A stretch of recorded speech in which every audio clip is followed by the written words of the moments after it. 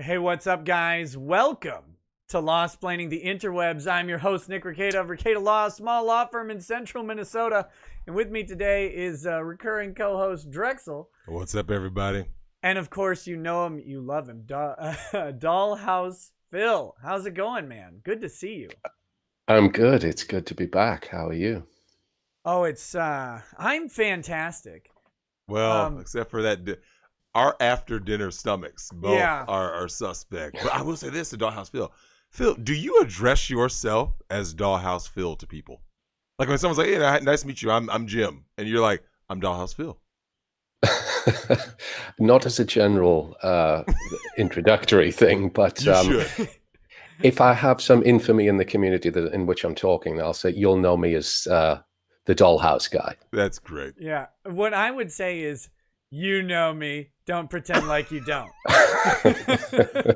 So, are you going to announce the news, Nick, that everyone knows? Because that leads to our next question for Phil. I haven't heard any news today. Nothing? Nothing has happened today. Nothing at all. I was browsing the internets all day long. I was searching for news. I was like, oh man, what are we going to talk about tonight?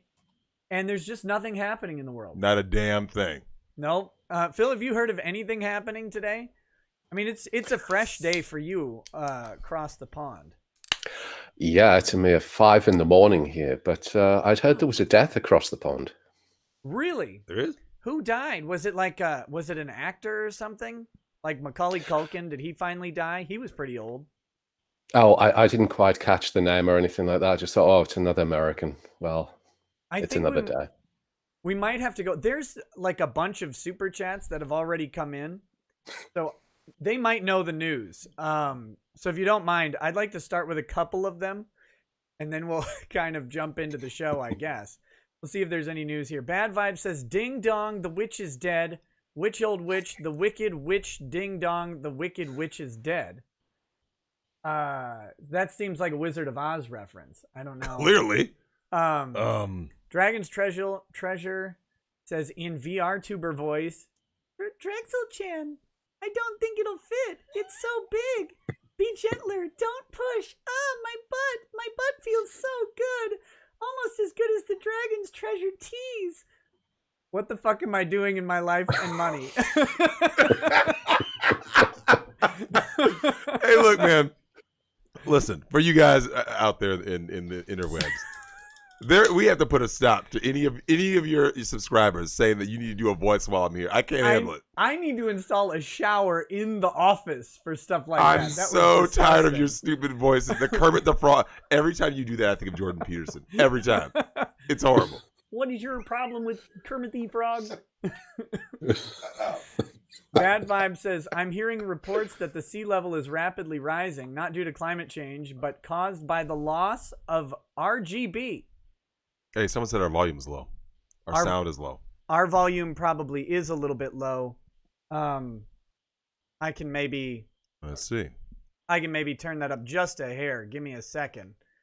But I don't know what RGB would have anything to do with any. That's that's acronym. That's LED lighting. RGB. Red, green, and blue. Yeah. Yeah. I mean, what else would it stand for? I mean, clearly. I don't know. Hold on. Turning the limiter down. We're gonna cut out the limiter and take it to the edge. Oh shit. This is probably going to be a disaster, but hopefully this will compensate for us. What I don't want to do is I don't want to pick up Phil's voice on an echo. TV Goes Live says in Trump voice, no, cut off the head, stuff the throat with garlic, and drive a stake through the heart. I don't want this thing rising from the dead again and ruining my re-election. Oh, come on. No one's actually saying what happened. Bad Vibe says, seems Minnesota got caught the AZ. Seems there is a George Floyd camp now. We have a Floyd camp in Minneapolis. Apparently. We do? I guess. It says Minneapolis Autonomous Zone. Link in the Twitter DM. Stop. Are you serious? I did see the pictures. I did see. Secularis says, looks like Ginsburg will be sending her vote in the mail this year. Okay, there it is. I guess finally we've gotten the news. Ruth Bader Ginsburg. She can't die. I don't believe the news. They say Kim Jong-un is dead. He's not dead. He's not dead. He will live forever in the memes. Well, but as will Ruth Bader Ginsburg. She's apparently gone. Gone too soon. Impossible. At the spry age of 270. Approximate. I think she might have been there. Watch this. Name an event in human history. When the pyramids were built. She was there. Hey Phil, when Christ was crucified, guess what? She was there. She was there, St. Bern the Witch. Salem witch trials, Nick. I just said she was there. Yeah, well, she's always been there. She was crispy after that for several years until her skin regenerated. Yeah, and caused her to look like the gorgeous woman she was. So, Phil, I have to know. I asked you before stream. I didn't get a clear answer. When will the RBG doll be available? I want to know. Well, as soon as the salt is dissolved over a passing, then I'm sure it'll happen. Someone's going to ask for it. Yeah, that would be. It says I'm loud. That would be a custom job. We can't do the audio game with the chat. You're killing. It's a losing game. You're killing. It's a losing game.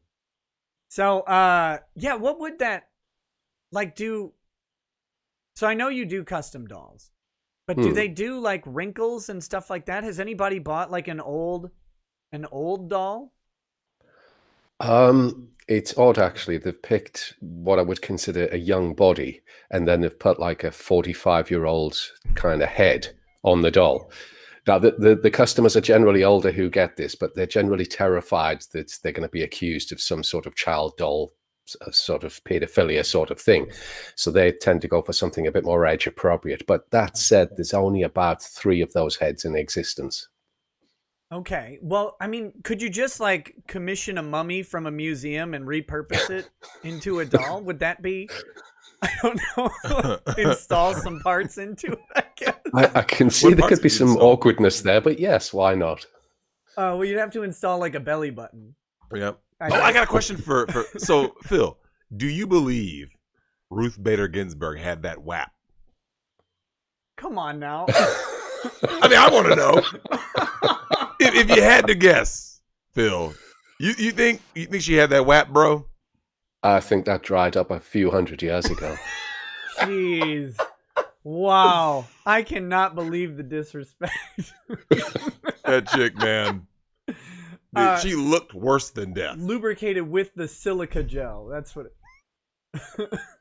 I think that's the only thing that would have kept her moving.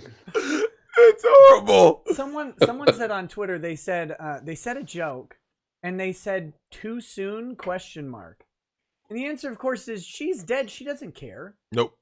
So, and I don't think her kids are gonna watch my stream. She has kids? Yeah, I looked. Someone hit that? Yeah, he died. When? He died in 2010. Wait, BC. I knew it was coming. I knew you. Oh my god. Oh my goodness. Sorry. Yeah, no. He You're horrible. He died in 2010, and she does have kids and some grandkids. She had 2 kids, I believe. Who? I didn't even what do you look know. Like? Who was he? I don't know. Bets on if his last name was Ginsburg. God. Or did she keep her own name? I think she would have to, right? No. Martin Ginsburg. Okay. Martin Ginsburg. He took her name. Yeah, I guess I could check. Cuck. I don't know what was her name. Her maiden name. She was born Joan Ruth Bader. So she got rid of her first name, moved her middle name to first, moved her last name to middle, and went with Ginsburg. That's a lot of moving. Yeah. Yeah. I didn't know any of this. You didn't see that movie made about her? No. Starring, what's her name? Felicity something Jones? Is that right? No. Phil, you remember that movie came out, right? The Ruth Bader Ginsburg, when I think it chronicles her when she was in college. I'm like, she never looked that attractive. Never. How many times did you watch the Ruth Bader Ginsburg biopic film? Never. Never? You don't have it on repeat? Do you hate women? Is that what the reality is? On the basis of sex, because it has to be about that. Yeah, that was the name of the movie. Yep. Are we learning about that now? This big revelation. Oh man, I don't believe anyone hates that. The admission from Phil that he hates women because he never watched the Ruth Bader Ginsburg biopic. Clearly. Well, that one always comes out as a MGTOW. They always say, "Oh, so why do you hate women?" Oh, this old chestnut. Yeah. Well, now we know though. It was never confirmed until now. So I'm glad that we were here for the big news. you know, wait, hold on. Someone put up there, Lemon Party put, there are no attractive Jewish women.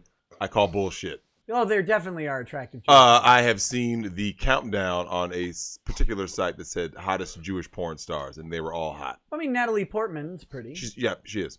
But now she's turned into a feminist, so now, Look, she doesn't. If you just watch movies where she doesn't look like that, then true. Then she'll always be timelessly pretty. She did. She always had that timeless, like Audrey Hepburn kind of look. Yeah.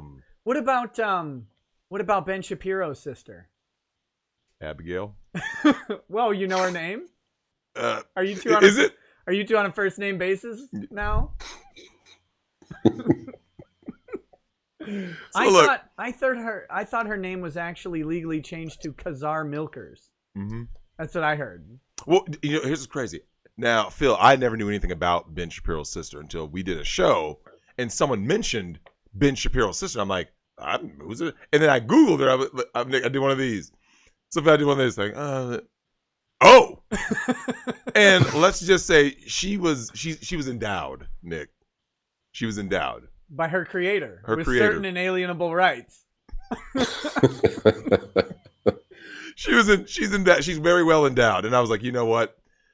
Now looking at her and then Ben Shapiro is kind of a perfect a microcosm, right? You know she's taller than him, right? Of course. Yeah. Of course. Like a foot taller than him. Stop.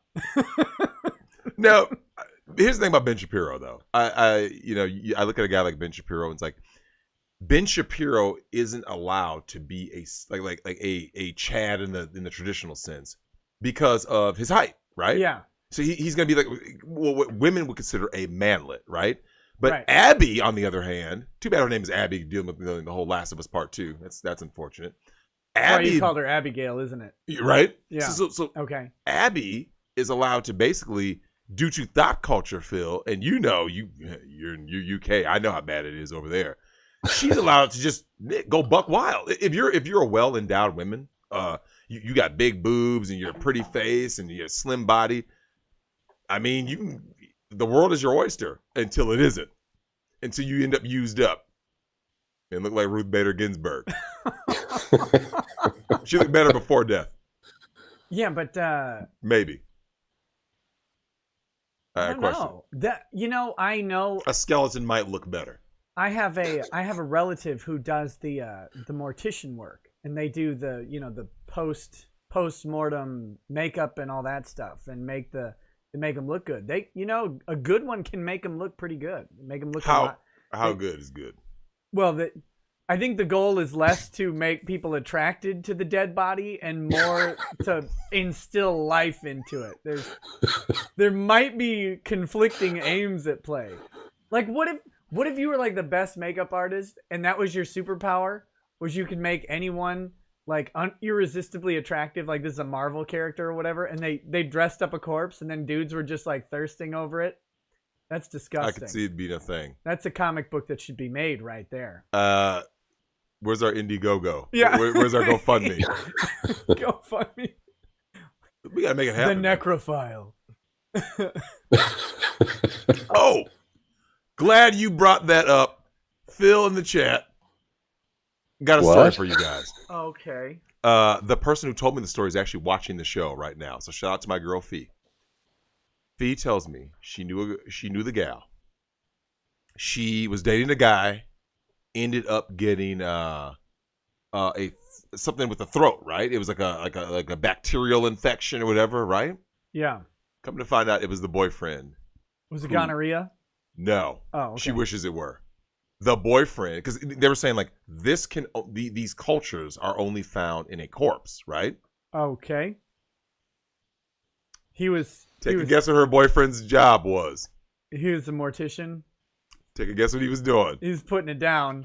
And then what do? Put it down the throat of a live woman. And it caused... She said this, Nick? I like live mouths and dead pussy. He likes that dap. He like that dap.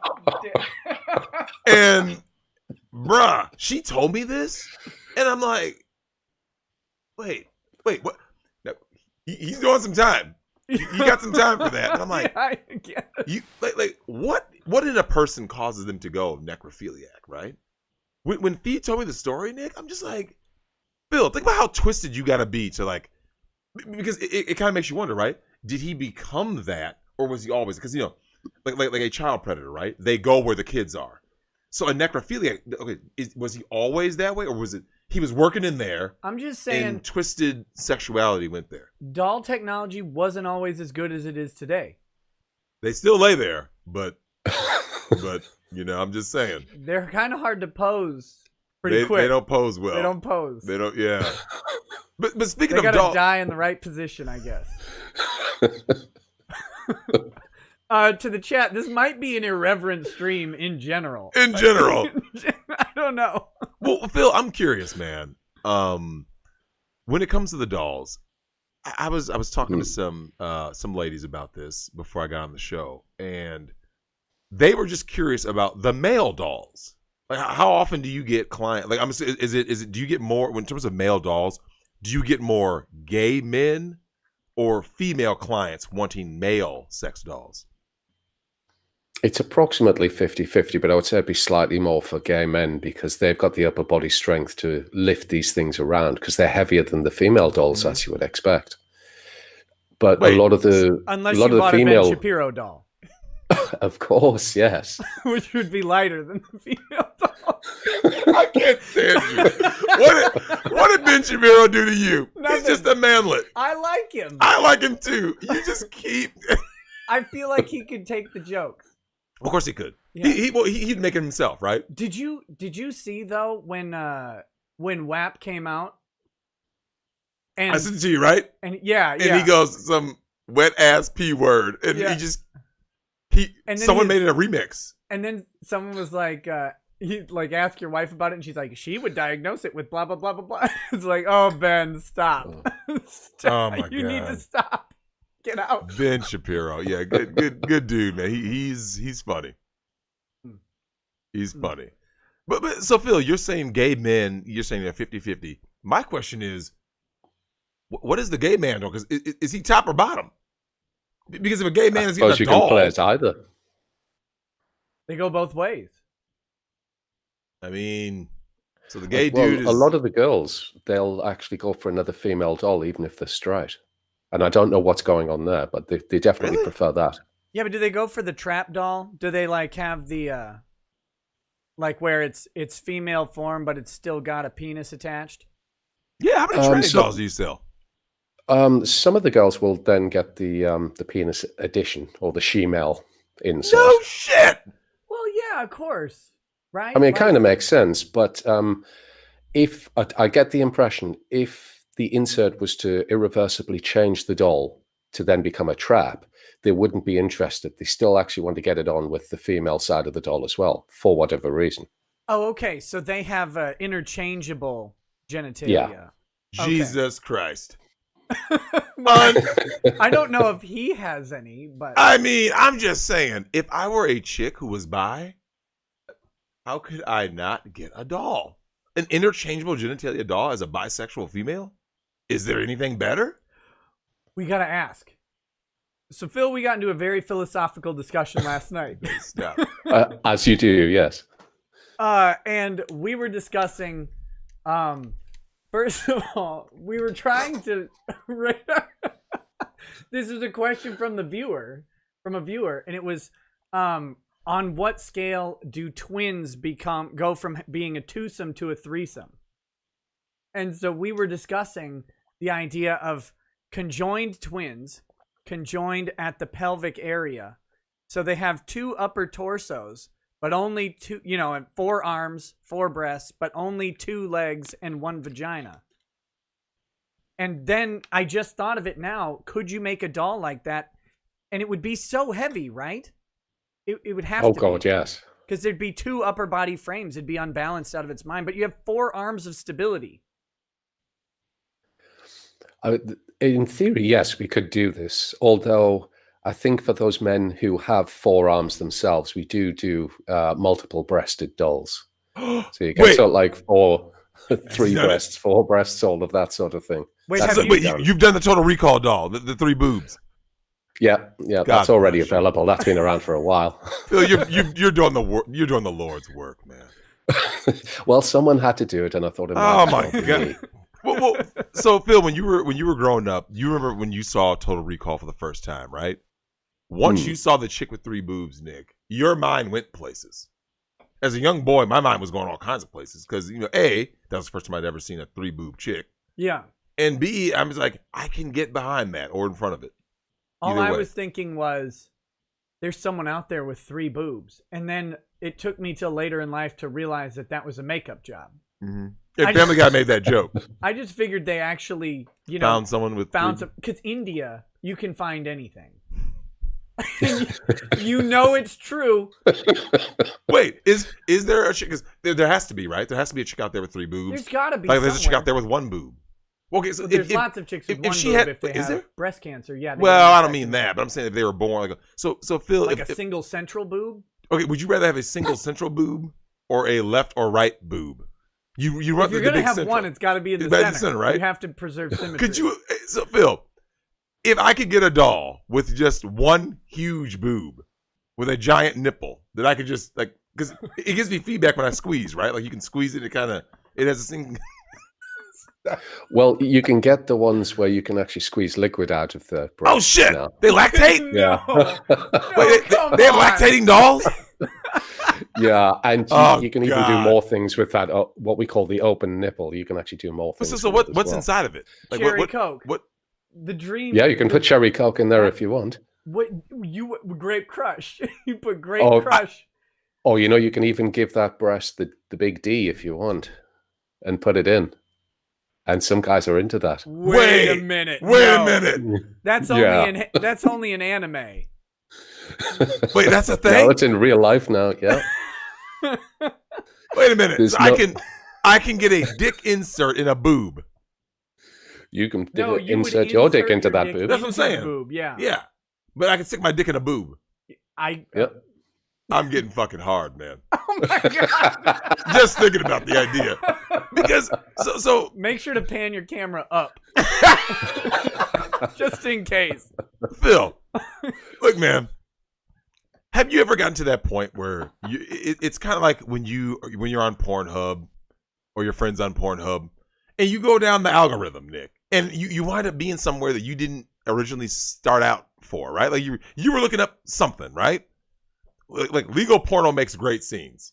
Great scenes. It's art. It is high art. Did you come on this stream a while back and say, watch out for legal porno streams? Did I swear, you said watch out for a certain... The girls get peed on a lot. Like, I don't... Hey! No, that's not what you were saying watch out for. You're like, because some of these, they're like Russian made and they're really young. Wasn't it that I don't think it was legal porn. It was facial abuse makes me go, I mean... Well, it's the makers of Ghetto Gang. When are they getting on the show, by the way? But beside the point. I don't know. But Phil, you ever notice, like, I don't know, even if you're creating the doll, whatever, you get to this point where you wind up, like, your mind starts going into some, like, really dark place. It's like the dark side of creativity, right? It's like the mad scientist. And you start going, what could I do? Do you ever think about that, Phil? Like, when someone requests something, or does your own mind go there? Well, when the open nipple doll kind of came out, I thought, well, if you can insert something into that, where's the next one going to be? Is it going to be like armpits and stuff like that? No, Family Guy covered this. It's oral. What? Oral. Oh, sex. Geez. Right here. You gotta have that hot, stretchy ear canal. I'd kind of thought about that actually, because with some of the TPE dolls, when you're using the other oral, going in this way. It traps air inside of that cavity and it can bug the eyes out a bit. So if you opened up the ears... Oh, God, my brain... It hurt. Like you felt it get, like, ow. My brain played the video and I'm like, as it goes in, the eyes just... bulge out? Like that. Yeah, so, like that so if you opened up the oral cavities, whatever. then that will allow the air to come out. Oh, okay. Oh, now, what about, God. I don't know, and this is a legit question, is going to sound degenerate as hell, but you've piqued my interest from a legal perspective. Since obviously necrophilia is illegal and there are pedophilia obviously becomes illegal the moment there's an action going on. So you don't make kid dolls, but are there requests for dead dolls? Like for, a doll that's made to be a corpse, and then the follow-up question would be the concept of the skull fuck, to put it in the modern parlance of colloquialism, where there's like missing or a removable eye with like some bloody goop you could put in there or something. Well, that would be fairly easy to do anyway, because the eyes are interchangeable, so you can just pop them out and you've got an eye socket. So you could put some sort of like bloody goop in there to make it look. Now, I haven't been asked specifically for a dead doll, although I've seen it spoken about a number of times in various forums, like zombie dolls to go like full horror. Yeah. Okay, real question. Zombie apocalypse. You're able to capture a zombie. Do you bang the zombie? Depends how hot it is. Bitten. No. You like duct tape. So you defanged them or whatever. Yeah. But it's still decaying flesh. I mean, but... Well, it's a bit like a thought in real life, isn't it? What if... They're all getting older right? all the time. Oh, Phil, I know something I got to ask you, because this Just gets... put on the Lecter mask. Oh, yeah, the Hannibal Lecter? Yeah. Right. Or So Bane. You get Anthony Hopkins. Uh-huh. Or Bane. You put on the Lecter mask. You just go in? You take Zombie Hopkins to Pound Town. That's a horrible... You've got to wonder what kind of person is going to think, yeah, that's hot. I want some of that. There's somebody. There's always somebody, Phil. Well, Phil, here's something that I've gotten from multiple women. That I've talked about you because, I love Dollhouse Phil. That was a movie. Sorry, we'll go back to it. Go ahead. Oh, well, I explained about Dollhouse Phil, right? I was like, oh, God, I'm so excited to do a show with Dollhouse Phil. And they're like, who's Dollhouse Phil? So I explained who you are.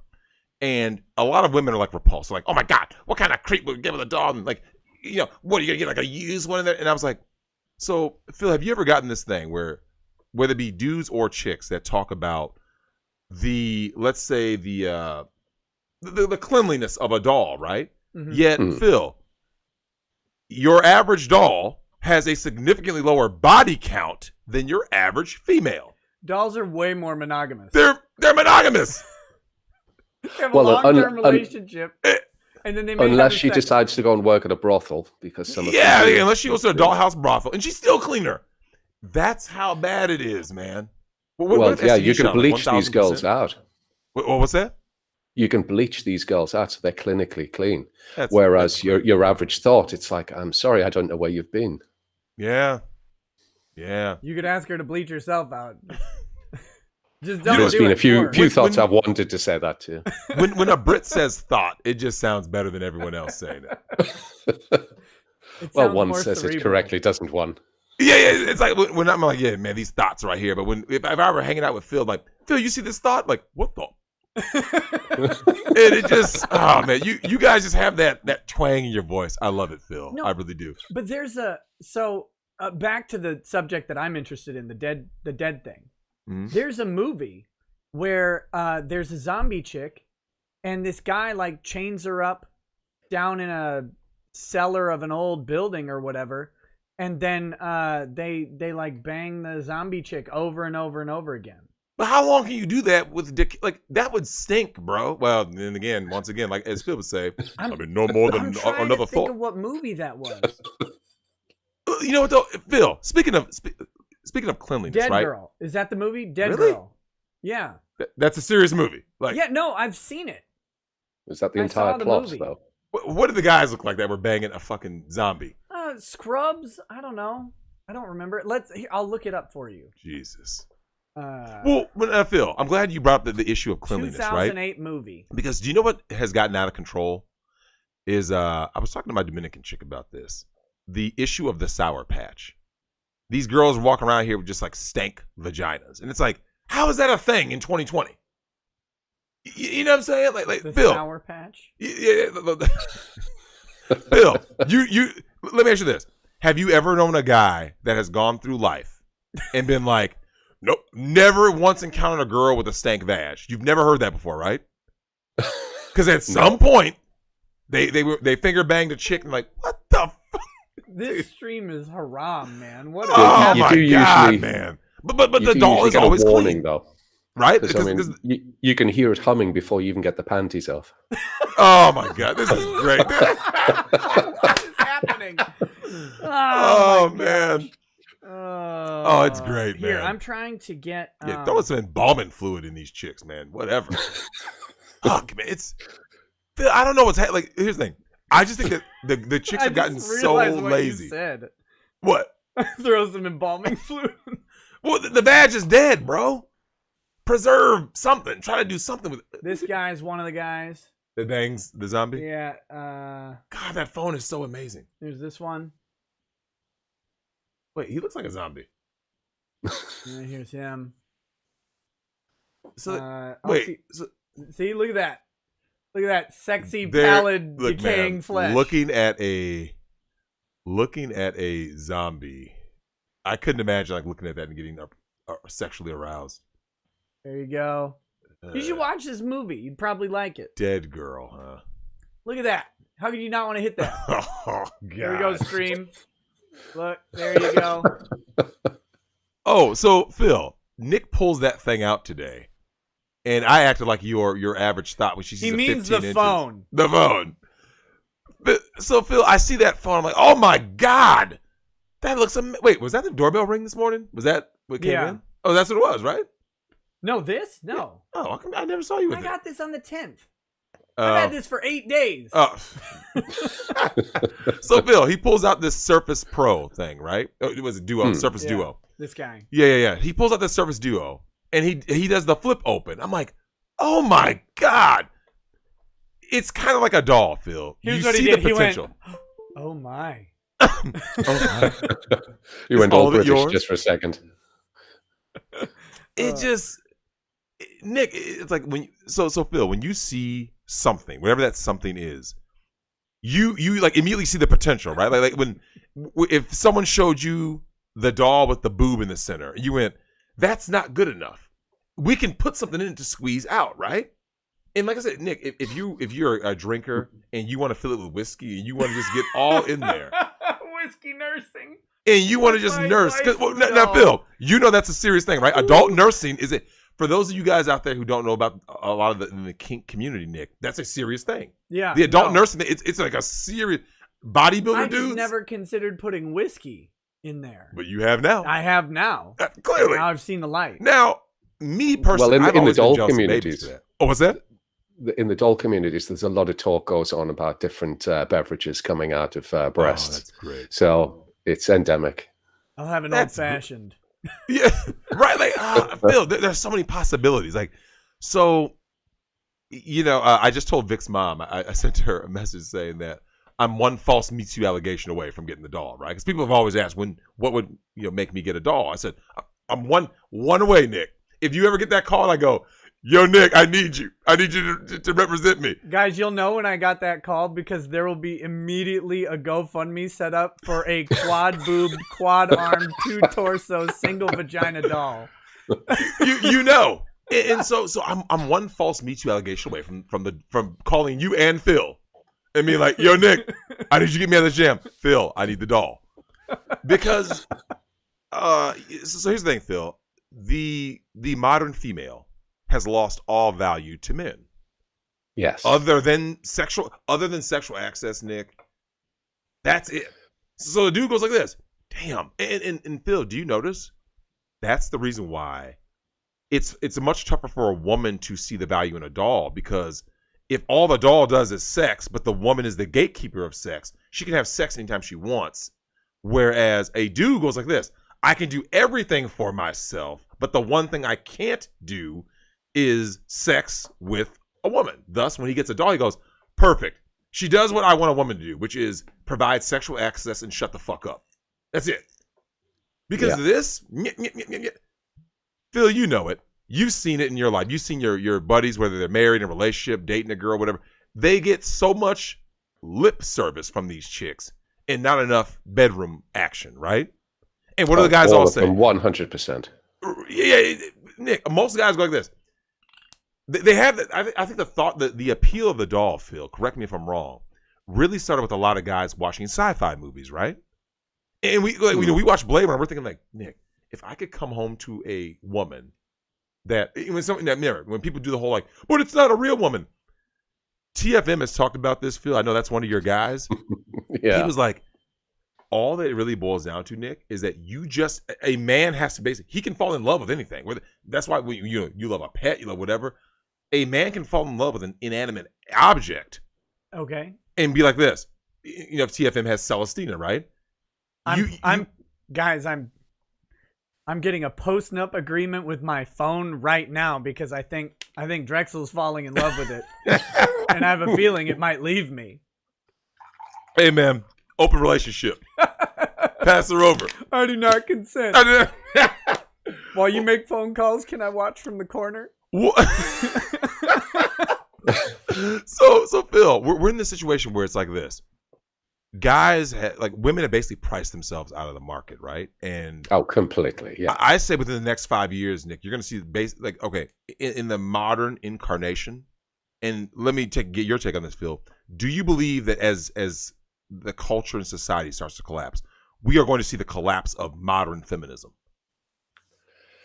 Well, it needs to be propped up with taxpayers' money, feminism. Otherwise, it just goes away on its own. It has to be funded, well, I should say by men's money, because that's where the main tax base comes from. Yep.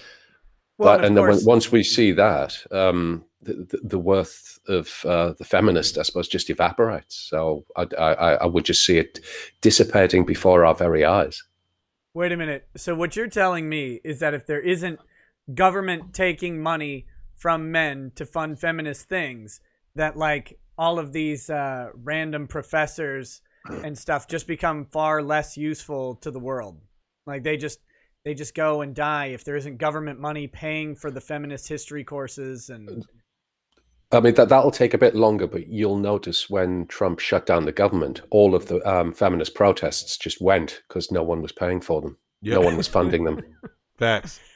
Oh yeah, there's a question for Phil. Phil, what do you think about a lot of these chicks out here freezing their eggs and the whole, men are pushing for the artificial womb, of course, because men want to be, for the first time in history, freed from women, freed from the bounds of women in the courts. I feel like feminists should push for the artificial womb too. No. You have to sell it to women. If you sell anything to men, it won't work. You have to go like this. So if you're for the artificial womb, you go like this. It's gonna be so great for all you ladies who are career women and you guys want kids. That's how because if you go like this, yes, we want the artificial womb so that now we can get, it's our kid. We have 100% legal physical custody of our children, right? No more family court. If you say that, they're gonna go against it. So you have to preach. No. This is not about. It's all about the woman. We want these career women to get these. That's how you have to. I could think. I don't know. I can't speak for Lady Rackets or whatever, but I know that we didn't have a single easy pregnancy. Mm-hmm. And she was sick a lot, and it just takes a toll on a woman's body. It really does. And that was part of the reason why we stopped at 5, is because like part of the reason. Well, I mean, shit, you were gonna have more. I wouldn't have been opposed. Like the kids, once you get past 3, you've already lost. Yeah, it doesn't matter. Yeah, pretty much. I've heard that too, actually. But then it's like the thought of going through that 9 months of pregnancy plus the next year of the after pregnancy issues with the body, it's just so much work, and it's hard having an artificial womb. I might have 10 or 15 little rugrats running around 2 basketball I teams, suppose they can play each other. that would make the most sense in marketing the artificial womb. Yep. But I could actually see it where they have the advert on TV and say, hey, have you been a career woman all your life? You're 75, now looking to have a family? Artificial womb. Because there will be women that will go for that because they're so crazed and so narcissistic that they think that they can still be a mother at that age. Yeah, that not really thinking through. Are you 65 and want to start a family? Yeah. No, Bill, do they not? I'm sure you've seen this, right? They wait till they are, and I've seen this, Nick.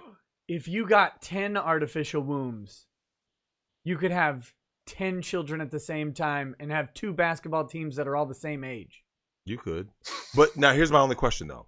What happens when you people wouldn't have start... WNBA teams, though. Listen, dudes, and this is another thing. Phil, do you believe that you're going to start seeing guys just go just to have sons? I could see that happening.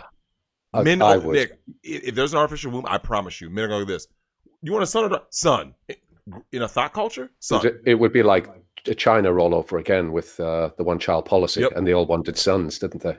Yep. If you're going to have a choice, Nick, and people don't, Phil, people don't want to like say things or admit things. I mean, I will because, I'm fucking me. And no man wants a daughter. We accept it because we go like this. It's the joy of life, blah, blah, blah. But when you put people to the fire, Nick, much like what Phil just said about China, right? They're going to go like this. If you have to have one child, they're going to go, son. The son. Now, given you're going to have long-term repercussions for that, Nick, because if there's too many males, not enough females. We got to have more wars. Right? Kill them all. Get rid or of more dolls. Yeah. Yeah, and that's how it works, man. And we need government it's mandated unfortunate dolls. that it's become that, but Phil, there's been things that I've seen coming out of your country. One of which I don't know if you heard about this article. There was one that said more UK women rejecting feminism and doing the 1950s housewife. Did you see that article? Oh God, yeah.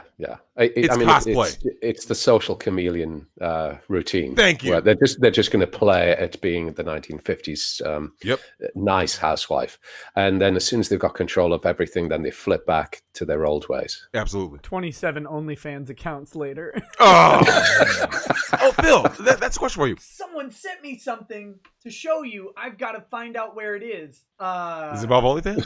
No, but close. It was Premium Snapchat?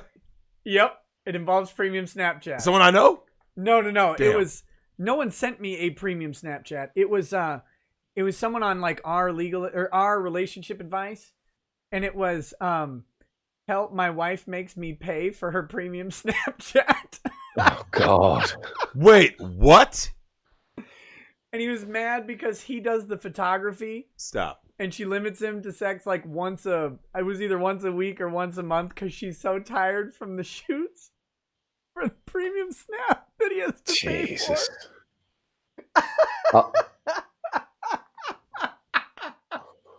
Can you imagine? No, I can't. Just how bad does it have to be before you'll actually say no? Just how bad does it have to be before you find a bridge? Phil, here's what's crazy. So I'm putting mega cuck. Here's the wildest thing.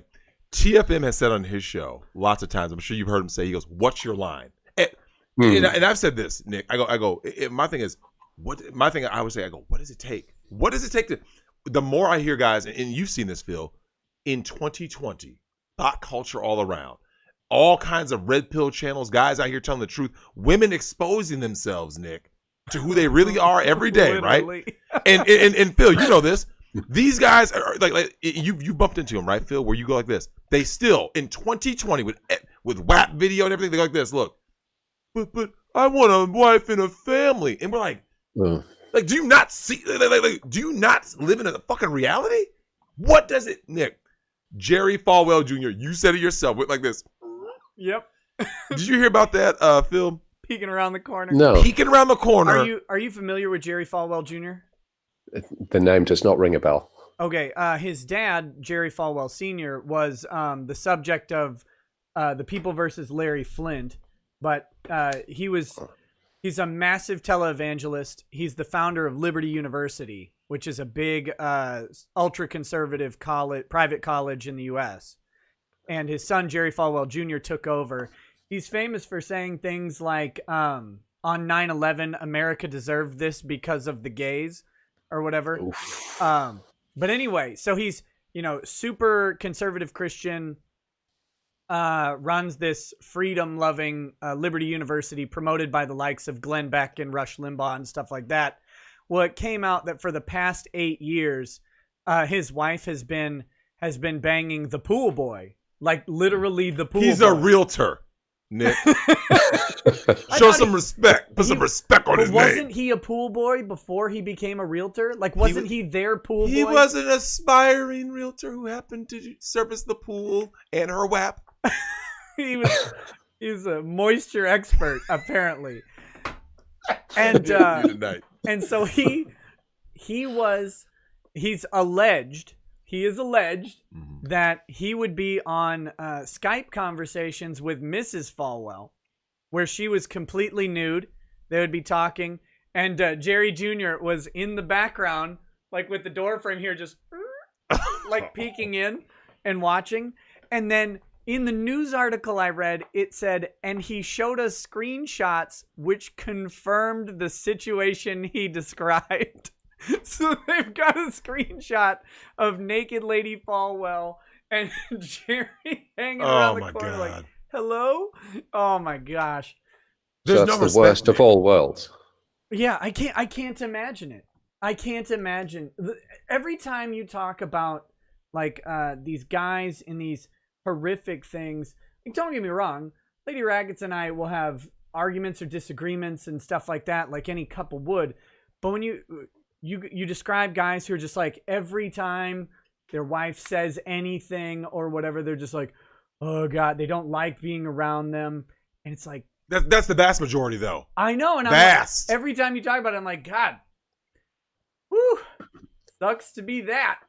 Look, here's the thing. Here's what kills me, Nick. This is what it irks me just a little bit when people say things like, Drex is just the people you're around, or stuff like that. But yet, Phil, be honest. If you had to put let's say a percentage on it, right? How many guys, percentage-wise, are in shitty relationships / marriage, right, with their spouse or girlfriend? If you just had to throw out a percent. From my definition of what a shitty relationship or marriage would be, I'd say about 95%. Facts. I said something like I think I said something about that. I said like about 5% of people, roughly 5 to 8%, are in like actual what we would define as good marriages, Nick. It's that bad out there. Is it like the 2% rule? Because like when you sales or whatever, good salesmen, or people who really excel at any career, it's like a 2% rule. You hire 100 people in the hopes that 2 of them succeed. Correct. And then you hope that 20% so 2% of them succeed, 18% of them do well enough, and the rest of them are chaff. Correct. I mean, so that's basically, some feels being optimistic. Some people are saying 95%. Why so low? Nick, people are convinced. Like I said, I'm not going at the chat about this. I'm not going at people. I'm just saying people in general, Nick, are convinced I'm making all this up. Like, they're like, no, just it's because you're in certain weird circles. I go, okay. I said, and I've said this, Phil. I go, put their feet to the fire. Ask them how much sex they're getting.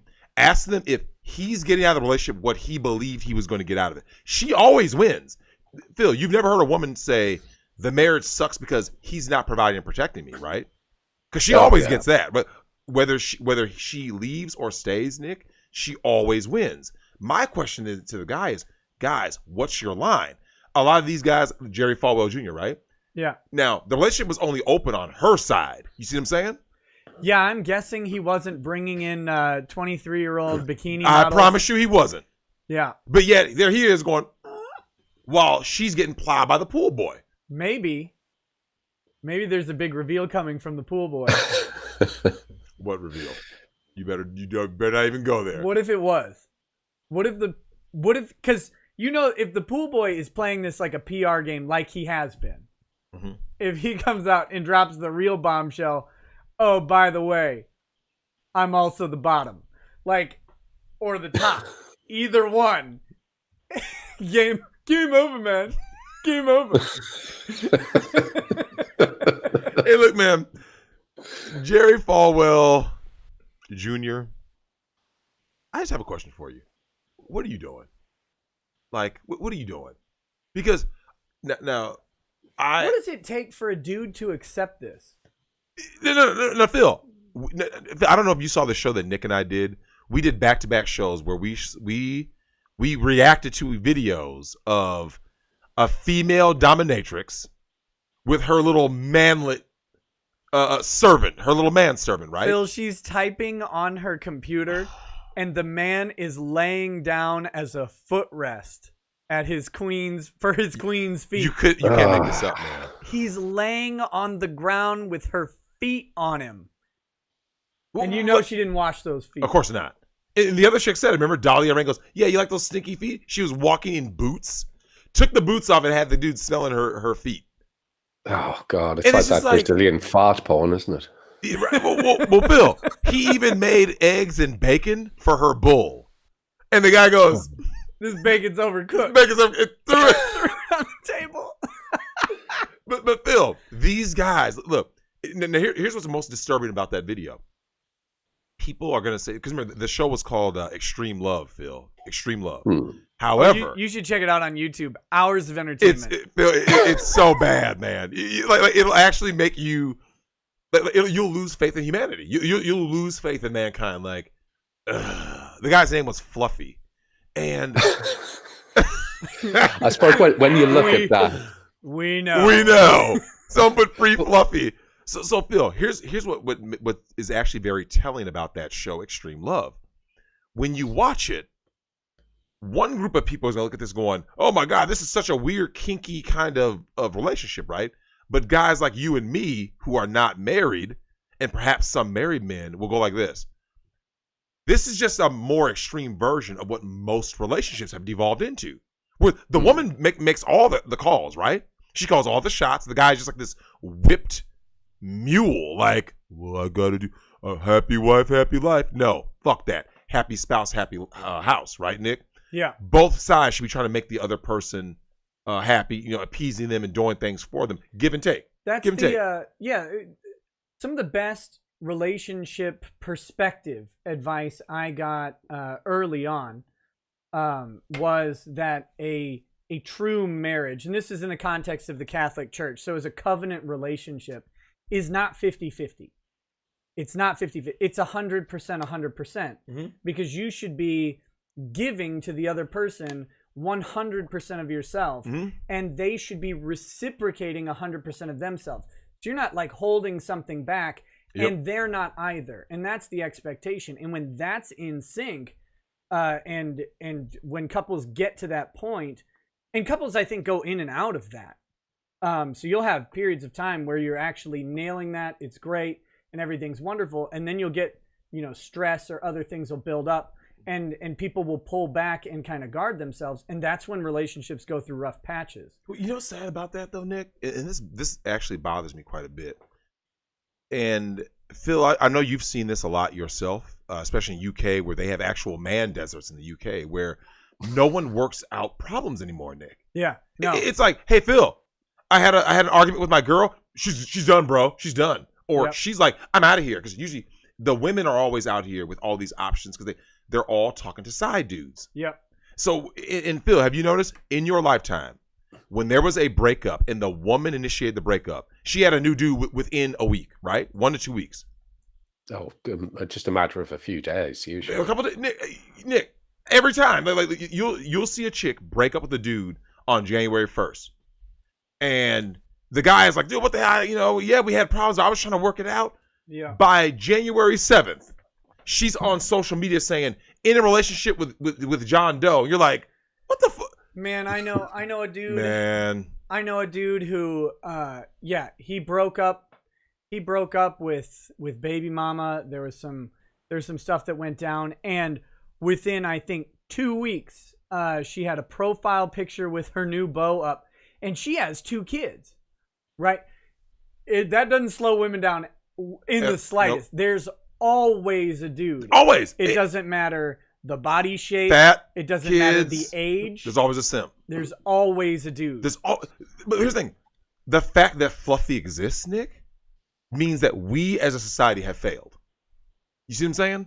Yeah. Any man that lies down flat, Phil, and lets a woman type on him and has her fucking feet on him as a footrest, society has failed. Yeah, I'm not a big believer in psychology and stuff where like you lie down and tell me about your mother. But in this instance, I think it's all mother issues. His mother treated him abominably when he was being brought up as a young boy. And he's got mummy issues. That's why he needs to be dominated. But that's just a theory of mine. Yeah, you always do. You wonder. It's okay. Let's peel back every layer of this onion, and then we'll deep fry you or whatever and put you out of your misery. But to find out how on earth you get to the point, outside of like a 2-second joke, I can't think of letting any person put their feet on me. Yeah. And like, this is like what the guy likes. Or when she ties him up in that rope bondage. Yeah. Phil, she wasn't even banging him. Yeah, that's the sad part. She's hanging him up with ropes, and then she's like, "Oh, is this because he feels that this is all he can possibly achieve? So it's the closest to sexual intimacy he's going to get. So a lot of guys just tolerate instead of think, no, I've got enough self-confidence and enough self-image that I'm worth more than this. This doesn't seem to be happening these days. No, and I think there's a big failure of society, mainstream media, all that, whatever you want to call it. It's. Are you drinking wine in the morning? Absolutely. This is my Friday evening wine. I postponed it for this show because I knew you'd be drinking whiskey. I like that. Oh man, that's fantastic. But no, I don't want to go with the meme of mainstream media, but I mean mass media in general. It's Hollywood, it's television, it's everything. Routinely telling guys that they are not worth more than whatever. They should find their queen. They should stay in their lane. And then they're all incompetent. They're bumbling. They don't have emotional maturity. They don't have any of this stuff. And it's like, wait a minute. Plenty of guys have emotional maturity. What they don't do is cry in public or whatever. And that's what pisses you off. It's like, well, he's not in touch with his emotions. No, he just isn't going to show them to you. Well, here's the thing. I've said this, Nick. You can only cry as a man around your other males. Because men don't judge you for it. If you cry to if you're, do. if a man is like okay the dude, right, I stand with Sophie, the dad, right, Yeah. if he were to just burst down and just break down amongst men, He broke down in one of the hearings because and he gets a full pass for this. He had his kids were taken away for a while, and then the judge finally ordered that he would get Labor Day weekend, all 3 days with the kids. And like the look on his face was soul crushing, but it was also like everybody, the chat was just like, right there with him. And it's like, man, by the way, I got an update on that. He and his current wife did an interview. he got remarried. Yeah, he's remarried. The stepmom has been a big champion of the kids too.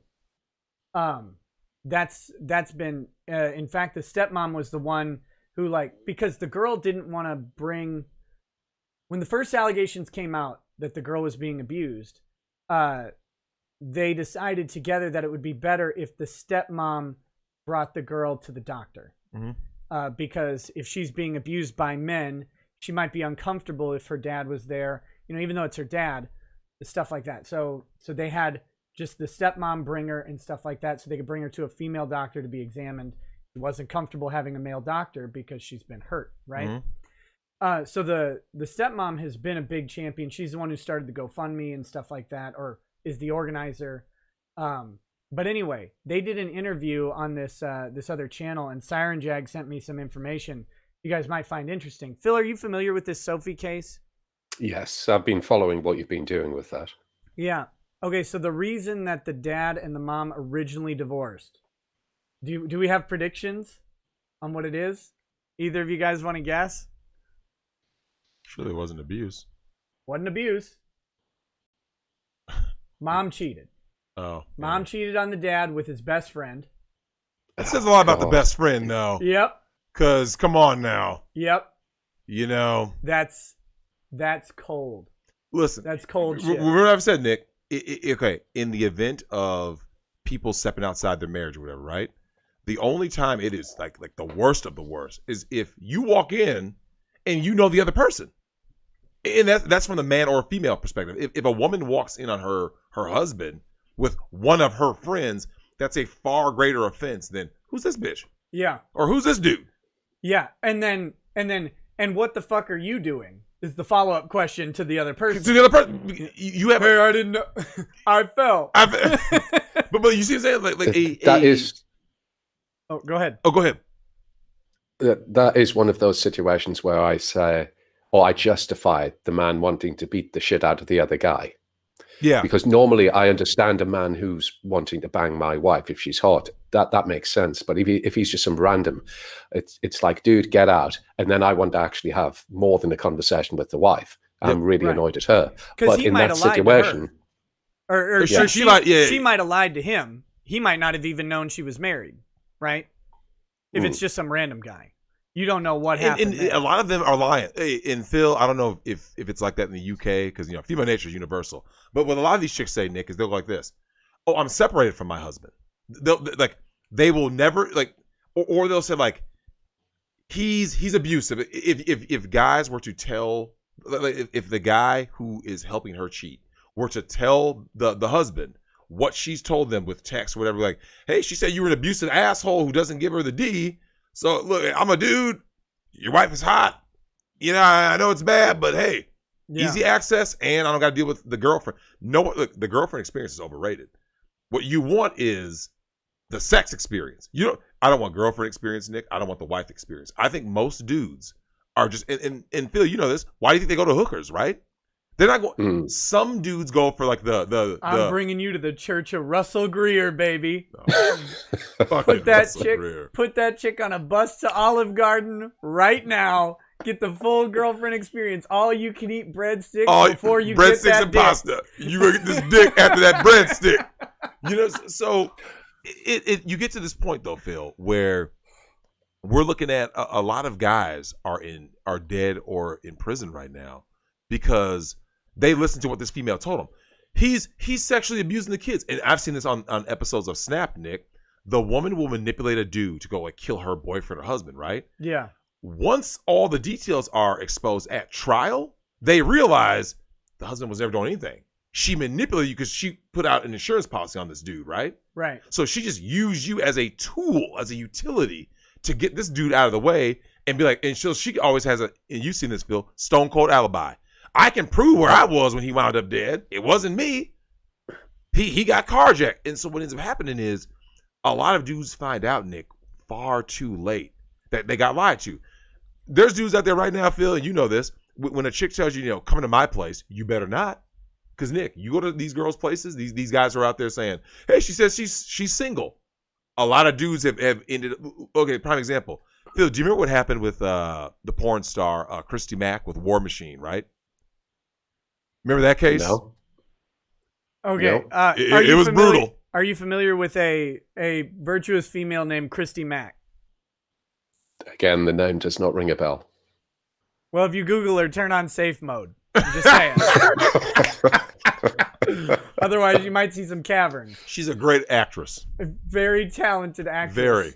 Okay. So anyway, she's dating a stable, completely normal person who legally changed his name to War Machine and is also a professional mixed martial arts fighter. So just to give you an idea of the stability, his legal name is War Machine. And of course, as you do. They break up. And then she starts texting him a nude picture. Or not nude, like tiny bikini. Suggested tiny pictures. Bikini pictures. And he's like, oh, baby, I want that back or whatever. That was all mine. And she's like, come on over or whatever. Mm-hmm. And so he shows up and she's getting plowed by just a dude. A dude. A rich dude. A rich, like a relatively, somewhat famous guy. Yeah. I don't remember who he is, but he's somebody. Yep. And War Machine sees it and, of course, loses his mind. And that. He did? Well. Why would he? He's War Machine. He's not about peace? No, he had a momentary lapse in his otherwise Buddhistic stability. Mm-hmm. And he laid hands all like a paladin all over that couple. He ended her career. Oh, yeah, I think she's back. But no, he put her in the hospital, almost killed her. I mean, she was that close to death. That close. And the other guy was getting beat up for a while, and he's like, "Nope, later, I'm leaving." When he realized that he wasn't going to be able to overpower the very War Machine, angry professional fighter, right? and well, here's what kills me though, is Phil. I've talked to guys on stream about the Drex rules, right? And one of those rules is why you don't go to her house, because, and I said, when you go to a hotel, even make sure the hotel is in your name, because all it takes. Remember, Nick, all these hoes out here are lying. They're lying about their age, their body count, their relationships. So when guys go, Drex, you're a scumbag for dealing with for knowingly dealing with a marriage. I don't even know if she's married. Phil, you know that these women will tell you any kind of lie out here now, right? They'll tell you anything. Absolutely. I mean, like a lot of guys, harking back to what you were saying earlier, guys need to stop listening to women and just acting out emotionally, because it's one of those rare instances where Islam was right about women and they're only worth 50% of the word of a man, because we understand things like honor and integrity and stuff like that. Yep. Those are just flowery words in the dictionary to women. And I'm not trying to hate on women. It's just the way they are. They are. Nick, when you show up, and Phil, this is the reason why I've talked about these things, is because I don't want you guys to catch a case. I don't want to see you guys in the morgue, because, Nick, that guy who was banging Christy Mack, Phil, let's look at it from the male perspective, right? That dude, not War Machine, but the dude, right? So he's the third party. He gets text messages from Christy Mack, probably the same as War Machine, right? Hell yeah. What dude is not going to smash a porn star that they jerk off to, right? They go, right. Fuck yeah, I'll smash Christy Mack. Look, go to her place and wherever she lived at, right? Go over and smash Christy Mack. Why not? Maybe you did or did not Google search who her boyfriend. And remember, and she can always say, "Look, he's my ex-boyfriend." Because I mean, but you get a text message from Adriana Chechik. I know the name. Chechik. Are you going to bother Googling her last relationship? Nope. You're gonna be like, Adriana Chechik. Come on, and then she snaps. She does Facebook Live, whatever, right? Skype. She says, "Send me 20 for my premium snap." but if she verifies, yes, that's her. She wants you to come over, right? Yeah. So Phil, it doesn't matter who your favorite porn star is. If your favorite porn star, if you were to ask any red-blooded man, your favorite porn star is asking you to come over to her place to smash, you would go like this: "Hell yeah!" I would assume the normal reaction. Yeah, would be that, but for somebody, your average dude would say, but sure. If you're red-pilled now, such as you and I would, because I'm suspicious naturally. If I was in America, I would go over there packing heat. Correct. Just in case. But Phil, my thing was, I have to take it a step further, because remember, if you're smashing, you don't got the fucking Glock in your hand. You want to sit there like, there is take the cock and the Glock. Maybe you do. Yeah, well, that's what you could. Maybe you do. Put it in your mouth. So Phil, I got flavored gun oil. Yeah. So Phil, my point to the guys was this. I said, if you don't meet her at a hotel, because if the hotel's in her name, all it takes is for a husband. Look, remember, he could know someone who's there, right? All he could do is like this. My wife. The guy's name is War Machine. What if the guy at the front desk is a fan of War Machine, right? Yeah. I'm looking for my girl. Anything gets it. If it's in her name, Phil, he can find out that room, right? If it's in your name, you're just a dude. Well, even with that, get yourself some fake ID and go underneath the fake name. Absolutely. Because Nick, that's how bad it is. And imagine that dude. So Phil, I want you to imagine, and this is for everybody in the chat. Imagine you're the dude when War Machine busts through that room, right, Nick? You're a rich dude. You're with Christy Mack. You're banging her in mid thrust. And War Machine just bursts through. You're like, what the? Better not quit. Because Phil, listen, you gotta finish. You gotta finish. 1 second, buddy. And make sure you're busting while you're standing up like this, so that he doesn't want to come at you. Like, bro, it'll cool him. You know what I'm saying? Because if you wait, Nick, like, that's your perimeter. That's defense. Self-preservation. Yeah, like you're as you're spurting out, right? You hold that nut and release. Yeah, squeeze, you're release. creating a safe radius around you. Yeah. You gotta make sure. And the longer you hold, the more distance radius you Yeah, got. Like it's like that pump action super soaker, right? So Phil, the amount of dudes who have gotten in trouble, you pump that. Look, a dick is pump action. It is pump action, man. Why do you think hand jobs are so great? Pump action. Look, when you were there, she made you stand at attention, but she had to pump. Just like Austin Powers, right? The Swedish-made penis enlarger, right? The pump. So, Phil, the amount of guys who have found themselves in those scenarios. Shout out to my player partner Red Supreme because he has a great channel. He talked about this, Nick. He said there was a dude who, this is how it went down. He winds up coming home early from work. His girl is smashing another dude behind his back, right? Yeah. When he arrives, because women are master manipulators, she pretends it's a robber.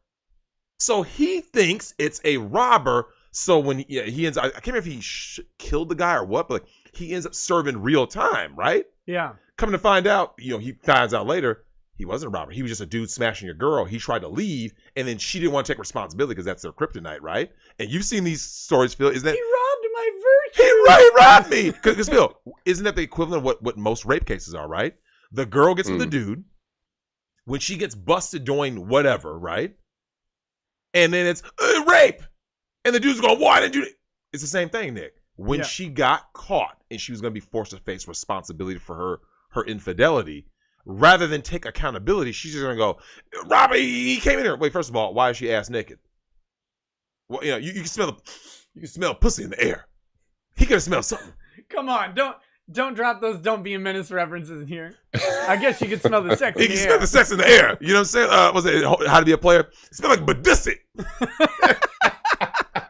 For all that this is a sad state of affairs and stuff, but it is driving business my way because it's just getting so toxic and poisonous to have a dalliance with a woman these days. People are just saying, I'd just rather have a doll just for safety, if nothing else. Yeah. Well, Phil, I've talked about that with some subscribers, Nick, where they said, and it's something that TFM says all the time. Like, remember, he'll read a story, right, of some guy getting hosed in some form or fashion. And what's his favorite phrase, Phil? Just get a doll. Yeah, that's how bad it is, Nick. When I tell you, it's a hashtag now. It's actually, it's that bad. And that's why I said, I'm that one. If you ever hear about me getting Me Too'd, you should already know the next course of action after I beat the legal rap. Like, and Dollhouse Phil. Well, Drex, do you still listen to RPM on Bitch? Yeah, he's great. Hockey Mask Time is the best thing on YouTube. Well, that was one of the things I was going to bring up. I mean, because these stories always get memory holed by the mainstream media, but these are guys who are like losing their shit because of like female fuckery, as RPM puts it. Yep. And he goes postal on them, and he starts wiping out the women, their families, and shit like that. And it's because it was every now and then there was a Hockey Mask Time video, but there's one almost every second day now. It's getting that Nick, you have to hear prevalent. The stories. The Hockey Mask Time. He's like, and it sounds like another episode of Hockey Mask Time. And when he tells these stories, here's what's crazy. Have you noticed, Phil? And for you guys in the chat who may or may not know about his channel, RPM. Used to be the hashtag for Red Pill Mary, but he's divorced now with the Asian chick. All women are like that. These people, I'm going to go to Asia. His wife was Japanese. They're all like that. His thing was this, Nick. He reads these stories. What's so crazy is how extreme the violence is based on the location. Have you noticed that, Phil? Yeah. Based on the country of origin, the story is. So the dudes like in India and the Middle East, Middle East, when I tell you, and you know this, Phil, those guys have no chill, right? There's no level too low for those guys. Wife burning is the entry level punishment. Entry level for the savagery that they'll do. Like, these guys go full savage. Like, in some of these countries, there was a one dude, well, he has a scorecard. Nick, my man RPM is legendary. He has a scorecard, like like the emotional response. Also, so one dude ends up opening fire he went to the court and aired people out. And I mean, dude, like right there, like as in like, oh yeah, Nick, you think this is like a routine hearing? It's like, oh, not good. So there was one dude who killed the chick with a sword. The dude, like you said, burned him up. One dude, it was like her body parts are spread across multiple places. These dudes go ham, right? Yeah. but they could have. And think about it, Phil. Have you noticed the guys who do the most extreme violence? This is where people get confused, Nick. It's not the red pill dude. The red pill dude charges this hoe to the game and bounces. It's the blue pill simp who believed the lie. Yeah. He goes black pill. It's the male feminist. It's always correct. The dude who's my queen, she's. But when you think about the male feminist propensity for violence against women already, and the slights that they're getting, the L that they're taking is minimal. Mm-hmm. Like they're taking L's from women they have no investment in, and then freaking out and doing like a backhand or a roundhouse kick or whatever. And then so when they get invested and they're yas queening all over the place, and then it's sipping gone wrong, right? Right, and then suddenly they're cleanup crew and they don't like it. Yeah, it's well, look at Ron. Ron, our boy Ron, has a history of inappropriate, let's call it inappropriate conduct with women. Yeah. And I believe even children, if I recall. Was it just women? Women and children, or just women? There is not specific evidence of physical abuse of children. But with women, there's specific evidence of him harming women. There's specific evidence of him threatening to kill someone's children. Yep. Threatening to kill a dog. There are allegations that imply there was some abuse of children, but I can't say that that's definitely true because. But he's the prototype, right? Oh yeah. So Phil, you've seen this. The male feminist types are the dudes, and here's what's crazy. These male feminist types, they say and do everything that they say and do to seek validation and sexual access from women. And of course, ironically, the women don't give it to them because they suspect, they're like, let me get this straight. You vote against your own self-interest, right? Yeah. You've seen those feminist rallies, right, Phil? And you see dudes at feminist rallies, like, men are evil, but like, you see dudes there, and you're like. Well, the silly thing that people don't understand about voting is the idea of the representative republic system or a democratic system is that everyone votes in their self-interest. Yep. And that therefore we determine what is best for society by going with the majority vote. And then there's typically a set of rules to which a vote can't go. Like the Constitution has our Bill of Rights and stuff like that. It's like, okay, well, we can't pass a law that'll do this, but everything else, we're going to go with the flow of majority and that's the point, is you vote your self-interest. And if your self-interest is in the majority, then it wins out. And if it's not, it doesn't. Mm-hmm. That's how it's supposed to be. This idea of sacrificing your self-interest for voting is contrary to the idea of what society we have built. Well, as a general rule, that's the case. People will generally vote in their self-interest. But I think it's more of a masculine thing. Let's take Brexit, for example. It wasn't in my best interests to vote for Brexit, because if I stayed in the customs union with the European Union, it makes imports so much easier for me. Right. But I knew it was in the best interests of the United Kingdom to vote for Brexit. But I think it's more of a masculine thing that we will vote for the good of the country or the company or the project, whatever it happens to be. There's more honor involved there, whereas women won't or can't do that. So they need men to be their rock and be the sensible one. So that's why I think there's a basic distrust of the male feminist. So you're voting against your own self-interest.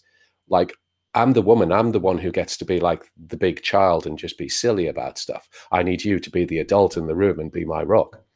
And that's Women where I think the distrust comes from. Phil, have you been on Twitter before? Mm-hmm. I gotta follow up on the Sophie thing, because I only told you part of the reason they got divorced. Oh, okay. So she cheated on him with the friend, the best friend, yeah, best friend, and then what? Then they moved to Texas, presumably, I guess I don't know if it was for the purpose of getting away from that friend or whatever, but she informed him she wanted an open marriage after that, and he tried to make it work with the kids at first, but then he said, no, what? No, I'm done. I'm done. That's holding the kids ransom, that kind of idea, because he loves his kids. That's the only reason he did that. Right. And then he said, you know what? I'm tired of, sounds like he said he was kind of tired of having the kids see random dudes come in all the time. And like, he didn't want his kids around that thing. And then she had a fight with him. And the quote is, "If you were a real man, I never would have cheated." So he packed up his suitcases and he peaced out at that point.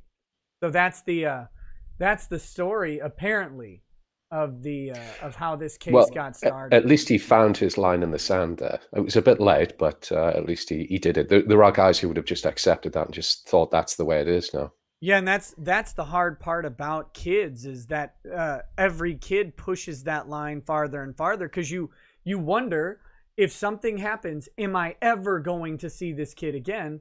Because exactly what has happened to this guy is, he's going, seeing his kids. They're 3 years on from the divorce, and suddenly gone. Yep. Just judge comes in. Nope, new order. No kids for you ever again. Yep.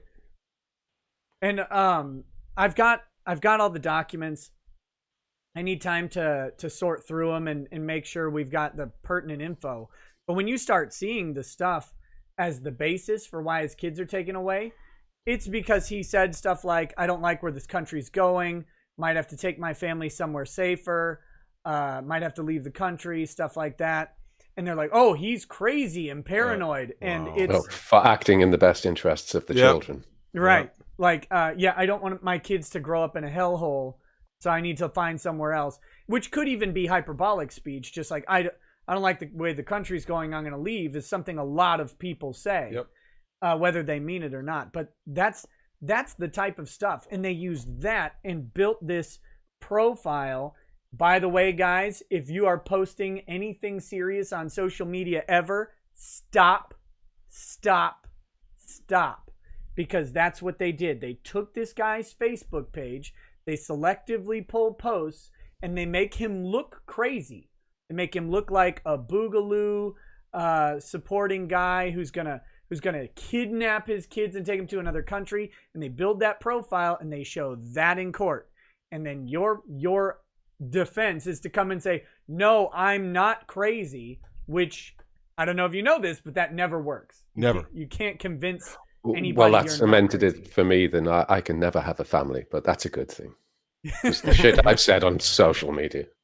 But that's but I'm just saying, like, whatever this guy's posting serious political thoughts on social media. That's what he's doing. He's making protected political speech on social media, and they use that speech against him to build a profile that he's unhinged and unstable and dangerous to the child, and then take the kids and expose them to sexual abuse. And that the amicus attorney says that the dad bringing the kids to the doctor is the real danger to the kids. That's not the rape. And posting on social media is harmful to the kid's mental state. Not the rape, though. No. Right? You would like to think that this would be the precedent to bring towards like some sort of American court to say that the family court is not fit for purpose. It isn't. And needs to be. But Phil, it needs to be revamped, because we were talking about this yesterday. I've always believed in total abolition, and the reason is because if you have any semblance of family court, it'll just become what it is today again. And so Phil, this is the reason why I'm always against patriarchy, right? A lot of people are like this. You need patriarchy for this reason, Drex, and blah, blah, blah, society, blah, blah, blah. But Phil, now you know this to be a fact. When you install patriarchy after basically a dark period, right? Whether it be the fall of Rome, you go through the Dark Ages, you have the Renaissance that comes after that. At the end of the day, Nick, guess what's going to happen? If society collapsed today, and then strong men rebuild society as they always do, right? Mm-hmm. And you have patriarchy again.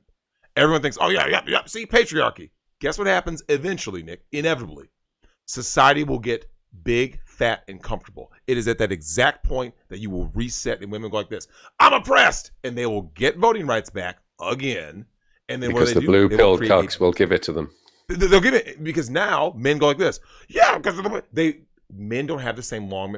Men don't have the long memory that women have. So what will happen is men will relinquish their power yet again. If you evolve past patriarchy, you can have a society now that goes like this.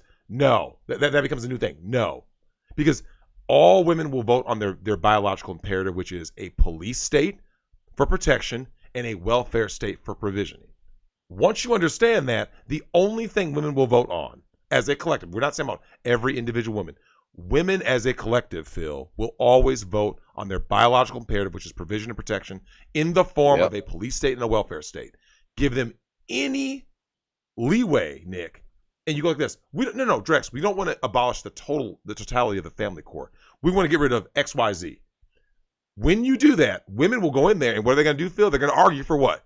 To get back XYZ. They're going to say, no, you heard about what happened in Canada, right? I told Nick about that story, Phil, the guy who's forced to pay $53,000 a month. Oh, God, that poor guy. For a guy, Nick, he wasn't married to her, no kids with her, did not cohabitate with her, still forced to pay. Guess who pushes for that? Women. Me. That's justice. That's it. You're inner male feminist. So even when the women push for stuff, they don't even think it through, because they don't. Like even as a Brit, right? I can say like the amendment so that you have the right to bear arms is like it's the absolute core of Americanism, right? And they want to just let's ban guns because they're big and they're nasty and people get killed by them. But if you just ban the guns, the criminals don't obey the law. They're going to have the guns anyway. So then you've basically got a criminal state. No, but they just seem to believe in the police state. If we ban it, then that problem goes away. Whereas as men, we're like, no, that's just fucking lunacy. That's just going to create a worse system. Wrong. They're illegal. I don't know how you don't understand this, Phil. The guns are illegal. There are no illegal people, but there are illegal guns. Mm-hmm. And so if you just make the guns illegal, that's why they don't want illegal aliens, because if you make the illegal aliens illegal, then they go away. Mm-hmm. And because that makes sense, that's right? how it works. No, it's craziness, isn't it? Well, Phil, here's the thing. When Nick had the lawyer stream on, and I asked Josh this question. Shout out to Josh, by the way. I love that guy. Yeah, he's great. And I asked Josh, I said, have you ever noticed that with women, they always, you hear these feminists talk about all this non-binary, but yet everything with them is binary. You've noticed, Phil, women don't do nuance, right? No. It's either love, hate. So if you say something, why do you hate women? If I say one thing about a woman, it becomes I hate all women, right? But if women say something about a dude, oh, she just has a problem with that one guy, right? They don't say, oh, she hates all men. And yet, you've noticed this, Phil. When it comes to, because they have no nuance, this is what happens, Nick. There's a school shooting. Horrible. Their reaction, because it's emotional rather than nuance, they go like this: ban guns. Next thing happens, school stabbing, right? Oh my God, kids are using knives. Ban knives.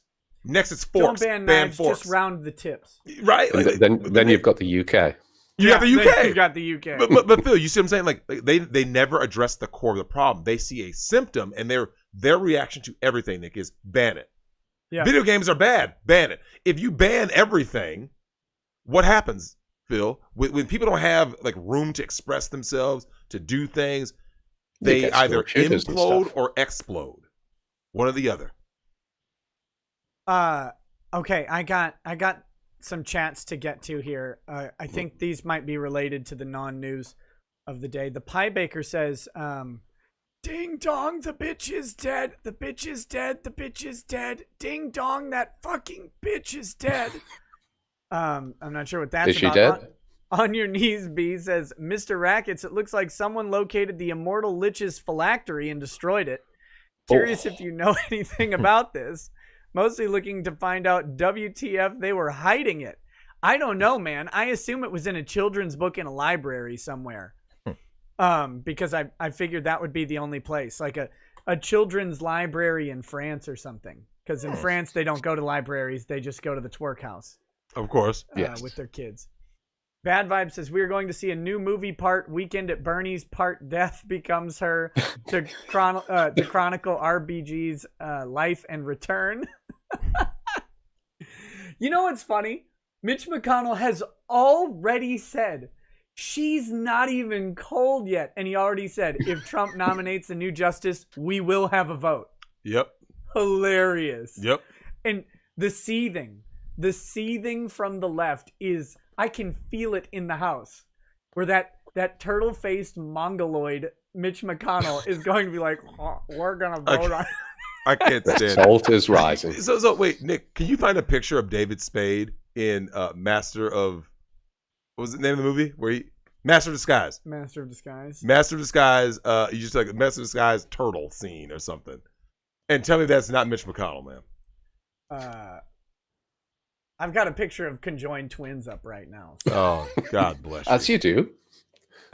Someone sent it to me. It's the Hansel twins. They told me to show it to you, and I was like, nah, that's okay.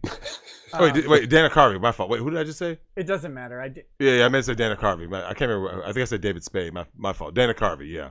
Dana Carvey is the funnier David Spade. You know that's true. Well, speaking of David Spade, his sister, I believe, Kate Spade, who made the clothing line or whatever, and she ends up committing suicide, right? And people were all like, "Oh my God, it's so shocking! We don't know why she had it all. She had it all except for that divorce company." That's Mitch McConnell. I don't know if Phil can see. Phil, can you see that shit? He would have to have the stream up, otherwise I could screen share it to him. Oh God, please do. That's Mitch McConnell. I've got the stream up if you want to show me. Okay. That's Mitch McConnell. Do you see the picture we have of David Spade there? It's next to Drexel's face. If you have the actual. Oh, yes, I can see that now. There it is. That's Mitch McConnell, man. Oh man, terrible. That guy's a weirdo, but no, I love it. They're already like, no. Republicans said last time that they needed to wait out the election. It's like it was all a lie. And if you of course knew it was a lie, because if the Democrats were in office, they would have wanted. They do it in a second, in a heartbeat. Yeah. Yep. Oh God. Oh my goodness, I love it. We need more of that. Tet says, couple questions.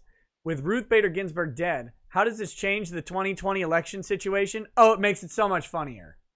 Because this is going to take anytime Trump needs to deflect from an issue, he can just push this issue.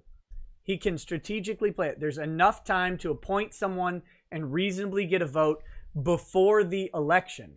Not like he gets elected out and they approve someone after, which that would be even worse. May I ask? What? Yeah. Because there's going to have to be some sort of vote for the right person to actually get in to replace Ginsburg. Are we going to see another sort of sexual allegation just creep up mysteriously as soon as that happens? Oh, yeah. That's why Phil, do you know he already has another one? I don't know if you knew that, Phil. No, he means against the whoever the nominee. You know, that's what I'm saying. Like it's already happened to Trump yet again. I should say. But whoever Trump appoints, so you could always argue he could appoint a female judge, right? He's got one. He's got a super conservative female judge that's been. Oh, nice.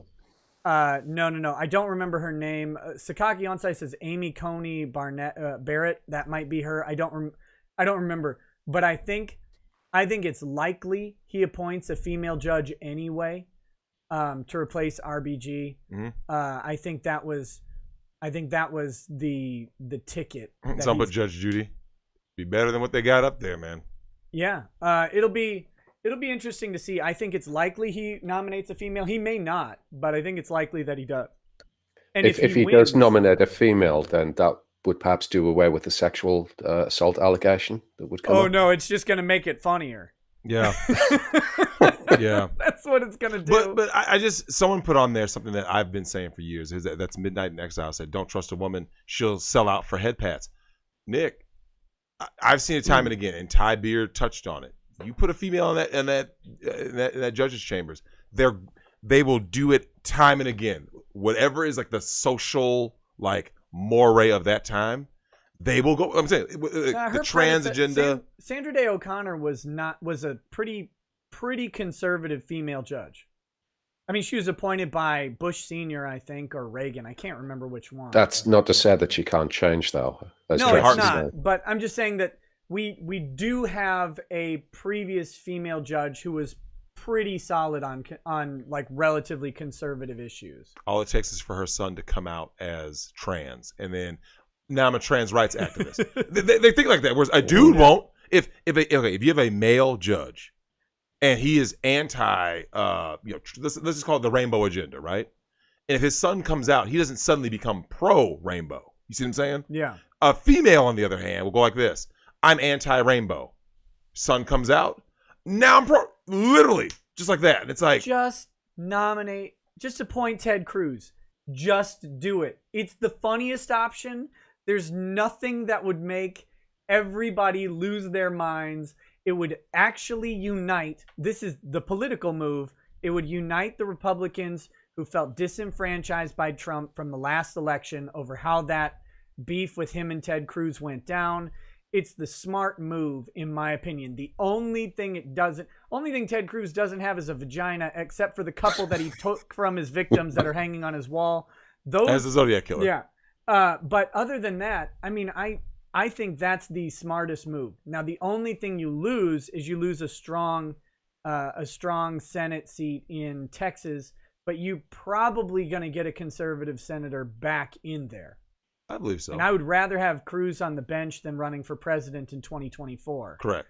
And so I think it's the best political move, and everybody would be pissed. Let me ask you this. Going back to what Phil said. How many mysterious... Cruz said he would turn it down. God damn it, Ted. Did he? Somebody get a doll to that man's house. Yes. For his wife. Yeah, someone put Texas out. Yeah, Peter Kalo. Yeah, appoint Ted Cruz to in Texas lose the senator, and it's already becoming a swing state. And I've been seeing it was that way when Obama ran, Nick. Yeah, but I think if you appoint Ted to the Supreme Court, now if he's already turning it down, this is moot. But if you appoint Ted to the Supreme Court, that you'll get a conservative rallying cry in Texas, and you'll out-excite the liberal side on the vote. Maybe. For the Senate. Texas is almost cucked, bro. Oh, I know. I've been down to Texas, Nick. You know Texas better than I do, but I go down there enough. Oh no, I know it's close. It's considered purple. Yeah. Well, I'm only a Brit. I don't really understand like American politics and how it all works. But just the outflow of people from California going to Texas, I would think would have just pushed the color over. Yeah, the problem is that Texas has been too successful for too long. Yep. There are too many jobs. There's too much development and too much growth. So they flood in, and the taxes are low. So companies relocate to Texas. Yep. Everybody gets happy because they're no longer paying that 15-18% state income taxes that they're leaving. And then they just import a bunch of people who are like, wait, now we want all the socialism. Stuff we had over free here. Shit. So that's why you had 18% income That's tax, right. idiots. Nick, it doesn't end. And remember I said there has to be a way in terms of legally to block people from coming. And you said that you basically said there isn't. There has to be a way. There's always a way. There's always a way. I would have thought the Texan way would just be to shoot them at the border. They should. There has to be a way to block people from California from coming into your state to turn it into California. This is going to sound terrible, but Texans have to dissuade it. Like they have to make life uncomfortable for people from other states and just say, "No, we're good here. We're good here. Y'all can go back home." I would never allow a lib to be in my state. I'd be like, no, you're canceled. You live in Minnesota. No, I'm saying if I were in Texas, like, yeah, but you know though, I see. We went blue. We were the only blue state in Reagan. Right? If they had to live in Texas for 10 years before they could vote, would you then allow them in? Because that should be enough time to assimilate them into the conservative way of thinking. Maybe, but it runs deep, man. The conditioning, the programming runs deep. No, just if they vote Democrat, they get moved to Mexico for 4 years. That's that how would do it. Just send them to Venezuela. So just send them to Juarez. Right. Just right over the border. You can still see your house. It's gonna look great. And the thing is this though, Nick, as you look at Minnesota, right? I'm not gonna say Minnesota is gonna go red. It might though. But it might. Phil, the rioting that has happened has opened up a lot of people's eyes, right? That's what I've heard, but I don't know if I'm being lied to by the media. Yeah, so it's good. That I'm part hearing is this true. from you. A lot of people, Nick, who are like, it's kind of what happened to Joe Rogan, right? Mm-hmm. The Joe Rogan experience is basically a lot of other people's experience now, right? So the people who are in these like true blue leftist places, like Seattle, Portland, Minneapolis, they had their politics until what? Defund the police, and then guess what, Phil? The most unexpected thing happened when they started pushing for defunding the police. Crime went up, right? Now the police they have no skin in the game. Like, why the fuck should I protect you? Then what happens, Nick? People go, I want out. They move out, property value plummets, and then what happens, Nick?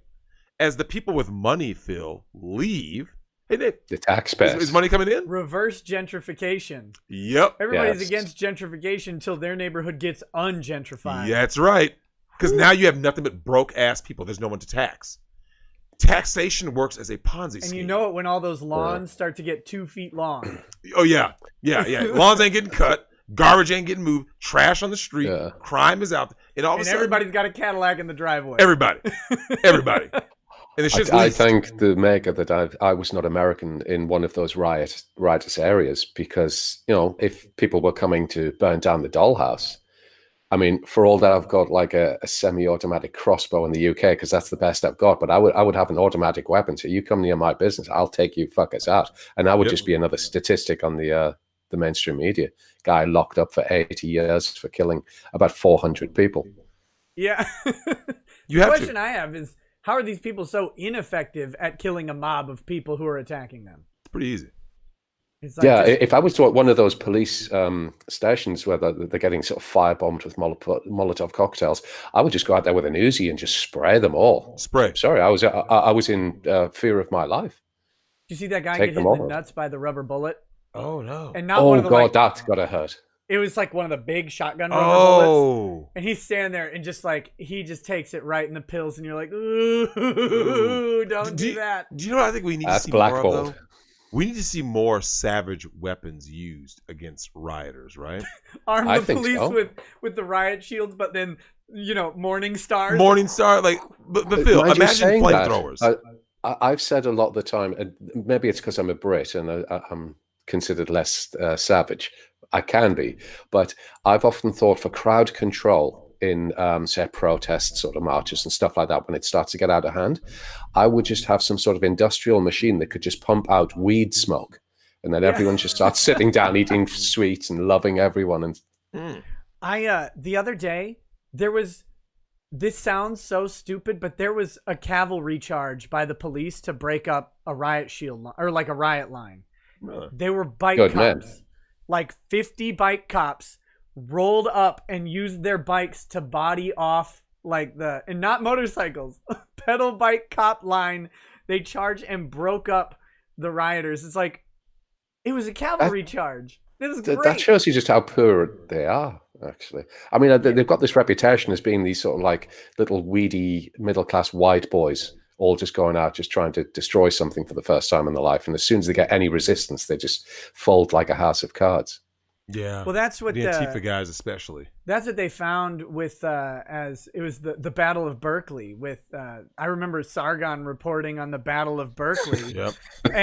and talking about it, and you actually saw the not the Antifa guys, but the counter Antifa guys out there, like fully lined up, like hold the line. They're like issuing orders and, you know, wait. And basically the idea was when they come close, grab one and pull them behind our line, because that's terrifying to be separated from the group. Yep. And that's all they had to do. Yeah. And they did it. And all you have to do is actually have any level of discipline against an undisciplined mob. Yep. And they, without overwhelming numbers, they're going to crumble. And it was hilarious. It's be the Roman army in the face of overwhelming odds. Make a phalanx of trash can shields and sticks. Right. Base Stickman was ahead of his time. Of course, man. I don't know. It just, Phil, I've heard people say things recently that are so far removed from any form of reality. Like, have you heard people who they'll bash capitalism, but they benefit directly from capitalism, right? Yeah. You hear that all the time. They're like, every single protester. You like, look at them, you're like, Antifa en masse. Right? You're like, you go, so what is your job? Who made their little black masks that they're all wearing, and their little camouflage vests like that? Capitalism made camouflage mainstream. Yep. And the people you don't like are the ones who bought it all, so that you would have the opportunity to have it now. It's unbelievable. Like, you listen to him talking, like, you really believe what you're saying? No. And yeah, capitalism's bad. I'm like here's the thing. As things get worse and worse and worse, you're going to see quite a few things start to happen, Nick. People's voting patterns will change. Women are going to pretend to be feminine again. And Phil, I don't know if you're seeing that in the UK yet. Obviously, we talked about that article, but like in general, like women won't change if there's actual hard consequences because they lack. As soon as there's a consequence at play, then all of a sudden, I'm just a little girl. I'm a little girl. After. Yep. They flip that quick, right? So, and I'm starting to see more and more that it's gotten to that point, Phil, where people are starting to kind of feel whether it be civil war or a soft or even hard collapse, right? They can feel it. They can feel it. Nick, all these countries who owe other countries, we're getting to that point where people start looking, Nick, and like, I think the college system is going to be one of the first like massive institutions to completely collapse. Good. That's got to go. You know what I'm talking about, right, Phil? Like, collapse. Well, I'm even seeing this in we call it universities over here. And we're talking like institutions that have been around for hundreds of years, lots of prestige, and they're starting to try and rewrite history. And you want me to take you seriously as like a scientific or even artistic merit, and you just disbelieve, because this is inappropriate, therefore we're not going to talk about it. It's insane. If you're a learning institution, you learn what happened, or at least build on what happened so that you can further knowledge as it is. This whole idea that because something is linked to slavery or colonialism or anything like that, we must not talk about it and just rewrite history. It's making a mockery of what we've actually built as a nation.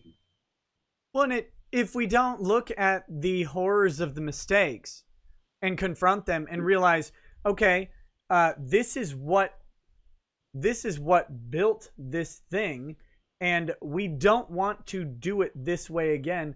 Actually, and for as much of a weirdo as Stefan Molyneux is, one of the things I really do agree with is he talked about how slavery was actually an impediment to societal growth, because with free labor that they had no need for technological improvement, and you didn't really get massive evolutions in farming technology and industrialization until they went ahead and abolished slavery, because then they had need to, okay, we can't pay all these people to do this, we need more efficient things, so let's start making machines and make each worker more effective, so we're getting more output with less input. I think that's one of the reasons, we talked about it, Nick, in the American Civil War. One of the reasons why the South lost was their technological disadvantage and economic and technological disadvantage. Well, and the fact that their fighting force, your fighting force in Civil War time was your labor force, and they didn't allow their labor force to fight because they would turn on them. Yep. So it's like they had a fighting population disadvantage because their labor force was in large part made up of slaves. Yep. And you can only, if you're gonna have slaves fight for you, you have to have some harsh protocols in place. Well, think about it, Nick. What is your give back, right? Like, go fight for me. For what? Or else I'll kill you. But then you're killing your own investment. Now, right? Yeah, you need to give impetus to those people. So, like, whether it's fighting for freedom or for massive amounts of money or something like that. There's no impetus. They won't fight. They won't. It's even with a regular army of your own people. Yep. You still have to give them some reason, whether it is we're fighting for freedom or whatever it happens to be. But like mercenaries, don't fight for nothing. Correct. Well, no, Phil, I have gone on record as saying I will not fight for the country. I will fight for myself, my family, my neighbors, Nick, my countrymen. But in terms of like the country itself, because if you're fighting, if someone invades America, I will fight, right? Yeah. I have gone on record time and again by saying I will never, ever go to some foreign land to go fight anybody. Never. And Phil, they keep pushing men to fight. And my thing is this: well, how come men haven't been actual fucking men and just going, no, I'm not going to do it? Say what you will about Muhammad Ali. You're going to go fight. No, I'm not. They did it real simply. One, Muhammad Ali had a level of clout. He did have clout. Yeah, no doubt. But they fixed that with the GI Bill. Here you go. Just sign up. We'll give you $40,000. No, I'm talking about in modern time, right? In this era of feminism. We did actually have this in the Second World War in the UK. Conscientious objectors. Yep. I mean, granted, they were put in prison for like the length of term of the war and so forth, but they didn't have to fight. I mean, I don't agree with what they were saying, given the struggle that was ensuing at the time, but they did have choice. Yeah. I will not fight for this country because the country has said time and again, and they've done it to you guys in the UK to a larger extent, Phil, of saying they don't need men, they don't like men, they don't care about men. But when shit hits the fan, hey, now I need you to go fight for me. It's similar to how slavery was, right, Nick? Men are basically indentured servants in the Western world. No one gives a fuck about men. Where's all the homeless shelters? Don't have them. There's no resources for men. They don't care about men. But when shit hits the fan, I promise you, Phil, you know and I know, they're going to be running to men saying, go to protect us, right? Defend. And all men have to do is go like this. No. Well, that was actually an interesting topic explored on Hardcore History with Dan Carlin, which is it's a great podcast, but he did a series on World War I and specifically talking about the British and their sort of renown as an army was their tenacity. And I mean, the British were losing dudes in droves. You'd have battles with 50,000 plus dead. Now, we have news stories over 15 or 20 soldiers losing their lives. And of course that I'm not trying to downplay it, but like the scale is we're thousands of times more people dying daily. Even to compound on that, we just drafted all of the men and we didn't even section them off into different areas. So we had sort of high level scientists being blown apart in the trenches. Right. And they were just irregular squaddies. They weren't made into officers or anything like that to preserve the best quality people that we had. So it was an absolute shit show of a war. But and the British, though, they had just this reputation, and the numbers bear it out, and the way battles went bore it out, is that despite the losses, they just kept going and grind through attrition, and that was it. But he was talking about how, can you even have that war today? Because I think today men wouldn't do it. No. You wouldn't. God, no. Like your company commander says, over the trenches, and the guy in front of you went over the trenches and made it 10 feet before their entire group got mowed down. He's like, all right, your group's up. Fuck you. Well, yeah, it would be a case of you would say officers first. You show us how it's I don't know why. Now I don't know how it is in the UK, Phil, but here in America, there was the bill that was just signed having women who are now eligible for the draft or whatever, right? Now, being that 98% of war deaths were men in this country, we need equality. So we need 2% of the men to die in the next war and 98% of the women. And I am all for letting these women go out there and get blown apart. Do you have a rationale behind that? Because what I'm anticipating would be, let's have an entire battalion of women go out there and whatever war it happens to be, like a military skirmish, and they get absolutely massacred. Yep. Right. And it's not a case of I want to see the women get killed, but I just want to show everyone, look, women in the military don't work. Now, if they're piloting I don't drones, like your sexism. That's okay. But I don't like his sexism. Women are strong and independent, and they are equal to men. I don't even think it's that. What I think is the benefit of the atrocity would be that everyone would make more of a deal about the deaths of that woman regiment than they would about the deaths of the male regiment. Yep. And so, that goes without saying. They would not even just ignoring the whole question of whether or not they would work. In my opinion, no. But the horror of society, they go, huh, what did we do? We sent this legion of women to their death. And it's great. Yeah, you do that to men. That's great. You do that to men all the time. That's right. And no one gave a fuck about men. At any point in history, we've been considered disposable. That's cool, Nick. I'm okay with that. You know why? Well, they propagandized that. I don't think it was men were considered disposable. They were, but to the average person, right, who's out there, who didn't go to war because they're too old, or they're working a job, or they're in college, or too young, whatever. They're up until Vietnam, especially. They're venerating these guys who are going over there because the propaganda coming back was that this was the heroic and patriotic thing to do. So it's while they may have been disposable to command or the political structure, like your average people are not seeing them as disposable. They're seeing it as a noble sacrifice, in my opinion. And I think that's a little bit. Different. I don't want to shit on the everyman and say the everyman thinks that the regiments of men are disposable. I think it's the power structures that do. So you've got universities. Absolutely. Yeah. But my thing is this, Nick. Unlike everyone else, you see, I want collapse. I want to see and I have told, I was actually telling my Colombian chick this, where unlike most people out there, and I want your take on this, Phil, I want to push for the immediate, total, and permanent segregation of men and women in places. And someone goes, what define places? Immediate, total, and permanent segregation of males and females in schools, in the workplace, and anywhere where because remember, I want to push the same. Only male teachers for male students. That's too, right. Right. That's right. I want permanent segregation, not temporary, permanent, immediate, total, and permanent. The reason for that is, so watch this, Phil. There's all these, the Me Too, everyone's sex, there's all this bullshit, right? The feminist rhetoric. The way that you end that is you go like this. We're going to give you ladies exactly what you want. Marriage is now outlawed, right? Because remember, according to Andrea Durkin, all sex is rape, right? Yeah. So, you know what? If you support marriage and you support marital sex, you support rape. We're going to do away with rape. In the workforce, Nick, there's the power dynamics. Men can take advantage of women. We need to get rid of that, right? That was a Jordan Peterson thing too.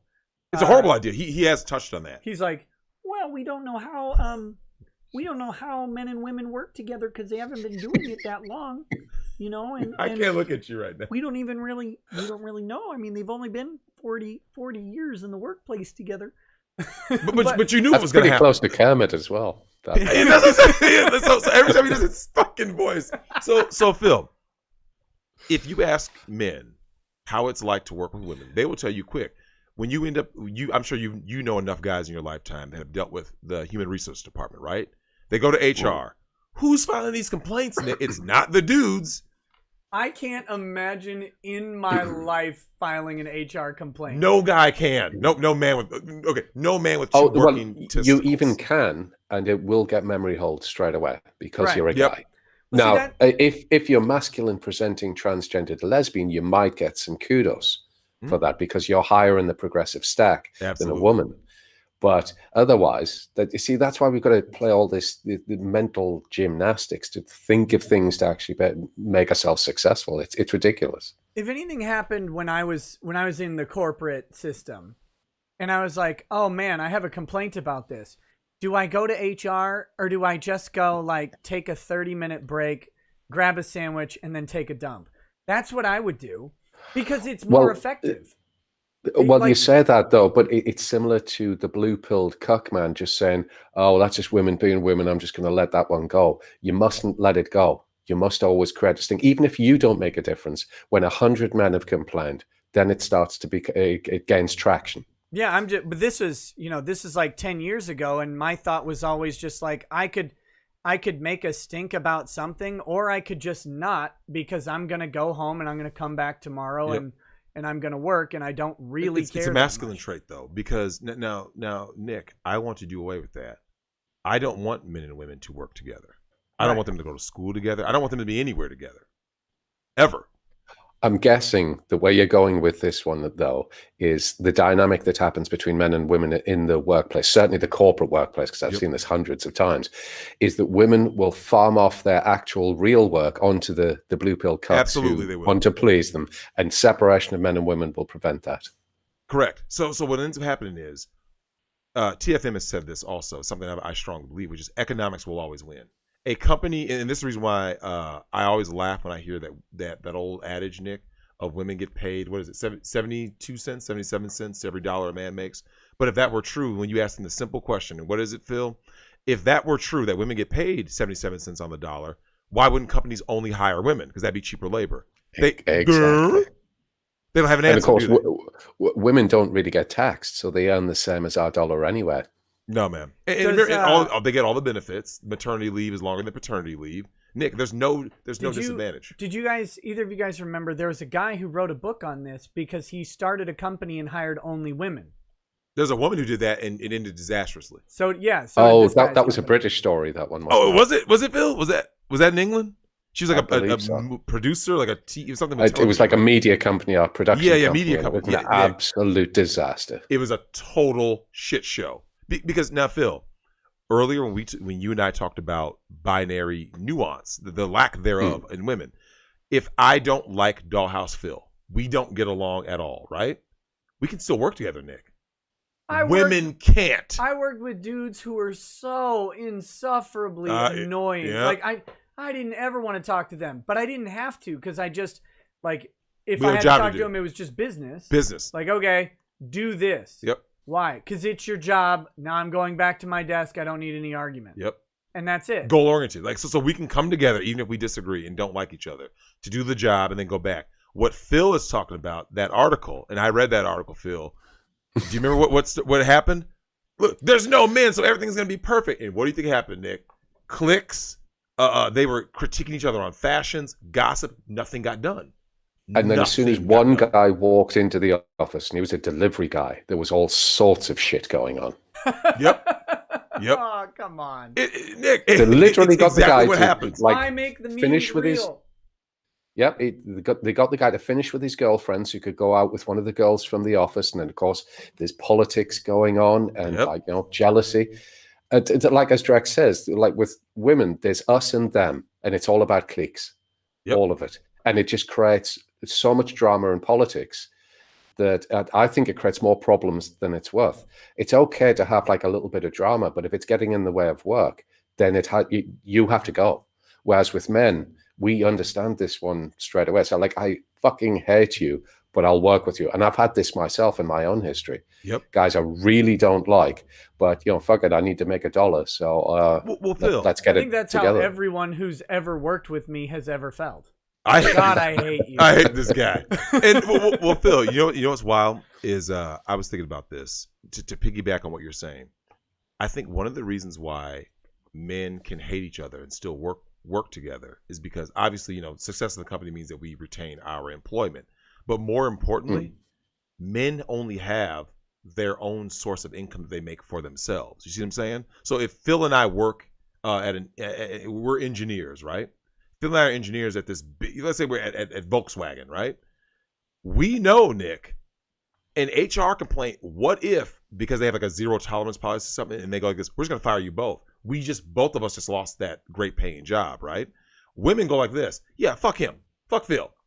Because they know, like, hey, in her mind, I got rid of the guy I don't like, but guess what? I get money from my job, from simps, from mommy and daddy. Most women still are getting money from their parents in some form or fashion. And even if they don't, they've got OnlyFans now. OnlyFans, simps, like Nick, they have multiple sources of income. God, to have a pair of tits. Have you guys seen it? It's like, what is the downside? Like, Phil, I keep saying. Have you seen it in the media where now teenage girls are now looking at as OnlyFans as a viable career prospect? That's right, and I think it's great. I support this 100%. So the interesting thing about OnlyFans, and hear me out, because OnlyFans is it's a new product entering the market. Can I apologize to the world because OnlyFans is a British product? Oh, is I'm it? sorry about that, everyone. Sorry. That's our fault. My bad. It would come from Prince Harry's country, wouldn't it? But though Simp Squad represent. Dollhouse products, patent pending. Hey Phil, but before Nick says his point, I do want to get your take. What is your take on the royal simp himself, Prince Harry?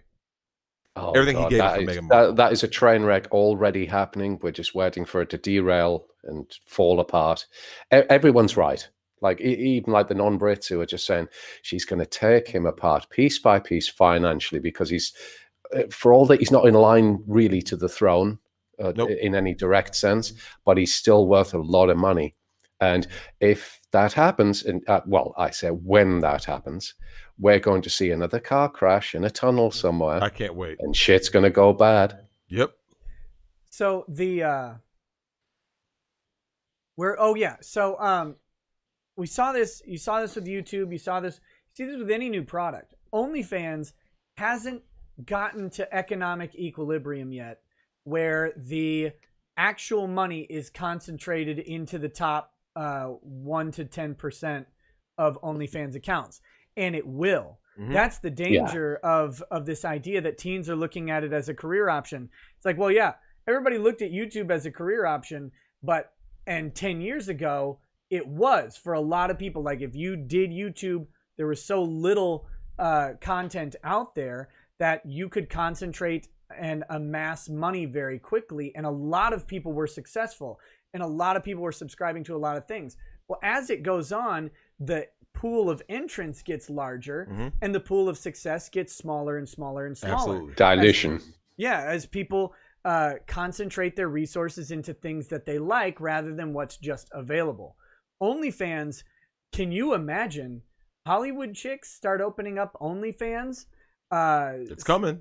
Well, that happened. Cardi B started an OnlyFans. Cardi B, Nicki Minaj. They start doing it. Bella Thorne. They're going to concentrate those dollars into the top 10% of earners, and all of these other chicks are going to go from being able to make $100,000 a year to make maybe 15, 20, and they're going to ruin their job prospects because they'll have that WAP all over the internet. It's going to be on their permanent record. And Phil, did you hear about where it's at in Greece now due to the oversaturation of prostitutes?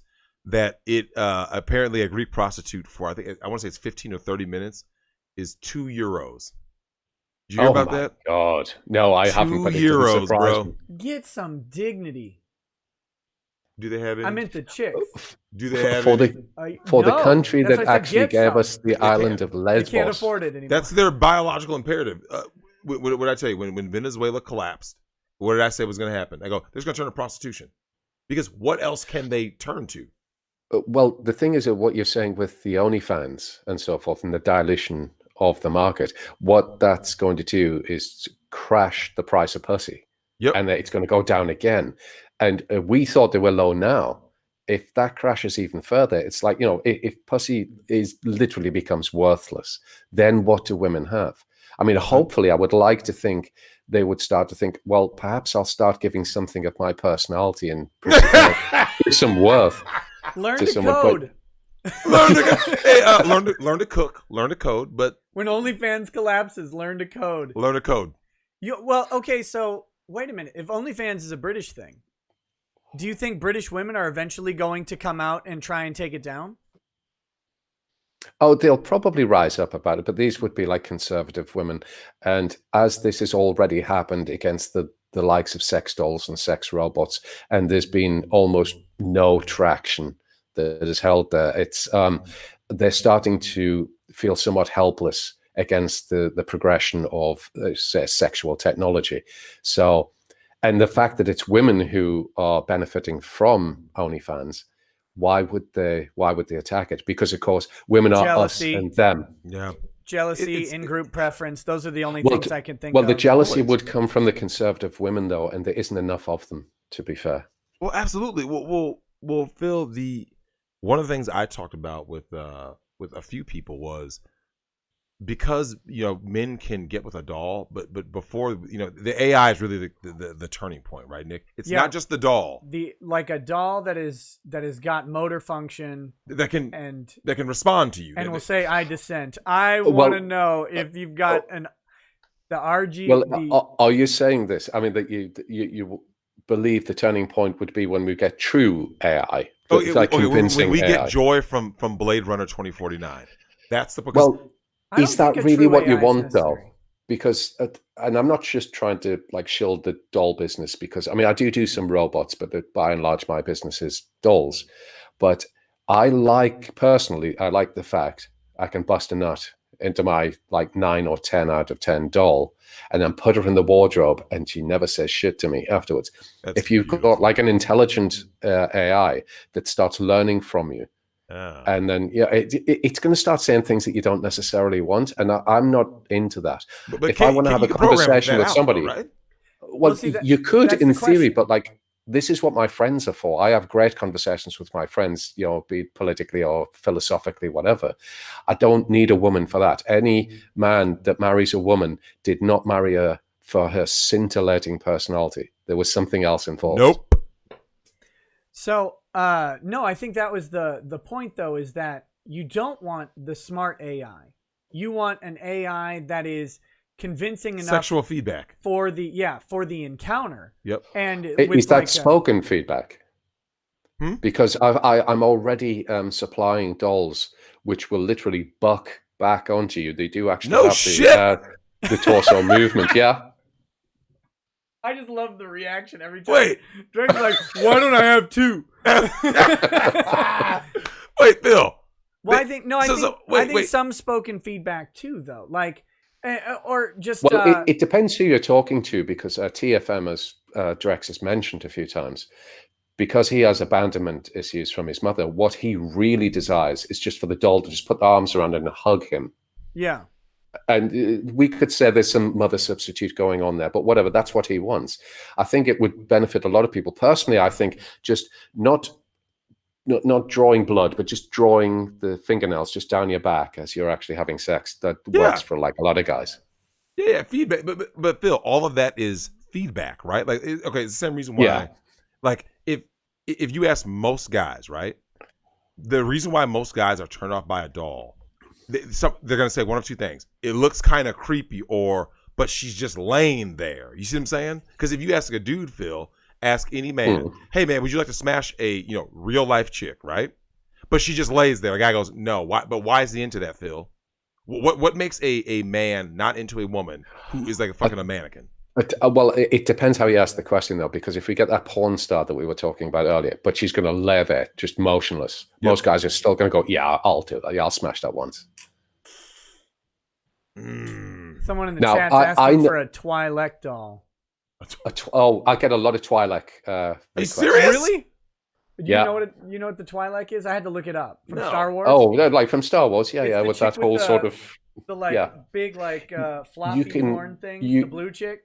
You can actually get the headpieces, which you can just put onto the doll. Yeah, you got to grab onto those weird ear things and just go to town. That's grabbing beautiful. the horns. Instead of grabbing her by the hair, you grab her by the tentacle. You grab by the Twi'lek. Jesus. Absolutely. There's a lot of guys into it, and then that usually gives rise to, can you do a custom skin color? Which it can be done, it costs, but where they're wanting green or blue and stuff like that. Can you do a Dolezal doll where it's white, but it's Rachel Dolezal, where it's white, but the doll is in blackface? I can't deal with you, man. Did you really go there? Rachel Dolezal? No, she's just tanning or whatever. Dola's doll. Well, so Phil, I'm curious about that. Like, what are the what are the most common features that guys look for, guys or gals or whoever? What are the most common things they look for? It changed over time, because back in the day when there wasn't that many dolls, everyone went for the Pamela Anderson figure, and there was this doll out there by WM Dolls. Impossibly small waist. You could literally get your hands around it like this. And then came out to a chest. Great big breasts. I know where you're going. but they went with that. And then guys started to kind of get used to this Pamela Anderson figure, because it was all over the doll websites. And then they started to go for a bit more hippie or thick, I believe you guys call it in America. And it seems to change. I mean, the last one, which has been really, really popular, I would say has the Victoria's Secret catwalk model shape. It's really nice. But that's my kind of thing. And this makes sense to me. What's the name of that doll on the website? Francesca. Okay. We'll have to do some market research. Of course, yeah. And she's got a few. On stream, I'm guessing. Can?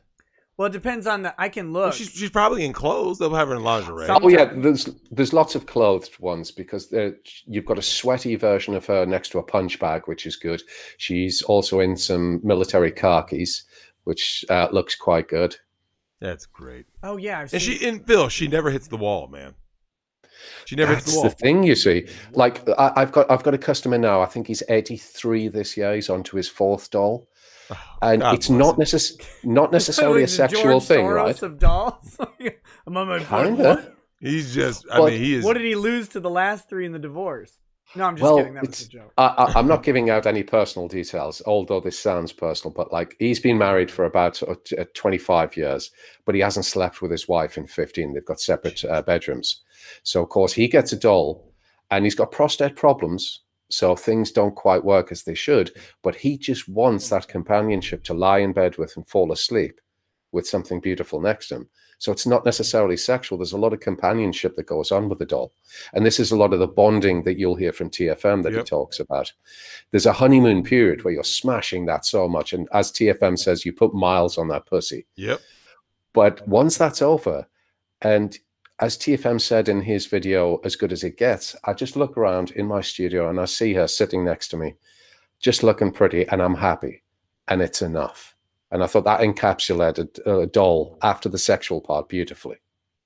What, Phil, can you relay me the actual address of the dollhouse? Because it seems to me that it's hard to find on Google. I don't know if that's, it's weird. That okay, because when I tend to say thedollhouse.com, it's the-doll-house.com. Okay. And that's for the UK. Well, while Nick looks for that, Phil, I will make a comment on the story you said about the 83-year-old man that kind of piggybacks on something I've said in the past, which is, isn't that sad that there's so many guys that they just want feminine companionship? You know what I mean? Like just the physical feminine There was presence. A little bit more to that one, actually. I mean, his parents divorced, and this is in an era where that didn't happen very often. When he was about like 8 to 10 years old, and it destroyed him. Like he literally went he became a problem child at school, and took him a couple of years to correct it all, and he righted himself. But he held that for so many decades. He said, I could never do that to my children. I've talked divorce with him about divorcing his wife and stuff, because he, as a red pill guy, he feels kind of safe talking to me about it. But there's still a reticence there. It's like I don't want to like harm his kids, right? They're about 40 years old, but he still doesn't want to like harm them. Listen, and that's, you see, this love of your children that's where it all comes from. How many of you guys are on this website right now? Because it is running slow. Be real. How many of you are there? Hey man, wipe the keyboard. I'm trying to get to the dog because I want to pull up a tasteful picture of the Francesca on stream. Well, one that YouTube will consider tasteful, and I can't navigate. Someone said I'm on the site, man. Look, I think an absolute ton of people are on there. Bill, I got a question for you. Oh, geez, I'm going to have to upgrade the virtual server on this. Right? This is nice. Well, Phil, I have a question. During the quarantine, right? I have talked about, I've said this openly, and I will stand by it. Men can do very well alone. They can go, I will retreat to my video games, porn, and like hobbies, right? Or whatever. And so when the quarantine happened, we remember women crave all the attention and validation. So my question to you is this: how did business change when the quarantine hit? Like, did you start seeing like did the demographics for who wants dolls change, things like that? Well, initially, what happened was what I called the toilet paper mania, when people were just buying hundreds of rolls of toilet paper. My business flatlined for about 2 weeks. But I think this is pragmatism on British people's perspective, because they were thinking, shit, am I going to lose my job? Am I going to get furloughed? And they're all thinking, where's the next paycheck coming from? So nothing happened. But then once they got over that, and oh no, I've maintained my income. Then all of a sudden I got like a massive spike in accessories. These were the guys who had already had dolls. And then I got like lots of inquiries. People, I'd like to ask some questions about dolls. And then it's just started to get more and more. But as fortune would have it, this was round about the same time that China decided to have an explosion in technology. And I don't know if you've heard of, say, the likes of gynoid dolls or cyno dolls. They've decided on, for silicon dolls, they went with something called hyperrealism. And it's literally getting to the point with a doll, you can get this close to the skin and you can't tell the difference between that and the real thing. It's getting that good. Yeah. I mean, what is the material that's made out of? Like when you touch it, does it feel like skin? Well, all these dolls are silicon. A lot of the cheaper dolls are TP, thermoplastic elastomer, which is very rubbery. It's very soft. It's very nice, but you don't feel it and think, oh, that's a person. But with the silicon, it has more of an organic feel where if you stick your hands into the chest, you'll see the imprint of your fingers as you pull your hand away, kind of thing. I feel that it's more organic. Some people argue the other point, but looking at them now, it's getting to the point you're looking at these things and you go, shit, if I was looking at a still photograph of this doll and the actual human model that it was modeled upon, I wouldn't be able to tell the difference between the two. They're getting that good. Now, these are talking about like $5,000 to $6,000 USD. Yep. So they're not cheap. But RPM says that, Phil. You know, at the end of his videos, he'll show like dollhouse girls, right? And a lot of those ones are the cheaper ones. Are they really? I think they've been more. Nick, some of them that he's shown, you have to do like because they are, and Phil, you know this, they're getting closer, right? What you just said. They're getting to that point, Nick, where you have to literally go like this. Like is that real? Or is it, yeah. It's kind of, Phil, have you noticed that like with video games, when they are moving, right? You know that it's a video game, but on a still image with the highest graphics, you wouldn't always know, Nick. You know, a lot of times they model them after real actors, right? They say. Yeah, I remember when the Final Fantasy movie. Yeah, Spirits Within. And it was yeah, I remember.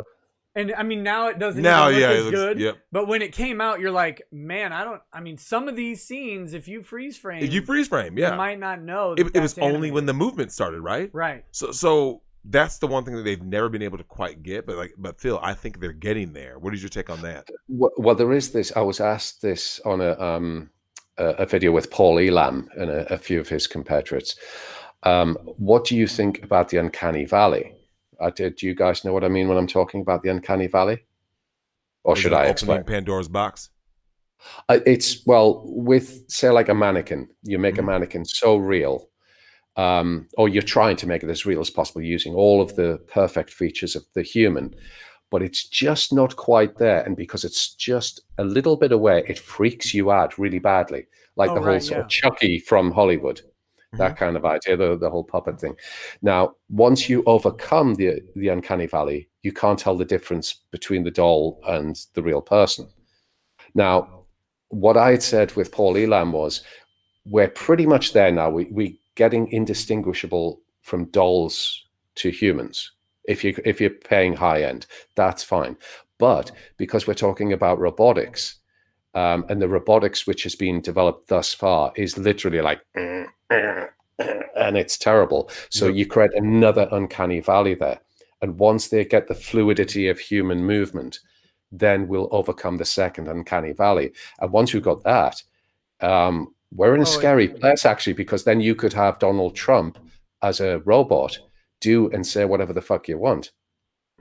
Yeah, and I think, do you think we're going to see a rise in doll role play where women start, like, so say the doll prevalence picks up and then women start actually adopting the traits of sort of the doll, and we've already seen that. I was going to say, we've already got models who've already done this, and they make themselves look a bit silicon and stuff. And I am the perfect doll for you.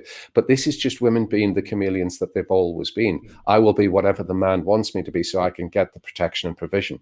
That's all that is. Okay, so I have to finish this super chat I started like 20 minutes ago. Right, There was a second part to it. But it says, if someone slapped Russell Greer, would his face stay slapped or just droop back to neutral? He doesn't have a slap expression. It would just stay stone-faced. And then I finally got through on your website, and I have the big reveal of the doll you were talking about. Francesca. Is everybody ready for Francesca? Are you ready, Drex? Of course we are. I'm going to put it on stream. Here she is. Right there. You asshole. With every thrust, it says, I descend. I descend. Oh my God. You're so fucking lame. No, here we go. I actually have her. I actually have her right here. So there's the doll. That's the Francesca doll with the Victoria's Secret sort of. You know, shape. you talk about the Ginsburg idea for a doll. I did have somebody who requested a Theresa May doll. Why? I questioned it, I know, but like his argument was, she's a handsome older woman and she's in good shape. As whatever turns you on, man. Yeah, that's the thing. Like, so Phil, I've had those conversations a lot of times with guys I know about, and it kind of goes back to the nature of smash or pass, right, Nick? Where someone's like, a guy will say something like this, Phil. He'll go, her, and every guy's going like, dude, really? And the guy goes like, it's something about her. Like he can't describe it. Oh, stop it! You're just trying to make up for your Melissa McCarthy love fetish. I would still smash Melissa. I look. Would you know where to put it? I know, right? So Phil, he's buttering rolls like a soup kitchen bakery. I'm one of those guys who, maybe it's because I reached a level of depravity at a young age, but I always fully understood the guilty pleasure, right? Every like, think about it, Phil. There are porn stars that guys have looked at that they know aren't like hot, right? They're like it's something about like Nick, you've seen those porn stars with like flotation device boobs, right? Yeah. And of course it looks stupid. The fake lips. Going back to what Phil said, they look like dolls. Back in the day, you remember that, Phil? It was kind of like late 90s, early 2000s. There were girls who pushed for this like doll look, right?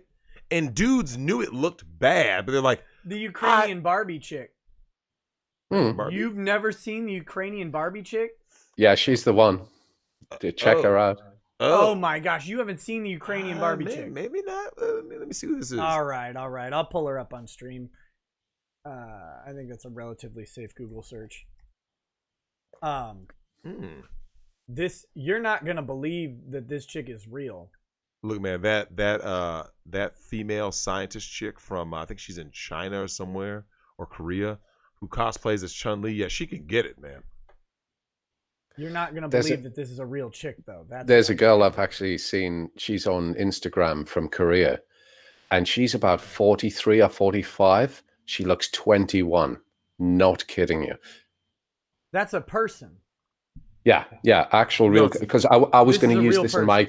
I was going to use this in my case against Her Majesty's Revenue and Customs because I'm taking them to court over a doll seizure that they've done with me. So a young face doesn't mean anything. It's all about the bodily dimensions. Yeah, here I'll find another. What's going on with her eyes? What the? Well, a lot of makeup. A lot of makeup. So here I'll pull up another picture of her because she was real internet popular for a little bit. Well, how is that going to look when she gets older? I don't know. I feel we know that they don't care about that. You know that. Okay, at least she still looks like a human in that picture, though. Yeah, she's not done up like a doll. Yeah. That's part of her gig was to get done up like a doll. But to be honest, if she looked like a complete cyborg and it got her attention, she wouldn't care, would she? Yeah. Let's see if I can find another one. What the fuck? What? That I can't believe you've never seen this chick.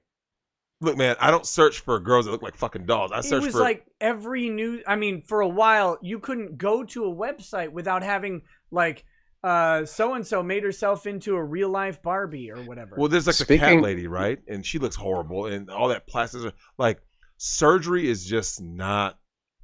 Phil, you talk about this. You've got a thing though, Drex, haven't you? For like short stacks, haven't you? What was that? Don't you have a thing for some midget women? No, so here's my thing. No. Let me explain. Let me explain, Phil. My bizarre midget fetish I always go back and forth, right? Because the same thing happened to Howard Stern. Howard Stern had Bridget the Midget on his show. I don't know if you ever remember this, but he goes, "Let me see if I could ever do this." And do you remember? He stands up, looks down. He's like, "I just can't." So my thing is, Phil, if you can find me a midget with nice cakes, but I need a regular size female because I need what I'm familiar with, right? Yeah. I have to have the familiarity to get my dick up. Of course. I can't get my dick up if you just bring a midget in the room. I'm like, yeah, I can't do this. Then you haven't reached the level of degeneracy you're professing yet. You should be unable to rise for normality. That's when you've truly transcended. Like, no, I need that stumpy goodness. Yeah. Here's the thing, Phil. I need the regular size woman. Dick rest. You just drop it right on her head. Hold that up, girl. That's what I need. I mean, wait. Speaking of which, Phil, do you guys have midget dolls? Well, this is what I was going to bring up, actually. Yeah, we do. They actually brought out the short stack doll. Wait, I thought last time we talked that was kind of a question because they can look childlike is the thing. Because UK had kind of arbitrary. Oh no, they don't. Because I mean, they've kind of got the stunted growth on the arms and legs. I mean, if you do a search on dc.the-doll-house.com, you can look up Maple. And that's the short stack doll. She's just over 3 foot tall, but looks every part the woman. There's no child in her. Wait, you say DC-the-doll-house?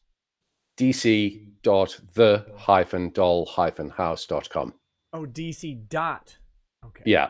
That's one of my American franchises. I've got Mexican. I've got a New Zealand one as well. So they've joined the fray. I am taking over the world. I thought the UK was I seem to remember us talking about arbitrary height restrictions where it didn't really matter how the doll looked. For a while, they were just like, if it's under this many centimeters, you're toast. This is why I don't have it on the UK side until I actually have this court case with Revenue and Customs, because Revenue and Customs seem to be working to a different ideal to the National Crime Agency. The National Crime Agency said 140 centimeters, 4'7" or under, it's a child doll. We don't care. But Customs seem to be looking at the actual qualities of the doll. And I want to push this because if they say, oh, that looks like a child, I want to say, well, how? If I can define this, then I can ban a lot of the dolls, those dolls with those criteria coming into the country. I just want to make it easier for people. What was the doll name again? Maple. I remember Maple. I'm bad with names. Phil, I have a question. Yes. What are the preferences of your clients? Do you see a difference based on their country of origin, right? Their nationality. Like guys in New Zealand go for this. Guys in the UK tend to go for that. Guys in Asia go for that. You know what I mean? I would say the Anglosphere, there's a very mixed and varied set of preferences. Although, if we were talking people of African origin from wherever they come from, they all want a white doll. I don't know what's going on there. Have you ever met a black woman before? The distrust of black women is so great. It's so that doll might talk back too. It might talk back, man. Hey, Phil, do you know anybody who's dated or married a black woman who's happy? Africa's daughters. There was a girl from Zimbabwe, there's a girl from Ghana, and there was a girl from Kenya. I had relationships with them all. So I know what Africa's girls are like. But hold on, Phil. But the real have you dealt with an African American? No, I haven't. No, God. But you've heard the stories, though, haven't you? Yeah, that's why I wouldn't go anywhere near it. Let me send you some bus videos for research. Oh, man. WorldStarHipHop.com. Phil, they're the worst women on the entire earth, bar none. Right. Have you seen that? Well, I'll take your word on that. But I'll tell you what, the African girls, they're kind of demure. I quite like them. Yeah, they still look and act like women, especially for white men. But have you seen the subway slap where that guy just goes, what the flap? Oh, damn. Just slap. I saw some dude. I know which one you mean. 5-minute loop. It didn't matter where you hit. Damn. The guy was Red Pill Philosophy. He was the guy who uploaded that the first time. It was his video. So this is Maple, huh? Okay. You see what I mean, right? You better stop, Nick. The proportions are you better riotously funny. That L cup. You're gonna have to bring this up. Everybody wants to see this, man. I gotta see. I'm dying to see. I'm trying. I gotta. Again, we gotta get the tasteful image up that YouTube is. But they're all tasteful. Her name is Maple. How bad it could be? Look, it's syrupy. It's syrupy. Well, thick. this is one of the things, right? Because like I'll be having this in the court case with the British authorities. If you consider nudity and the female form to be obscene in itself, we're going to have to ban women from the United Kingdom. Are you prepared to do this? If not, then the effigy of the human female form is therefore not obscene, right? Yeah. Oh, I agree with you. I've just got to work with friendly community guidelines of YouTube. I can't. Are you still monetized, Nick? Well, there's monetization and there's community guideline strikes. And I got one on my other channel for my upload of "Give It to Me, Neil," which was the. Saying that, I had to advise Paul Elam on this one because he put my website in the description bar. Don't do that because YouTube will strike you for that. Yeah, I remember that from the last show. So yeah, man. See, look, that's why I'm glad we're talking about it rather than putting it in the. So everybody in the chat knows where the links are. Yep. And they can research them themselves. But, I'm waiting for Maple to pull up here so I can actually get the thing. It just seems like a lot of people are looking at it right now. Look, man, I'm going to show you right now. There's no one in the chat looking up Maple Nipple Slopper. That's her name. Her name is Maple Nipple Slopper. Yeah, is that the real name, Phil? Someone put that in the chat. No, I didn't put that. So someone else just made up the last name. It's just Maple 108 centimeter L cup. Yes. L cup? L cup. On a midget? And you've got A, B, C, D, and E. God bless you. So I'm just G and H. I. There's lots of them because there's a closed eye version and there's an open eye version. So there's lots of Maple. But she's got big old just woke titties. up, by the way, Ty Beard is in the chat. Oh God, Ty Beard, you're my main man. Shout out to on. you.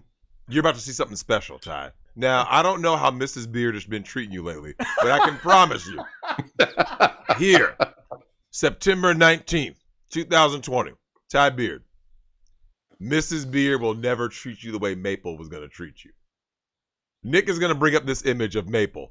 Oh, finally got it. it. Well, Maple can actually smother you if she wants to. She can? No arms involved. This is great. You know, do you see what I'm bringing to the world? This is just happiness. Well, Phil, I have said to emphasis on the penis. Yes, I've always said you're doing. Here you go. Oh. You see what I mean? It's a bit different, though, isn't it? That's different. But you said she's 3 feet. 108 she's just over 3 feet. feet. Yeah. But there's no child about that. No, that doesn't look like a child at all. No, it doesn't look like it. L cups are the dead giveaway. Now I'm gonna be honest with you, Phil. When I was growing up, I loved every part of the female form, right? But young boys, I think, are naturally boob men because girls don't have boobs at that young age, right? So as girls start to develop, I think most all guys are boob men, right? And then do you think they grow out of it though? Because I'm not a boob guy. I'm an ass guy. Yeah. So here's That's why you like dudes. Please, Johnson. That was just waiting to happen, wasn't it? So I have them chambered just at any moment. Right. So Phil, here's what's happening. I grew up as a boob guy initially, just because all boys like big boobs, and then I transitioned in just ass man. I was trying to get Nick on that ass for a long time. Nick, it's about these asses. And Nick was adamant when we were in college. So if you're an ass guy, then do you like a thick ass or do you like a shapely ass? Or is there no difference between the two? Preference is both, right? Like you would like a thick and shapely. Like Kim Kardashian ass. Too big? Because it's fake. Yeah. So okay, I'll put it like this. A fit girl. You've seen this, right? Phil, like a fit athletic girl. I'll give you an example. When the Olympics come, beach volleyball, the pole vaulters, they have a thicker ass because they have thicker trunks, right? Strong legs. Yeah. But their asses are shapely. That's the ideal. However, so you like it where they can flex and you can actually see movement there. He likes a literal top 1% of the world ass. Oh wow, you stunning connoisseur, you.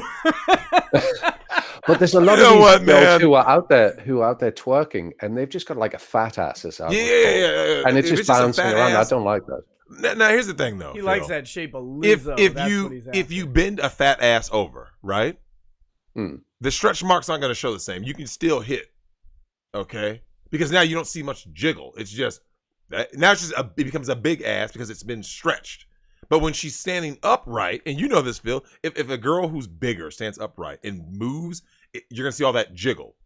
Sometimes you just want a hard, like you want the firm ass, like the firm. Like Dolph Lundgren. The shape as God Punisher, intended right? it to be. I am so sick of you giving me that look. like Emilio Estevez in National Lampoon's Loaded Weapon. You're so stupid. Phil, every time Nick and I talk, he will give me this stupid face. Like, So well, you're gonna have to learn to give him that face back. I know. He can't do That it. legal art, yeah, Can't is do that it. shit That's gonna a white stand up in privilege court? face. I know. It's just like, well, Phil, here's the thing. When I was asking about the preferences of guys out there, I think what ends up happening is, I think a lot of guys want the experience of something that they can't get in their regular life, right? So like, Absolutely. you said it, like a lot of, if you're okay, especially like black guys, right, Nick? Especially in Africa, right? Mhm. They may not have access to girls who look like Heidi Klum. Right. They don't have Seal's face. So,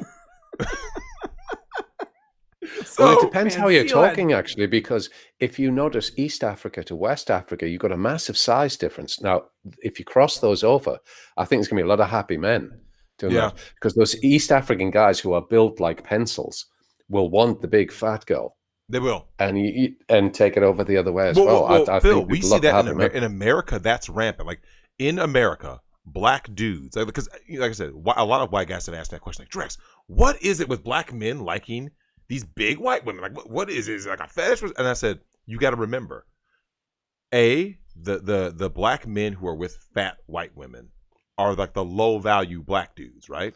Yeah. They aren't the guy. They aren't the star athlete. Like you don't see high value black men with fat, unattractive white women. You see dudes in the projects. We got to get that trending on Twitter. We got to start getting these black celebrities with big, thick white chicks. You don't see it. Like, I think Charles gotta Barkley's do it. one of the few, but he Well, got her when he was lower value. I used to have this in the working class area that I grew up in Northeast England. You would see these women who would be almost like a sphere. They were that fat. And yet they were pushing like a pushchair with children and about 4 kids around them. And a friend of mine asked, who fucks these women and how do they do it? How long does they take to do it? Bill, You know what I mean? Bill, look, man, I'm gonna listen. When you come to America, I'm gonna take you to the dudes who fuck these chicks gladly. So this is the thing. I know, though, but Phil. they must have like a 12-inch penis or something. That Oh yeah. through They're that. all packing because all big women will let you know quick. Like you got to be packing because you have to get through a lot of layers of fat cells, right? So Phil, when you hit that from the back, do you know how big fat white women ass cheeks are? To hit that from the back. God. I've made it my point in life to never find that out.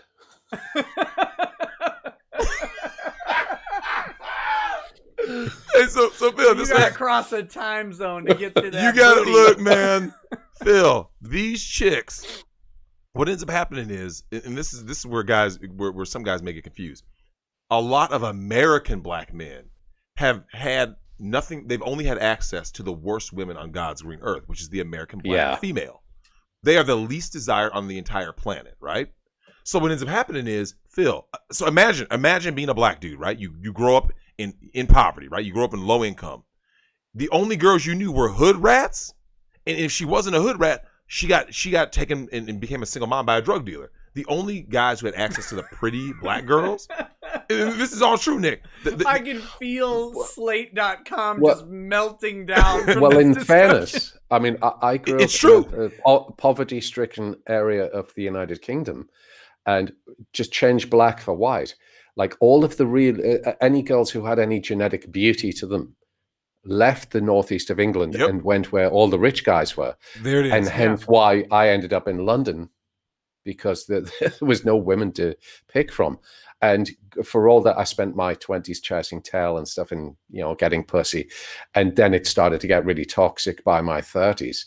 I consider myself lucky in that I was able to experience the old world, when you could actually have a dalliance with a woman's sexual experience, and it didn't necessarily mean that you're going to end up in court over it. Whereas today, for our young men, I don't think they have that option to them. They don't. As soon as you have a sexual encounter with a woman, you literally could end up in court and lose your freedom. Yeah. It's every encounter's a risk now.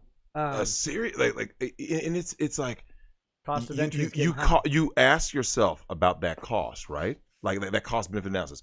Men want sex, and more men are turning to dolls. And before I was thinking about this, Phil, I meant to say it earlier, which is, as we see the collapse of feminism, right? When I say I don't mean from a government standpoint, like they're not going to get funded anymore. I'm saying from a social standpoint, right? What I see happening coming, Phil, is so women hate competition. Dolls is one aspect, but do you know who else is an aspect, Nick? It's going to be dudes with other dudes and dudes with traps. Yeah, I think you're going to see an explosion of that shit in the next decade, because as it becomes more toxic for men to smash genetic real women, because Phil, now you know how this works, right? Saying that. There was a guy who interviewed me for a computer graphics porn site. I forget what it was called. The guy who interviewed me was Red Robot 3DX on Twitter, so you can always look him up. But so naturally, I went to the website to just check out what kind of thing it was doing. And there's lots of like tentacle porn. There's lots of monster porn, but the massive prevalence was, as they said in that site, is chicks with dicks. Futa. So there's the futanari kind of explosion. And it's just so big in that maybe this is the online community, I don't know, but like if that explodes into what we would call the regular community, that could really be a problem for women. I see it happen. I don't care what no one says. I see it coming. Balls or no balls on your futa? Oh, they all had balls, all of them. I'm not asking what they had. I'm asking the preference. Well, I'm just saying because these guys are asking for it and they get it on this site. So that's what I saw as the popular choice. So Phil, for it's not my cup of tea, but so wait, you would prefer no balls then? I'd prefer no penis, actually. Right? I'm just saying if you had to. So, but Phil. Nick, there are some people in the chat who said they don't see it happening, but I can see the tide. It's already there. Turning. I knew a dude. There used to be a dude in my Discord. He's not there anymore, and he's been gone for a while. But I was talking to him one time. We were playing Vermintide, and he said that he was kind of bi. I'm like, what does kind of bi mean? He said, well, in college I picked up dudes because it was easier than picking up chicks, and so like. He was just like, look, an ass is an ass, I guess. And I'm like, well, I mean, there's some differences I can think of. There was a guy in TFM server who it said he was a trap. And, he'd pick up guys. He would pick up guys and do all of the stuff that they do. But after talking to TFM, and TFM kind of gave him some self-worth, he decided to not be a trap anymore, and he started to become like a regular guy. It was just simply because everyone had told him he is worthless as a man, that he had thought that he took that road, and then TFM put him on the straight and narrow road back to normality. And that's a sad state of affairs if this is what society is. Hey Phil, how dare you make normative judgment statements? Well, as a masculine pretending transgender lesbian, get fucked. So Phil, you know what's wild? I don't know if I was aware of that exact one, but I can remember a thing that TFM did with a trap that I thought was really telling, because he was basically saying, most trans people. He was saying, he goes, I have a theory. They don't really want, because they start off as gay men, right? You're a man who's into men. Like I said, there's different spectrums on this, right? But if you are a man who's into men, and you go like this, well, the only way I can get masculine looking men is to appear more feminine, right? They would have just been gay dudes, Nick, had society just allowed them to just be like this. I like men. You're a dude who likes men, right? They start to go down that route because basically, like you said, society tells men that they're trash from the moment they come out of the womb. You're hated, and in the black community, it's exacerbated, right? Like You are told you are like literally the worst thing that has ever existed by being born as a black male in the Western world. Like, I don't know about, over there or whatever, but I mean, blackmail's against the law, so. You're right. It may have flipped now, because certainly in the UK, to be at the bottom of the totem pole stack, you're now a working class white guy and presumably straight. And no one helps these guys at all. Nope. So I keep on saying to my Freemason Lodge, like, these are the people that we should be like pushing money towards if we're doing charitable work. But I'm dealing with a lot of blue pill cucks, and they still keep on pushing money to women's wear. Let's push women into higher education, even though they're the highest demographic in university. Yep. Why? But Phil, Jordan Peterson talked about this when he said there's not going to be a damn man left in the next 10 to 20 years. He goes, so the numbers have been shifting, right? We talk about the demographic shift, right? I say within the next decade, you're going to see, as feminism starts to collapse, you're going to see colleges be basically, I would say, 85-15, Nick, 85% female. Dudes are just because they're it's not pushing welcoming that way already. It's like 60-40. Yeah. It's in some places it's already past 70. So well, we've been telling guys in the red pill community, go to trade school. Absolutely, you're actually going to earn more money doing that anyway. So you might as well just do it. If you're in a rural area like where we are now, and you want a really clean house, you be a plumber and electrician, you will kill it out here. Yep. The odds of getting a plumber to your house within a week are approximately zero. Yeah. They're approximately zero. Say UK as well. I got a chat here from On Your Knees B. He says I should Google image search the Hensel twins. Two-headed, one-body conjoined twins. Sorry, only two boobs. But this seems to be Drexel's ideal two-headed woman 2.5 son. They're 30 years old now. His fans have been pushing for this, so here you go. Are you ready? There they are. Would you, out of 10, would you do it? Here's the problem I have, man. There's just something creepy about the two heads, because Phil, what if the other chick was with her? Was with them. I can't reduce her to one. I think I could do it. Could they both blow you at the same time? I need my That'd normal. Be a 3.5 some, right? But 3.25 some at least. So Phil, here's my thing. When you're kissing, the subtext. So Phil, here's the thing. When you're kissing a chick, right? It's smash time, right? Yeah.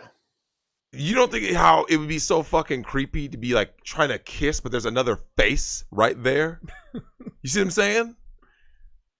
Because they're conjoined at the head, right? So it's literally like, I mean, I'm trying to think about it, but like the only time I've ever done that, but the head was right there. Yeah. But it depends though, because the only time I've ever actually experienced this has been with two girls. So like you just kind of get the three-way kiss on, which is fine. But this isn't the same thing though, is it? Yeah. Two. Look, you're kissing one, the other one's licking your ear. I'm so fucking done with you.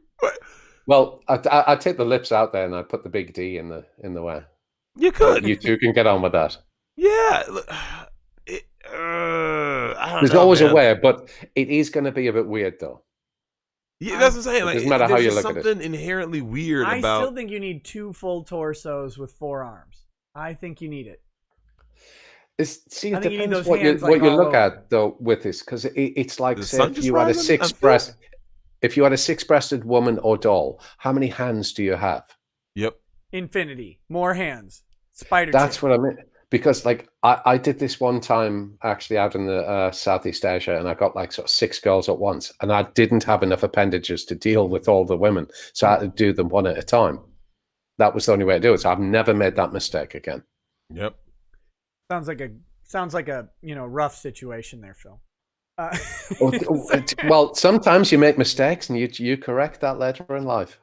Did the sun rise there in the UK? Is that what happened? Because you're like glowing. Your camera, I think God is about to rapture you, you sweet angel. Yeah, he is literally like the sun has come up. Like the glow, man. When you got that, You come over there. Is that taking some of the sun off my face? There you go. I just think that it's Phil. I can't remember if I asked you this last time, but why do you think you get so much shame, or where do you believe you get more shame from the female side of the spectrum or the blue pill males about selling sex dolls? Oh, absolutely, the blue pill males, because they're the only ones that react to shame. Mm-hmm. The women, there's two types of women, and I would say like 20% of women would be the feminists and say, "Oh, they're so young, you're a pedophile for trying to sell these dolls." And so, what can you point to me one that actually looks underage? And they can never do it.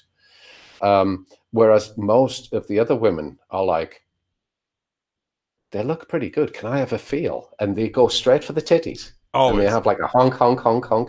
And they're like, oh my God, that's really good. And they're actually, because we as men, we want women, whereas women are a bit more fluid sexually. Yep. They can see themselves actually having a bit of a sexual encounter with another woman. And of course, you're not breaking any social taboos or anything like that if a woman has a deal with a doll, a female doll. So she's just like, oh, this is quite nice. I quite like this. Yep. And maybe it's because women are inherently more sexually alluring than men. But maybe they'll look at it and go, yeah, I could get it on with that doll. But like, it definitely happens. And it's definitely men who say, oh, this is terrible. I mentioned about that interview I did with Paul Elam. If you go through the comment section on that, there's 50% of the men who go, you're doing God's work. Which you are. Just carry on. You are. Right. And then there's 50% of the men saying, this is absolutely laughable. How dare you? And all the rest of it. That's and me, you just right have to, you just have to let that go. But like, I mean, I understand. I mean, a doll isn't for everyone. I even get guys who buy dolls and they try it. And then they say, it just didn't work for me. Can you sell it on for me? Which I do. I think I'm the only guy now in the UK that will sell on a used doll after like clinical sterilization and stuff like that. The other guys won't do it. But because it's not just a business for me, I actually want to do this for guys. And this wasn't my first thought. It was, I started the business and I used to get guys who would come back like, I don't know, 1 in 15, 1 in 20 and say, Phil, you've changed my life. For the first time, I actually feel as though I've been made happy. And it's just fantastic. Thank you so much. I may get another one later, but until then, bye. And that's when I actually, for the first time, actually got some job satisfaction, because I just thought, retail is just selling to people. Yep. And these guys would come back and say, it's really made a difference. And I would see like their Instagram pics, I would see their tweets on Twitter, and they're really enjoying it. And they've gone from being what would possibly be like an incel to really enjoying life. Yeah. So I just think that's worth doing. The glowing and the St. Phil jokes. Oh yeah, oh god. He basically is. Well, Phil, you know what? St. Phil of the dolls. Yes. Well, someone said Phil from the Island of Misfit Toys. Oh god. Well, I'm losing it. Well, Phil, one of the things that there was a stream. I'm trying to think who it was. I believe it was. I do remember. It was Sandman with Coach Greg Adams, right? And they did a show where they talked about a lot of the problems that we're seeing in society. Nick, a lot of it is due to male sexual frustration. Yeah. Due to the people talk about the 80-20 rule, Nick. That's now, I believe, closer to 90-10. Because a lot of dudes aren't really having access, man. Like, if a dude is sexually satisfied, he doesn't have the impetus to like go out and cause carnage as often. Yep. It's not a 100% cure, but when they're occupied with a satiant level of pleasure, yep, why bother going out and jeopardizing and ruining that resource that you have? Absolutely. And so no, I think that's a lot to it.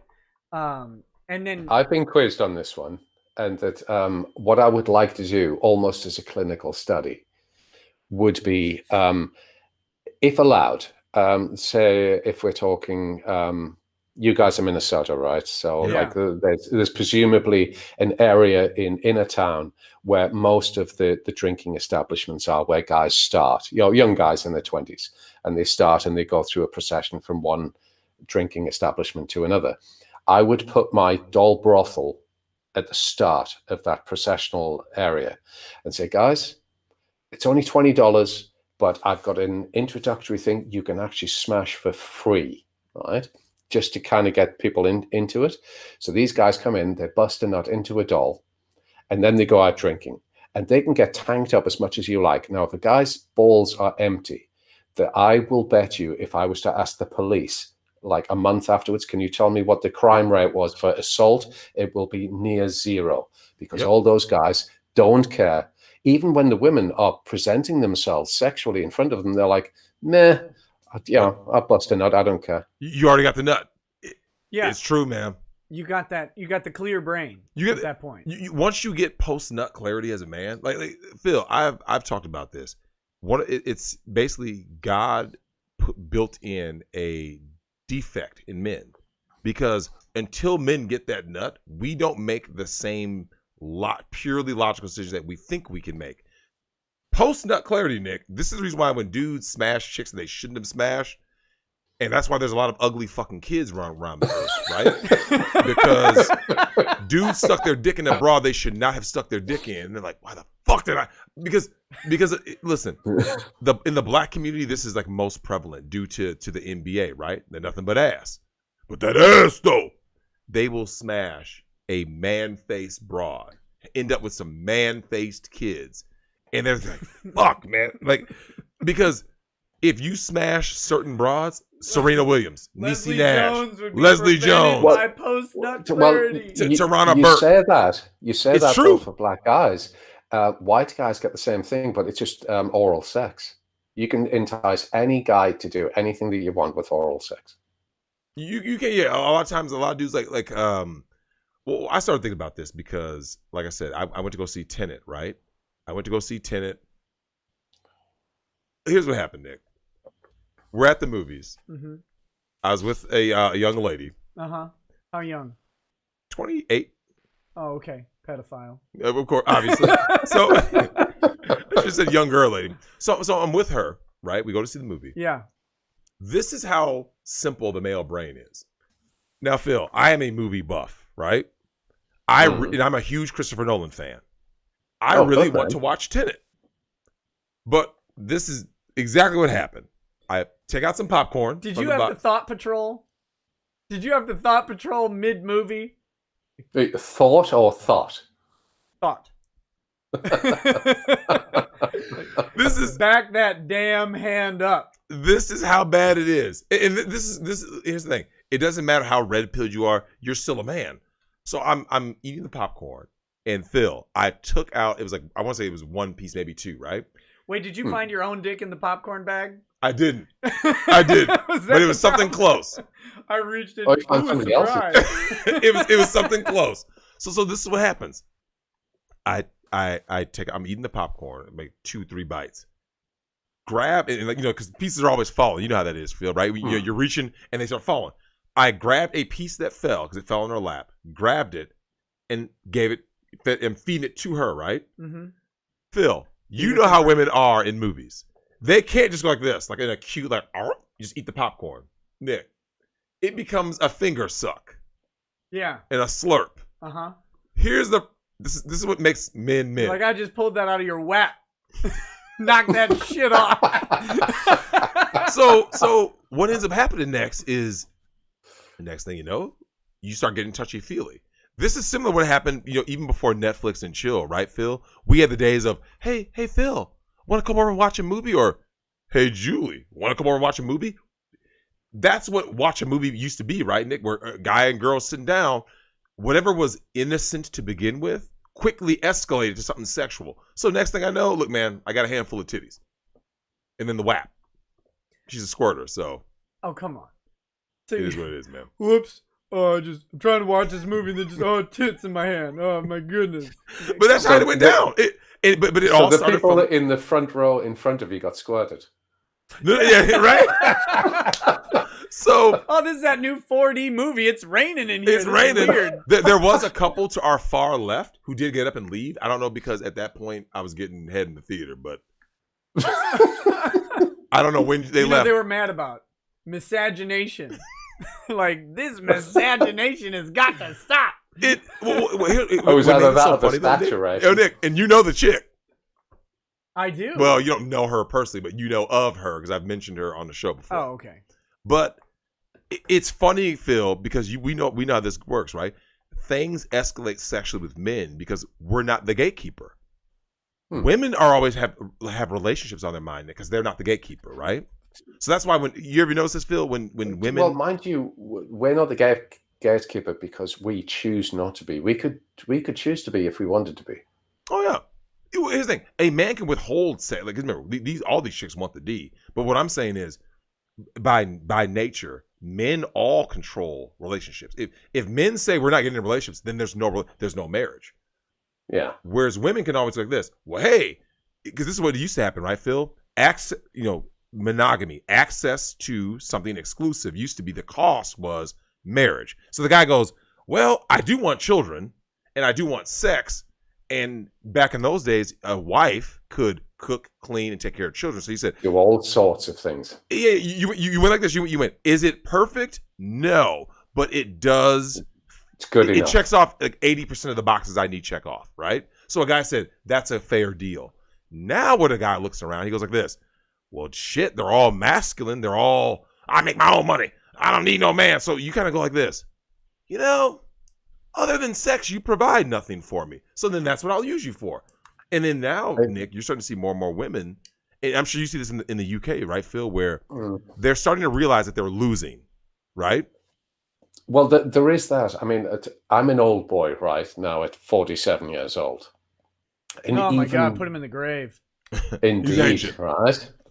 But even in my old adage of years, even in my younger years, I was still the guy who was showing my girlfriend how to iron a shirt, how to clean things properly and shit like that.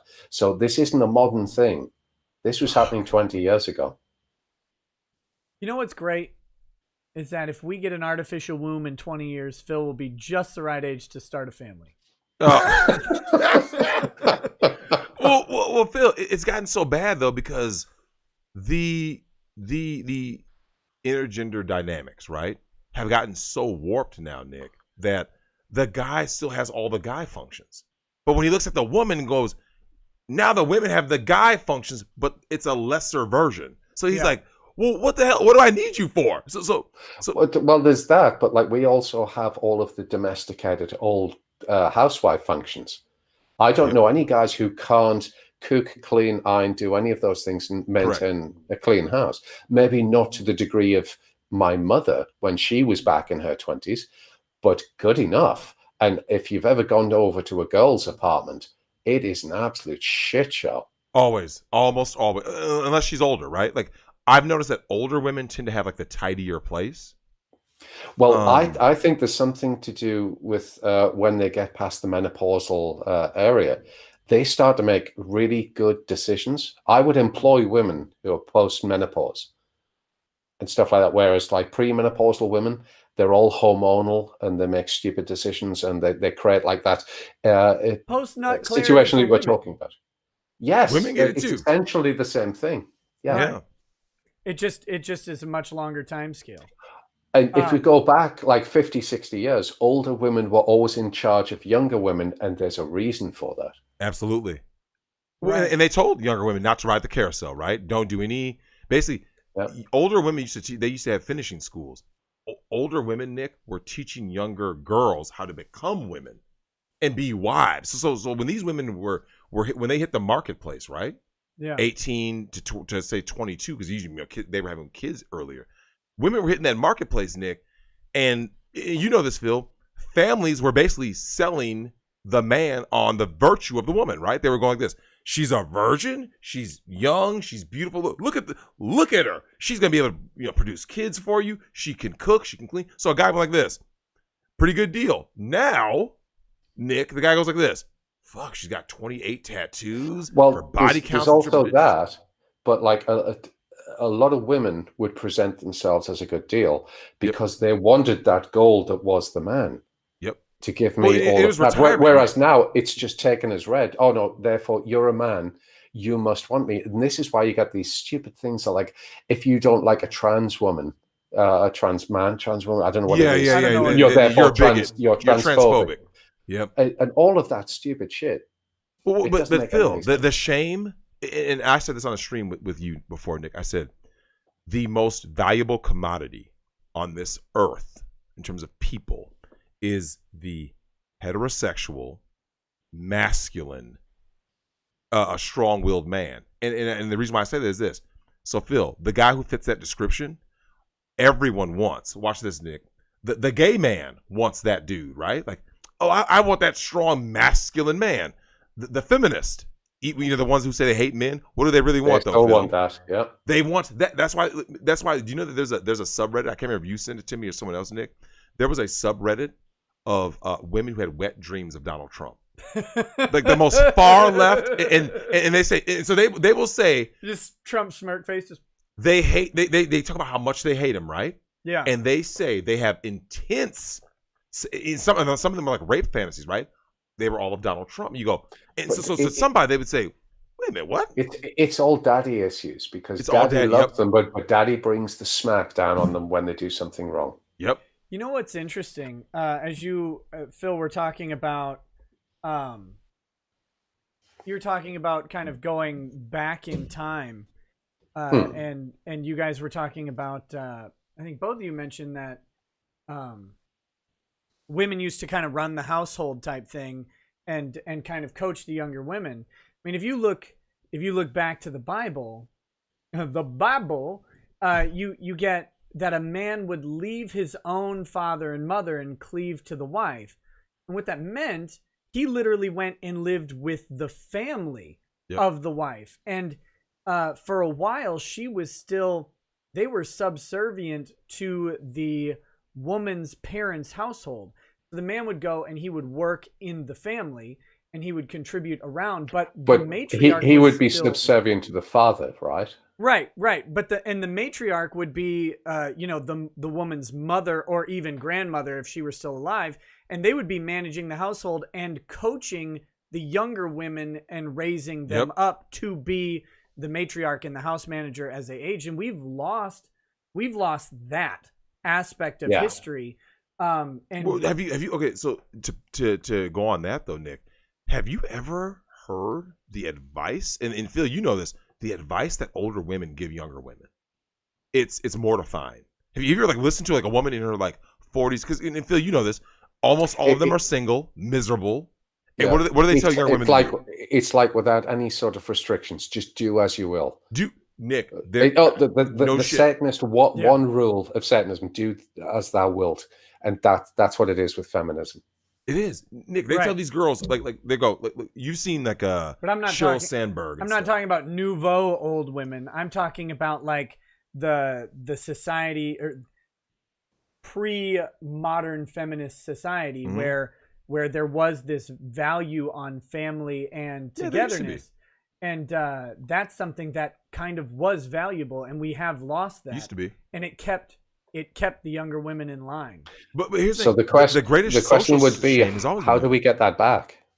I don't think you do, because not until it collapsed. Now, the only thing would be if we revert back to a society that doesn't have enough, and families do need to kind of cohabitate with older and older generations. Maybe we are going back there now.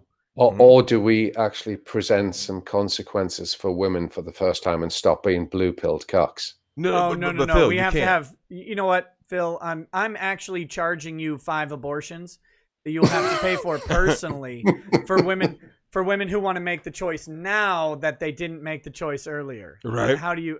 That's your punishment for wrongthink. And if you try and protest it, it'll be 6 abortions, and I dare you to protest that. Well, shout out to Ty for mentioning exactly that, right? Which is they want to lead them down the same path that they are on, which is misery, because it's out of vindictiveness, and also exactly. If I didn't win, no one else can win. Yeah. Nick, they want. You remember that old saying? If mama's not happy, no one's happy. But a lot of times dads are unhappy, but they go like this: it's my duty to make sure everyone else. So it's sacrificial, right? And one of the things that I've noticed, Nick, I have listened to these women who will like, say things, whether it be their daughters, younger girls, and the advice they give, it should be illegal for women to give advice to other women. It should be fucking illegal. Because now I'll give a prime example. When I did that, do you get around this one by saying when it comes down to parental authority, by the time the child hits 12, it's simply the authoritarian responsibility of the father to bring up the child into in other cultures adulthood. It is. The women can only raise children from infancy to children. It is men that raise children into adults. If you sit back, Nick, and I said this, Phil, I did a show with Nick not too long ago where I showed on stream the clothes my daughter had, right? These shorts, booty shorts, right? And at that time, this is right before her birthday. She was 9 years old, right? Oh, and I'm like, what the fuck? And this thing, Nick, every time, and I've said this, Phil, every time that a child wants to do some fuck shit, right? The father is who stops it. When Nick and I talk about this, I've said this before to people on different streams where like it's always the father that said, "Get your ass back upstairs and get changed into something respectable." That's the right. mother never says that. Not once. Because Phil, do you know what happens with these demented moms?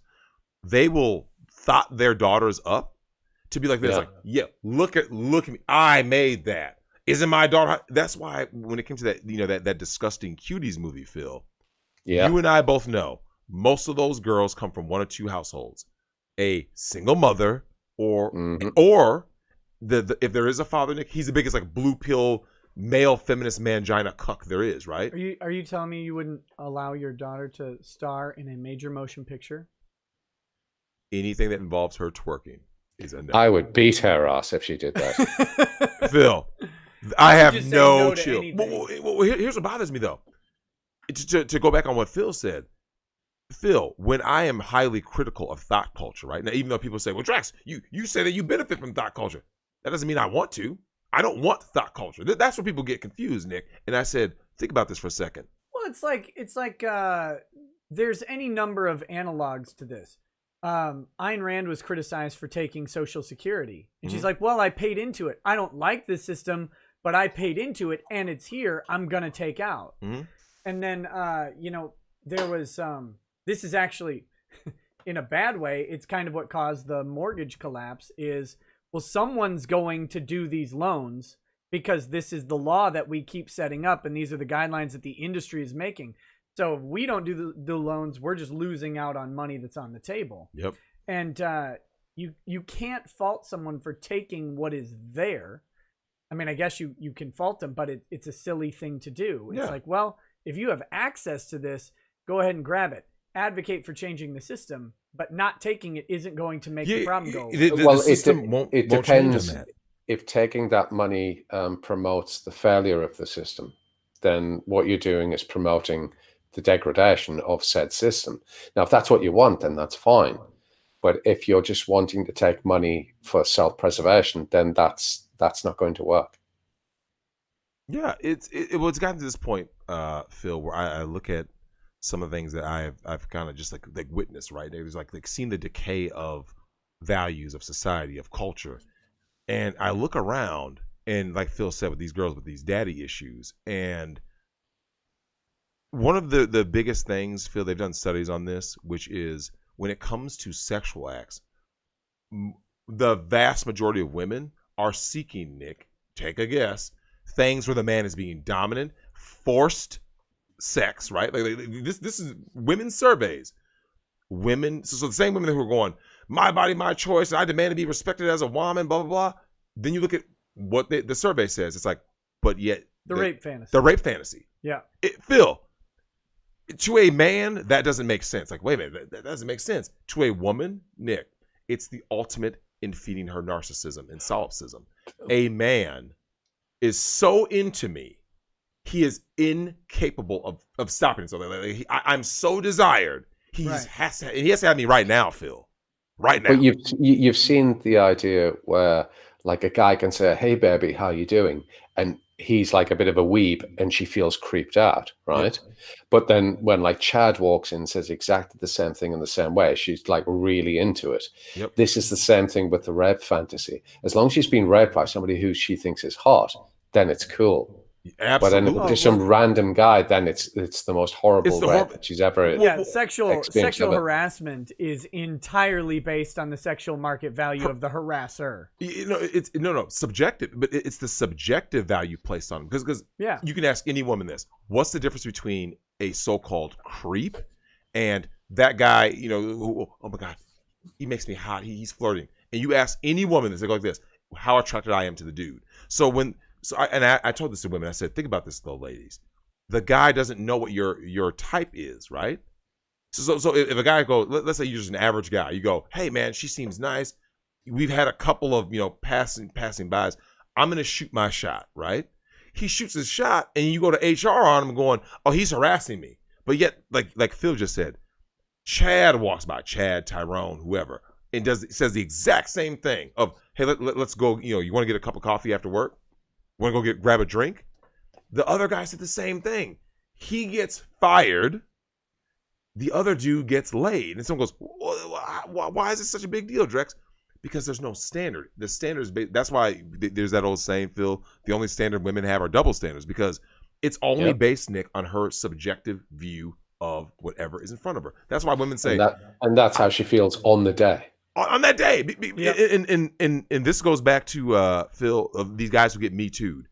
And if you notice, the dudes who are getting Me Too'd, Nick, too many of them, we're not saying all, too many of them, go look at old pictures with the guy who got Me Too'd, Phil, and what do we see the woman doing?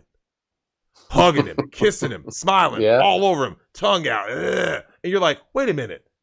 So the dude who you claimed raped you, we have a long history of you kissing, hugging him, because what usually happened, Phil, she had her feelings hurt, right? I didn't realize at the time. I didn't realize. Yeah, but it doesn't matter though, does it? Because I mean, like even so, oh, Harvey Weinstein raped me, but even though there's video of her head going, yep, yeah, he forced me to do that though. Look, he's got them Jedi mind tricks. Fucking exactly. Phil. He's like Watto. But no.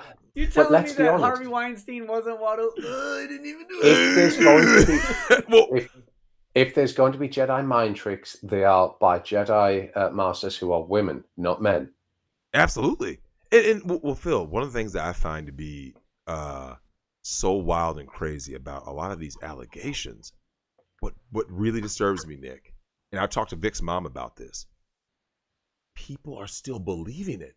Like women, like prime example, Trump gets basically Me Too'd yet again, right? Another accuser comes out of nowhere. How can people still... We've been doing this for too long. Then. To be fair, these people they still believe all of the allegations. They believe the ones that aren't being pursued, where everyone went quiet, where the evidence didn't stack up. They believe he did all of them, and they will forever. And then Joe Biden gets accused, and what do they say? Until these people die off, that's the thing. Yeah. Because these are older people, and it pains me to say it's like my parents' generation. But when they die off, the people who believe in the mainstream media are going to be no more, and then there will just be us. Yep. Maybe, but Phil, the condition is so strong because here's my thing. There shouldn't be anyone who does the believe all women. There shouldn't be anyone who says believe all men. They should go like this: show me facts, right? Bieber got Me Too'd. And yet people are like, Justin Bieber accused of sexual assault. And Nick, and then what happened? That story got quiet because what happened? He had receipts. Like, it didn't happen. Not only did he have receipts, he's suing Twitter to get the names of the people who set up the anonymous accounts. Yes. And they right now are probably shitting themselves. They should be. And as TFM always says, let's see the police report. If there's no police report, says that. Yep. Get the fuck out of here. Any woman who Me Too's a guy and I don't see a police report, Nick, I'm calling bullshit on site. Oh, yeah. Because, Nick, it'd be like me going... Until you bring me overwhelming evidence, then I'm not going to believe you. I'm not going to believe you. Phil. But this unfortunately is not the state of affairs at the moment, though, is it? No. Not in not in culture, no, because right now it's the accusation is enough. And what's killing, I can't wait till more of the blue pill cucks get their hit, because it's always coming. It's coming. Hey, Phil, do you know when I believe it's coming? When I was telling you that as we see the collapse of feminism, right? In its current incarnation, this whole like feminazism, I should call it, right?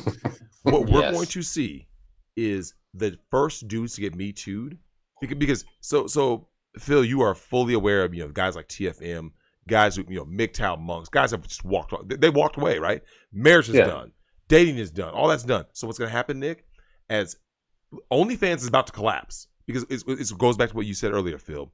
The price of pussy is about to plummet, right? Because there's an influx, Nick, of these younger, hotter girls going into adult work, right? So what's going to happen is you're going to flood the market, and dudes are going to go like this. There's just so much thottery, and it's going to have a boom and then bust. That OnlyFans churn is going to be real when these girls realize that their big boom is going to last 6 to 12 months. Maybe. And then these dudes are going to go like, I mean, you don't look that good. You don't look that good. That's what I said. And so Phil, but when these guys leave that, what's that? Well, even with that, perhaps it's because I'm an older generation, but like I don't understand why OnlyFans is a thing, because I can go to YouPorn, Pornhub, and all the other places, and just get porn for free. Yep. So why would you give money to someone to just like take their clothes off? Phil, I think I have an answer for you. Go on. You, myself, obviously, Nick is a married man, but you and myself, a lot of guys out there who are over the age of, say, 30, who have already had dealings with women, right? We dated, sex with women, whether it be one night stands, you had a fling, whatever. So we can say the juice ain't worth the squeeze, right? We can say that. A lot of these guys who I feel are going to OnlyFans, Phil, think about it. They may not have ever really had anything, Nick. So what they're really seeking, Phil, is the validation. I remember when searching for free porn was hard. Hard. Like back in the day. But what I'm saying is it's still there. So if you can get free porn, or you can get porn from a girl that you have to pay $10 a month to, or whatever it happens to be, I don't see the attraction. Phil, it's why the would you do it? And they're not pro photographers. They're not pros. Phil, I'm convinced. I am thoroughly convinced. The core issue. I just heard a beep or something. Yeah, I did too. Sorry, that was me. My room just went off. I've just switched it off. Oh, okay. So Phil, I do believe that the core issue is basically, it boils down to this. What these guys are really seeking is the validation and interaction of a woman. Because think about it. So Phil, if it just was about busting a nut, he could just watch free porn, right? If it was just about seeing girls performing sexual acts, he can just watch free porn. But the one thing that will make him go like, is to interact. You see what I'm saying? Oh my God, Bella Thorne's talking to me. She you've seen these live shows. They go like this. Oh, I'm gonna do this for this fan who asked me to, I don't know, stick my foot in Jello or something, because that's that guy's fetish, right? Oh my God, she did it for me. I mean, these guys actually have a chance with these women. Possibly the most successful that I've seen. Now, y'all. I'm getting a foot cam set up. I'm just saying. Well, you guys have both seen Belle Delphine, right? Oh God! Again, the product of the United Kingdom. I'm sorry about that. That's my bad. But yeah. So, but the point is, she's British. Yeah, sorry about that. But Phil, I applaud Belle Delphine, because I've said this. I've gone on record in terms of enterprise. Yeah, it's absolutely very good. Because Phil. But you must despair at the guys who are like, I want to give you money so you make me think that I have a girlfriend, because that's what she's peddling. I think it's great. Listen, I want simps to be eradicated from the earth. I think Pokimane is worse than Belle Delphine, personally. Oh, she's taken a lot of flack recently, hasn't she? With what's his name? I'm a Gundam. Yeah. But Pokimane has gone full lazy now. She has gone with the 3D avatar. That's even better. So she was selling herself. Now she's like, to the point where she doesn't even want to do the makeup anymore, I guess. So she's going with the 3D avatar of herself. Well, hold on. Who's paying for it? Well, but Bill, that's why I applaud these women. Because at the end of the day, Nick, every problem that we have as a society, it's never been about the women. It's the men who enable the women. So the blue pill simp fucking cuck is how we got in this position. By men going like this, yeah, it's okay that women aren't held accountable for anything. And then they changed every law. And then women went like this, daddy government, change this law so I can get paid even if I bail. No fault divorce. Okay, we don't want those bad men running out on you. It's like, you guys do this know was the problem with patriarchy that you were mentioning, because the blue pills will it's inevitable. There'll become too many of them. There's going to be so they won't vote. And Phil, they will always relinquish power. Patriarchy is fucking outdated. I'm tired of people sitting there, no, Drex, patriarchy. I go, throughout history, Nick, when you had a patriarchal society, did it last forever? No. What eventually happened? They propped up women at the expense of men. And then what happened, Nick? It eventually collapsed. Invasion, 7 stages of a civilization. Once you get invaded and your culture gets overthrown and you're fucking irrelevant, we see what's happening in Sweden, right? The women are just going to prostitute themselves because that's their only means for survival is manipulation, deception, and sexual access, right? That's how they survive in the world. So when people say, like, and women have told me this, Nick, I'm going to fight. What are you going to do? When the invaders come, Phil, have you ever heard a woman say that to you, Phil? I'm going to fight, right? Well, what they mean is they're going to... they're going to fight from keeping their legs open long enough for the whole Nazi train to run through them. Like in France. I don't get killed. You see what I'm saying? Nick, it happened in France. Roman salute the Roman salute, man, it's going in. France, it happened. I mean, all we did was shave their heads for actually having sex with Nazi officers. Yeah. That's all we did. We shot the men who were collaborating with the enemy. But the women, we'll just shave your head. And that'll be okay in like a year's time. Yeah. And then she can chameleon back, right, Phil? Yeah. She'll just grow it right back. Change her location. It's blue-pilled from start to finish. Nick, it was always about the men. And this is where people get me confused. Drex hates women. Women have always been the same from the dawn of time. They've never changed. The society around them. What's he doing? So Phil, the society surrounding women is what has changed, right? Because the blue pill simp will always rise. And at the end of the day, the reason that we have these problems is because there are too many men who have access, sexual access, and the access for family, and that needs to stop. In the animal kingdom, Nick, a small percentage gets to breed. The rest are just fucking there. In when society gets comfortable, what ends up happening is every guy goes, but I want a family. So when you give everyone a family, eventually the women will take over because these guys are blue pill, and then that guy he's basically an agent. So Phil, I have gone on record for saying, now I love TFM, right? I love the guy. But one thing I have said that he has been wrong about time and again is this whole take women's rights away bullshit. And the reason I believe that is because if you could, in America, we have the 19th Amendment, which gave women the right to vote, right? You could repeal the 19th tomorrow, Nick. And Phil, you know this to be true because of the simps. What would simps, the guys who don't have sexual access, it would right? just be a matter of time before they want to get patted on the head by whatever female it is and told that they're very good boys, and then they would get handed Phil, back. would that not be on their dating profile? Simps they're not politically persuaded by women. Just look at Nico Lull or whatever. Dancing Bernie chick immediately. Yeah, go girl, yeah. It's so bad. Oh, but Phil, think about it. Those guys, someone give me a killdozer. They need it. and Phil, the So with that, should we take TFM's original idea, which he diluted over time? Unless you're a definitive taxpayer, you're the only one that gets to vote, like landowners, as it was back in the day in America. I've always said that. Yeah, you don't need to say men or women. If women want to vote, they have to be net taxpayers.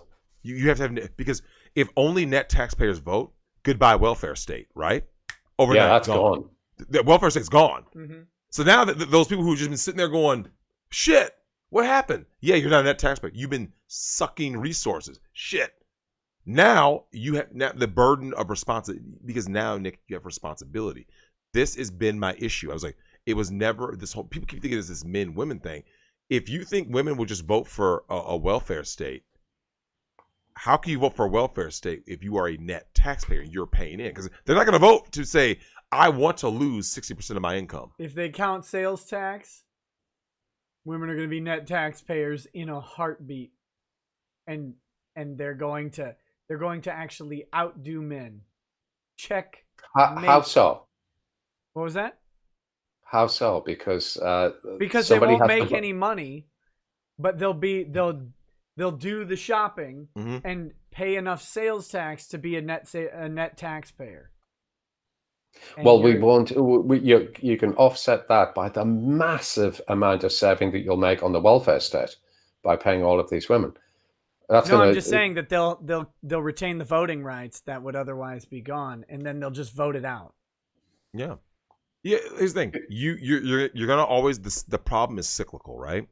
So at the end of the day, Nick, we have advanced as a society, we've advanced as a culture throughout the world, but we have not evolved. And so guys like Phil, I've always said this, Phil, when men become more productive and evolve, it's going to be because there are two things. The doll, because remember, women are out there for provision and protection. Men are seeking sex plus the genetic legacy, which is thus children. The genetic legacy is through what will come to be the artificial womb. Once men can go, I don't need to go to women for sex, I don't need to go to women for children, men can then evolve, because now, Nick, the things that so all the snares and traps set for men evaporate overnight, just like that, right? Because Phil, hard to get Me Too. This will be the British takeover of the world, because can you imagine how orderly the world would be with just men? Absolutely. We would all queue like British people. We'd all wait in line, do our thing. It'd be very orderly, because dudes, Phil, we know just how men are. Men are like this. All right, man, look, we work on a project together, and we all have our dolls. Remember, I saw, I don't know if you've seen those videos I want to say it was Japan, Phil. The men were out in strollers with their dolls. Did you ever see that? Oh God, yeah. And I still find them a bit weird. Yeah, that was it to me. But at the end of the day, Nick, what is? I had a TV production company ask me if they could interview me about dolls, and I was like, yeah, that's fine. But of course, then they wanted to actually video me having sex with a doll. Of course. No, that's going to be just a little bit too far. You notice how they always wanted to put that in, because they're trying to set you up to frame you as a weirdo. Oh, of course. Every time I've had the media interview me, it's always been a bit of a setup. But because I'm at the time, a you've small lost the enterprise. favor of the most. I know. Yeah, your glow is gone. God doesn't love you anymore. Well, it's all because you wouldn't have sex with a doll on camera. Oh nope, it's back. Oh. The halo is gone. For the glow of God has been taken away. But it's just what they wanted. They just wanted to make it out to be sorted, and we all know that the mainstream media or newspaper business is dying. So they will sell any story that gets clicks or sells newspapers, and either pedophilia or child sex dolls is still one of those stories that will do this, which is why they peddle it. And I've said against most of the UK newspapers, every story that you guys have put about child sex dolls, the guy's been prosecuted, and he also happened to have several thousand illicit images of children on his computer. So what do you think he was really convicted for? Of course, yep. Do you think it was the child porn, or do you think it was the doll? The doll didn't mean anything.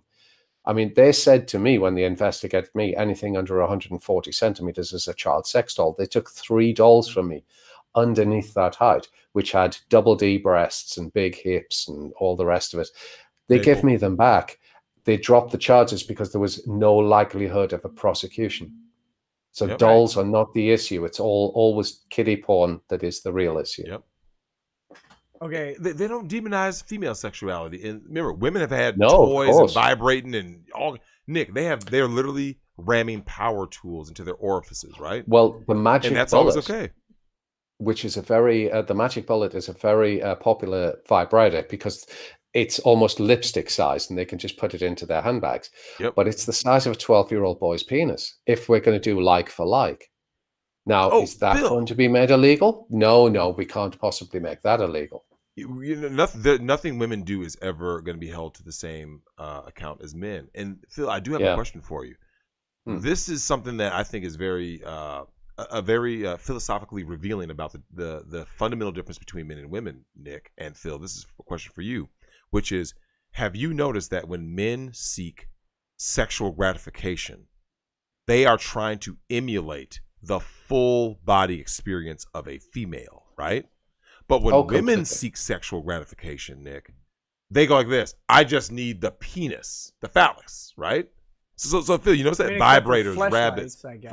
But most men aren't satisfied with a fleshlight. They want the full female figure. Like they don't say. The only way I could think that a woman would want like the whole male sex doll, and I'm going to put this in my video to the International Conference on Men's Issues, is that perhaps male dolls could be used for sexual assault victims in order to kind of entice them back to actually being comfortable around men, with the idea of a female sexual assault victim, the end result being that she could kind of fall asleep on like the male doll's chest, because then she's resolved her issues about men kind of idea. It's not a sexual thing. But it's just kind of overcoming your fears and stuff like that. But beyond that, Phil, I think that one of the first things is because everything has to be pushed for women. You cannot ever make something about men because it'll get banned. But what I do think we need to not call them sex dolls is we need to call them like some kind of companion, right? Like a robotic companion or something. There is that. Well, RPM himself likes Syncom, which I've used on the website a few times. But there was another guy in America, I think he's in Florida, Mon Amour Toujours is his website. And he wanted the idea of, let's just change the terminology. And I'm of the opinion, if there's something that kind of looks a bit young, you can change the name. It's not going to make a difference. Because this is where he was coming from. So, well, look, what I want to do is just like, let's have a table standard. Anything that goes beneath this, you know, whether it's height or dimensions or whatever it is, we just need to know what those criteria are, and let's not do it, and let's police ourselves. And then that will be adopted in law in the various countries. Well, because if it works... that's how building codes work in the United States. And people don't usually... I don't think a lot of people realize this. We'll be right back, Nick. I'm about to use the bathroom real quick. Oh yeah. Oh, of course. Yeah. Leave your phone.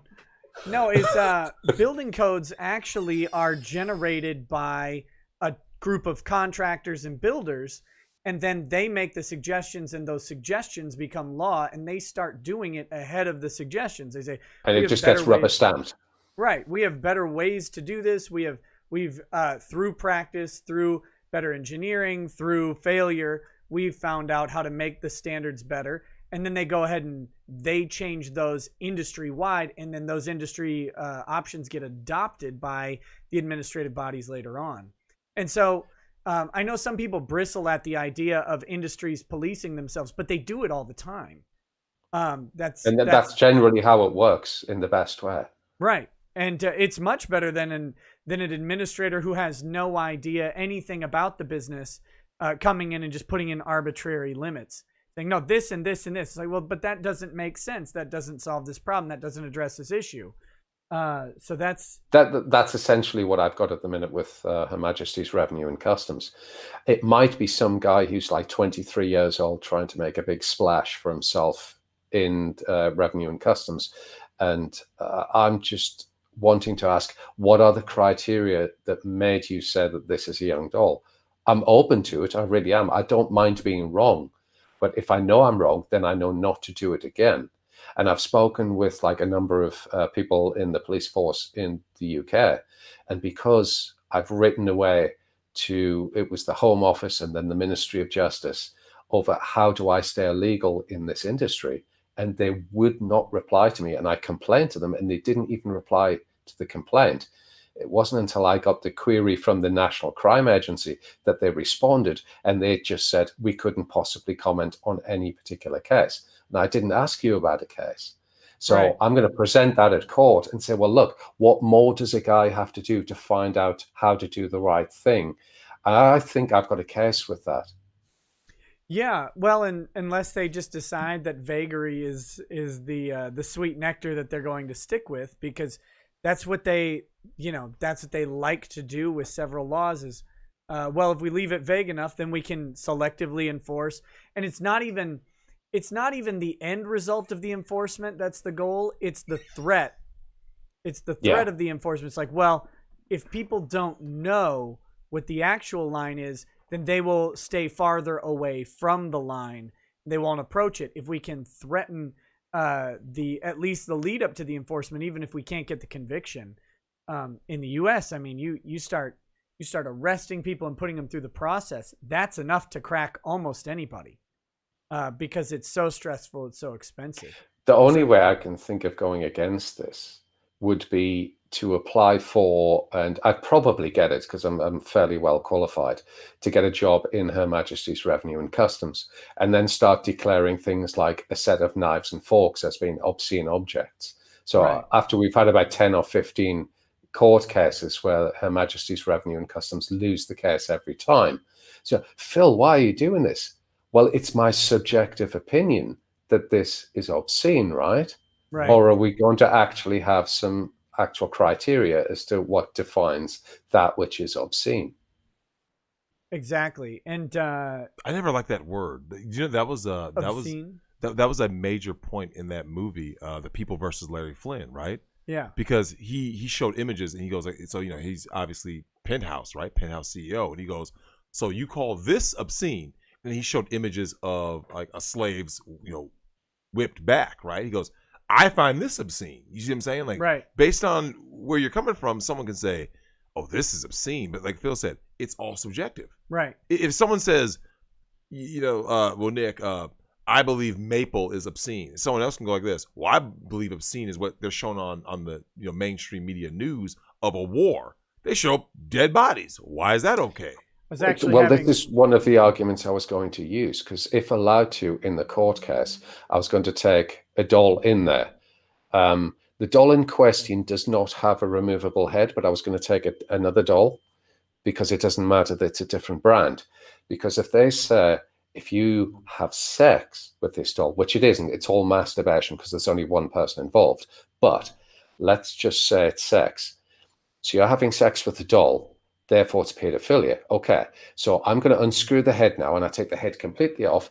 So I have committed murder now, haven't I? Because I've taken the head completely off the body. Right. So where is the distinction between that which is inanimate and that which is animate?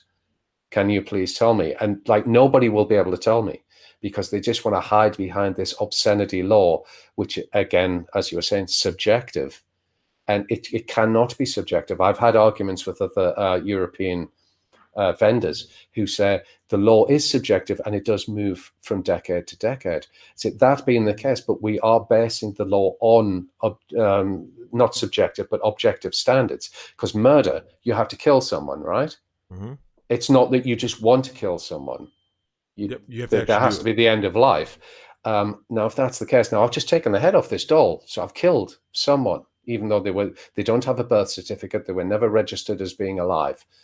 Now, if that's not murder, it can't be pedophilia, can it? Now, where's the difference? Oh, because I know a lot of these people are saying in law, it might lead to something else. And I'm sorry, every serial killer, every serial rapist has all breathed air. So therefore, breathing air leads to rape and murder, right? Does it? No, it doesn't. So we can't base it on this. No, and you can't. Preemptive punishment isn't. It isn't a solution. And I know there are people out there who will try and turn that statement against the idea of child porn because the idea of outlawing child porn is to prevent future victimization.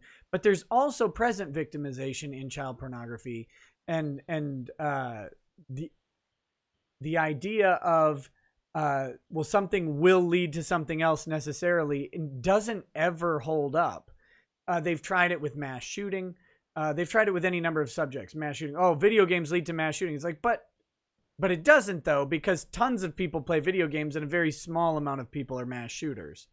And you can't even show that all mass shooters are video game players. Absolutely not. Yeah, It's, exactly. Well, I think that so Phil, that goes back to what we talked about earlier, which is this complete and utter lack of logic and a complete diversion, Nick, from responsibility. Because if you start to hold any kind of accountability, right, personal accountability, now things get a little tricky, right? It's easy to go like this, Phil.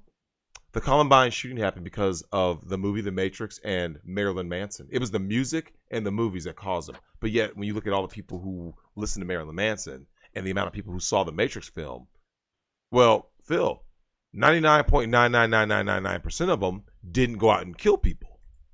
So what's the problem? Because, like you said, Phil, well, hey, all serial killers breathe air, so anyone who breathes air is a serial killer.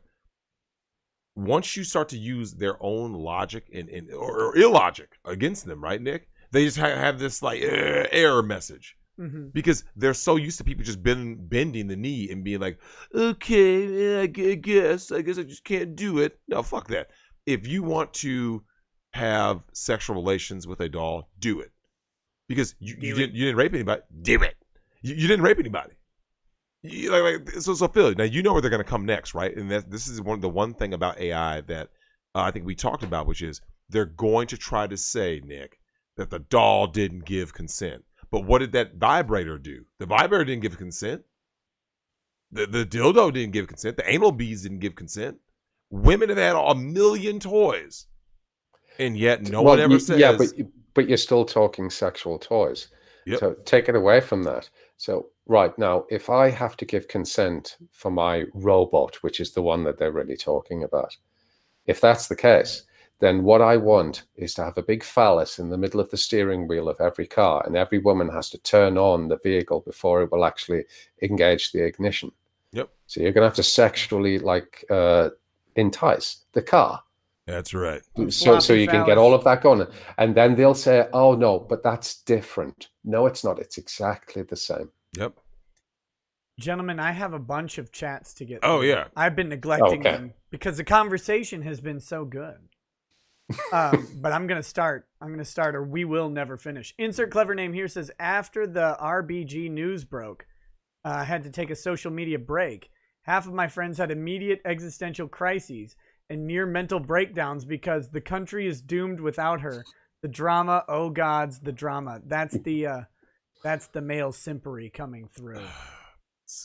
You know, there are people out there who think that because she's dead, that abortion is automatically going to be repealed. No.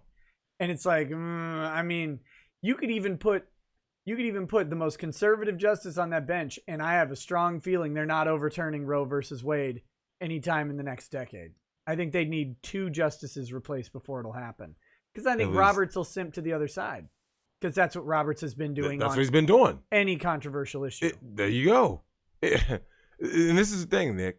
This is why I question when people start talking about these dudes. Like, it's not just a man problem. What kind of man, Phil? Is it a blue pill simp? Because he will every time look for that pat on the head for validation. Yeah. E1337 Neo says, hey, Nick, Drex, and Phil survived Hurricane Sally and finally got power and internet back in time to catch you 3 on here. By the way, bet you the Democrats in the Senate regret getting rid of the filibuster on judicial nominations. I bet they do. Yeah. Yep. Reek says, yeah, she had that WAP withered and prolapsed. That was your fault. Wow. Fran Mataraki says, body's still fresh, and I heard embalming fluid makes for good lube. There it is. Boomer Doomer says, libs tend to be less respectful to dead conservatives, so let me say condolences to the family and friends of RBG, as well as the families of the child souls sacrificed to keep the God Empress of Cuck kind alive for so long. Woo! Tina says, Drexel, how much would it cost you to do the whole necrophilia thing with Ruth? Oof. Okay, I would do it for the destruction of family court. Destruction of family, court, and marriage. It's an even trade. I would We'd take all one for the take team. one for the team, though. I would take one. Phil, I would gladly do it. Gladly, if it could save men from family court. Could you imagine to be the man who just brought down the family court? Like, right? There'd be no end to that adulation. None. Of you. Bad Vibe says, I goofed RBG because he said RGB at first. Sakaki Onsai says, I feel like I'm watching a movie. The Lich Queen's phylactery destroyed, leftist civil rights folks switching sides, Leo Terrell, Trump being solemn and Mitch being a troll, and now we have Phil for a fun night, pound 1792 pound drink. Captain Battleship says, damn it. They shall be my finest warriors. These men who give of themselves to me, like clay I shall mold them, and in the furnace of war I shall forge them. Oh, it's Kermit again. Iron will and steely sinew. Richmeister 84 says, I hate that fucking Phil, I had noise. an idea for a prosthetic head with ASMR quality 3D IO ear-shaped microphone and dual cameras in the eyes for 3D VR webcam viewing, so a person will see and hear an e-thought in VR perspective. My last name is Hopkins, by the way. Lol. So wait a minute. Prosthetic head with ear-shaped headphones and dual cameras in the eyes for 3D VR webcam viewing. So a person will hear an e-thought in VR perspective.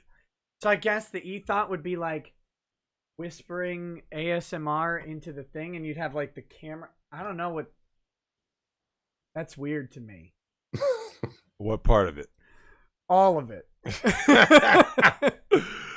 That is. I'm not sure I get what's going on. Yeah, in that. weird shit. Peter Pete says, I was effing eating. Thanks for the description of the stank pee. Dinner ruined. Yep. Bad Vibe says, besides lactation, are there other areas that express fluids, either for lubrication or stimulation? Yeah, I was curious about that too, Phil. There's a new insert that you can get for the vaginal cavity. So you can put bourbon in there. Well, I suppose you probably could. Now, the idea is that you put like a little bit, like say a few drops of water in it, and then it actually secretes more liquid towards you. So it's almost like a woman, and that she's actually kind of coming with that. It only works for about like 20, 30 times, and then it just becomes a regular insert. But this thing can be done. You should install a fire hose option for the guys who really want to get that porn experience. Oh my god. But WAP.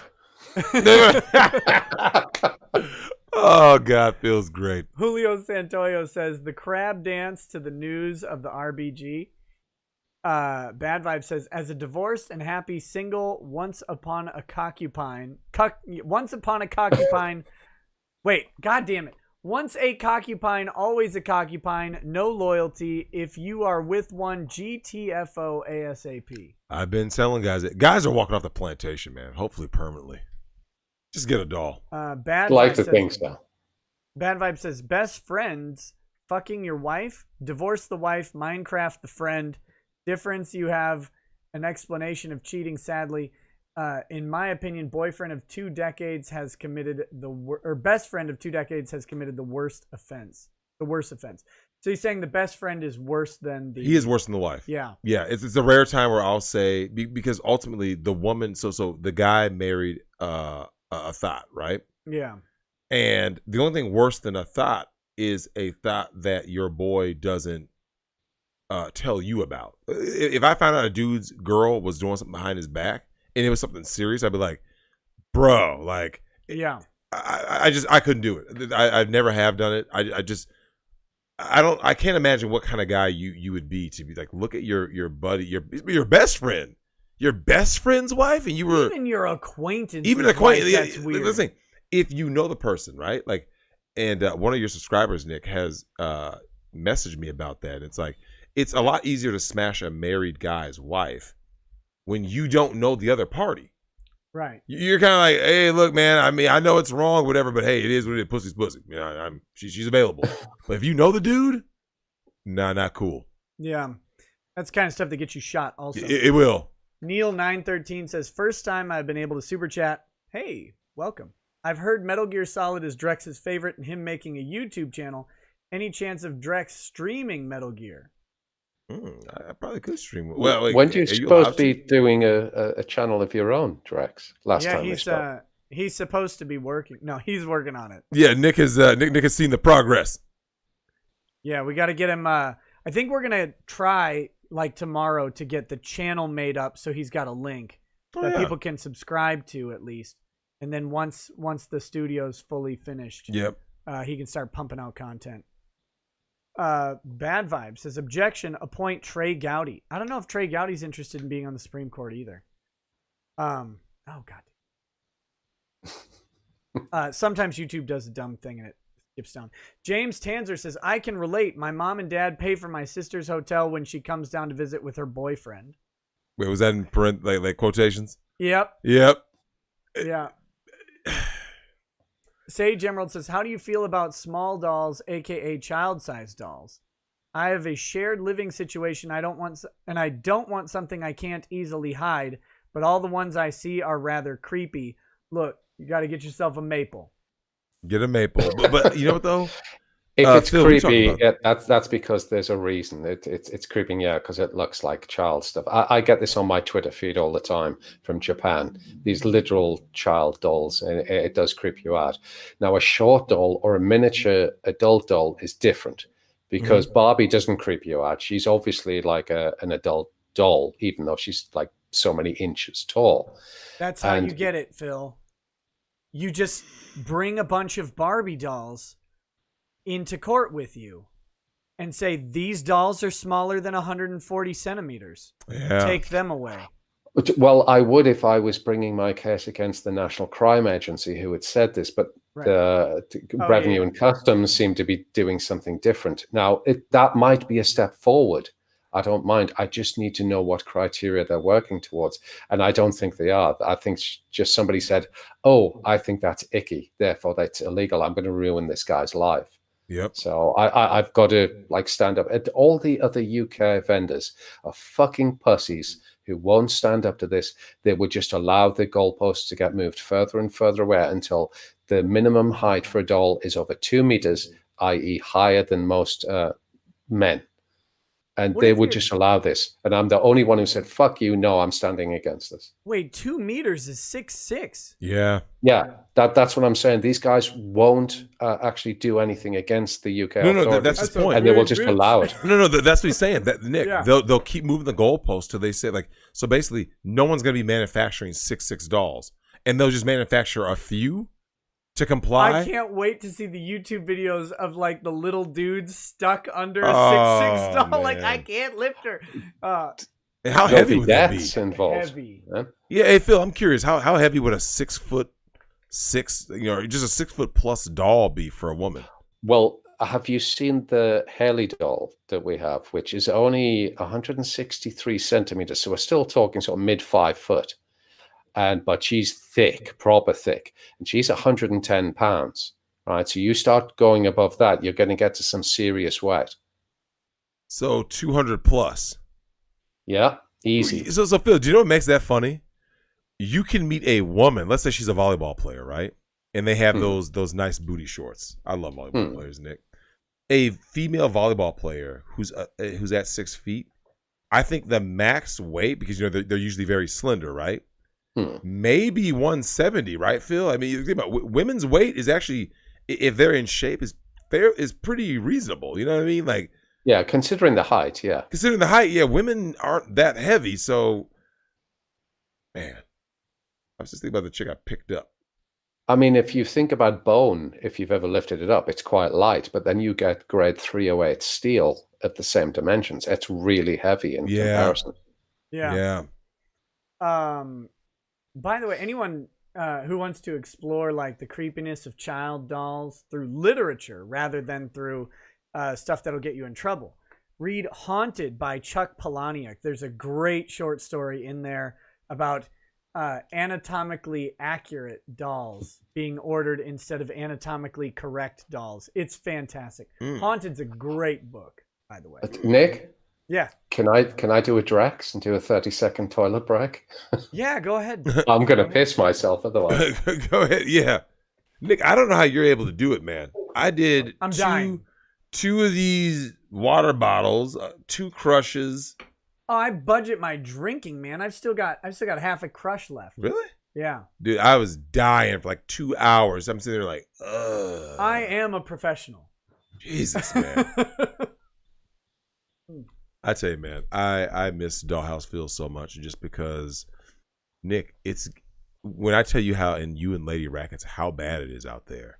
How bad, like I tell men all the time, and Nick, there's still guys out here, still in 2020, but I want to get married and have a family. Like, what does it take?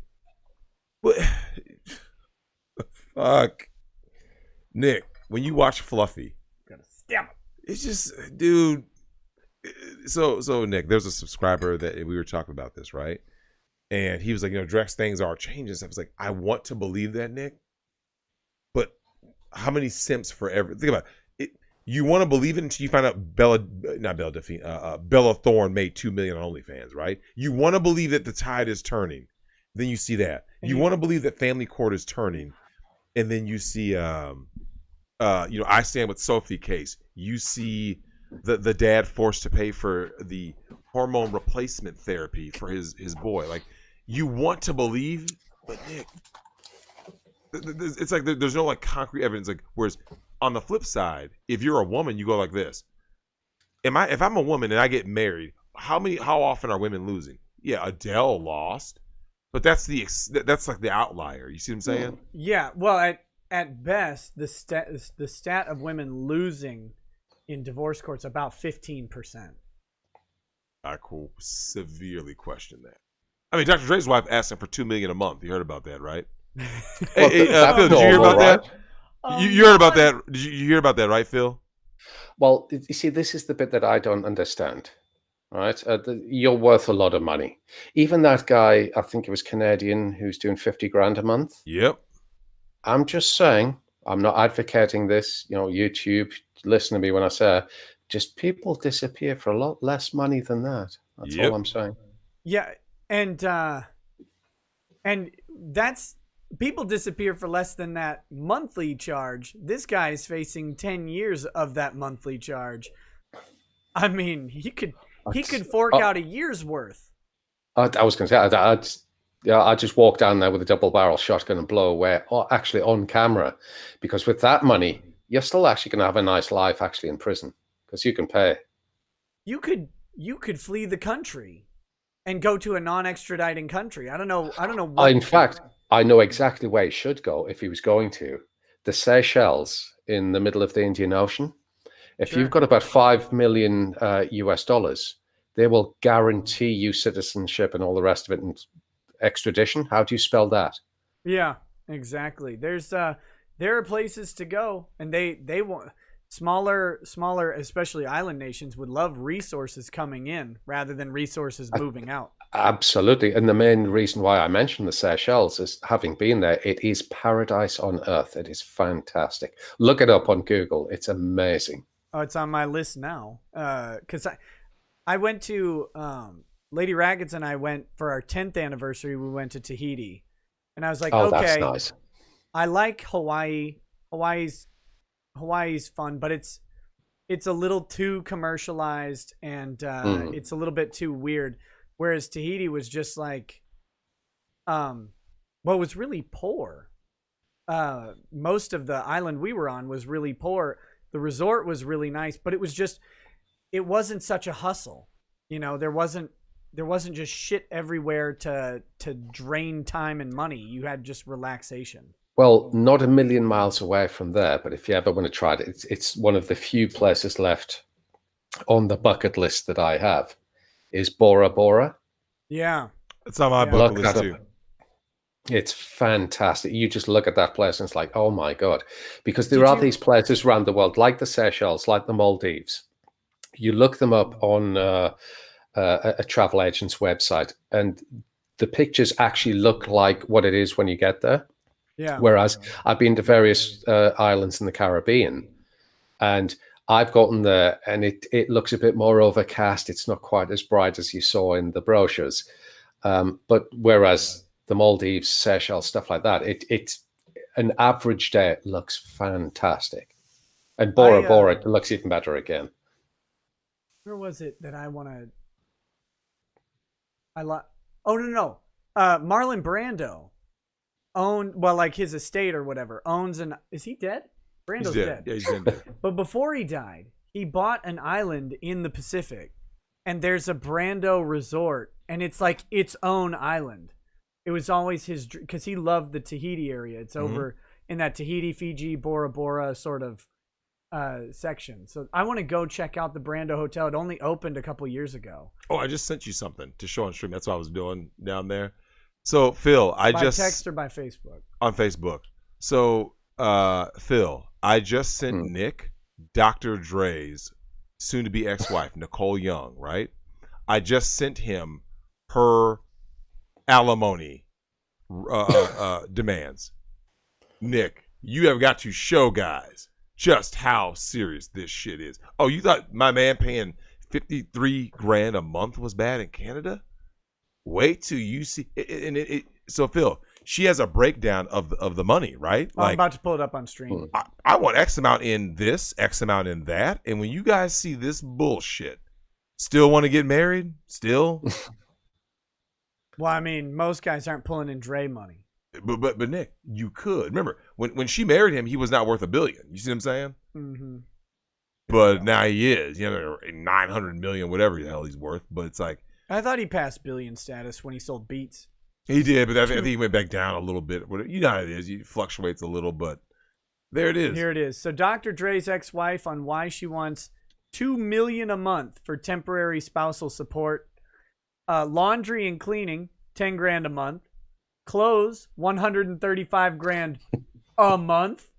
Of Education, course. tuition and living expenses, $60,000 a month. Entertainment, $900,000. What kind of entertainment is she getting? What is she getting for $900,000 a month during the quarantine? I can't imagine. Like, it'd be hard to spend that much money a month. You're buying a Lamborghini or a Ferrari every month just because. Just because. Charitable contributions. Yeah, let that sink in, Phil. Let that sink in. $125,000 a month. Mortgage, $100,000 a month on mortgage. What is the house? This is so fucking bad. $100,000 a month house. That's X an amount of expensive million house. Yeah, that's a lot of. That's a 9-figure house. Correct. Do you guys want me to Telephone, see if I can cell sort phone, out and my my camera here? It would mean I would have to disconnect and then reconnect, though. Telephone and cell phone and email, $20,000 a month. You show me a plan that you need that. Here's the thing. Do you know what? Of all of these, I still think the charity was the worst. So by definition, charity is what you give away, right? Yeah. I am demanding, Your Honor, you make him give me $125,000 a month so that I can give it away. Yeah. Let that sink in, Nick. So I can give it to what I want to give it to. What I want to give it to. I want to take his money. Take his money to. Come. Yeah. But she's strong. She's a lawyer too, right? Is she? I have no idea. Yeah, I don't know if she ever actually practiced, but she is a lawyer. Yeah. So, but she's like all women who's are strong and independent and don't need no man. But you always need his money. Sinak8 says, "Let's ask Phil the real question. Do you have a doll of 2B from Nier Automata?" Funny enough that you should say this. I had a doll suite, DS doll, that I dressed up in the 2B outfit. I got the cosplayer for it. And that sold almost within hours. It was that good. Yeah. I mean, I'm an average photographer. I'm not that great, but people loved the 2B outfit that much, and it is so sexy. It just went in seconds. Bad Vibes says, Phil, just to torture Drexel. 1, has anyone ordered an Abby doll from The Last of Us 2? It's got an extra large anal cavity. And B, if Drexel starts his channel, would you send him an Abby doll to review? Oh, yeah. Short stack, maybe. Oh god, these guys are horrible. Phil. And then he also says, Phil, you need to get these dolls classified as a medical device. Cash in on the healthcare government bucks. Indeed, I think they need to be on health insurance. They should be. Behavioral health insurance for sure. Well, Phil has said right here, Nick, that the guys are talking about their mental well-being, right? Yeah. So Phil, I think the compelling argument for the medical device is therapy for women that you were talking about, recovering from as victims of abuse. Being able to have that male companionship therapy, basically. Well, the argument would be, of course, actually, no, I'm not going to go there. Carry on. Well, I just think that Phil is nailing the hammer on the head, Nick. You always have to basically market it, present it as it's good for women. If you say anything is good for men, it will be shot the fuck down immediately. Yeah. You cannot say something's good. If you, Nick, a magazine, right? We have a magazine for men. Oh, that's done. We have a TV show for men. That's done. But if you go like this, but it's for women. One moment. College, it doesn't matter what it is. Oh, you just said one moment. They're coming for Phil. Hey, they're coming for him. Them boys. But that's wild shit, Nick. You can't. You know that as a lawyer, Nick. Anything that gives men pleasure is demonized and it will be made illegal. Illegal. I'm here to ruin your night. Mm-hmm. Actually, Yusuf 343, Jasmine 343 is here to ruin our nights. Says, sometimes I just want to watch the world burn. Netflix, Sophie, and now here in Australia, in my hometown, police just arrested a child social worker for pedophilia, abusing children, babies, and using animals in the process. What the fuck? As you do. You know, I don't... you said that was in Australia? I'm neutral on Trump's wall, but I believe in the wall. Get on the wall. Now, I think that's still a waste of bullets. I believe strongly in Kim Jong-un's solution of the piranha tank. I don't think there's anything better than a piranha tank. He died of natural causes. What natural causes? Piranhas. Piranhas.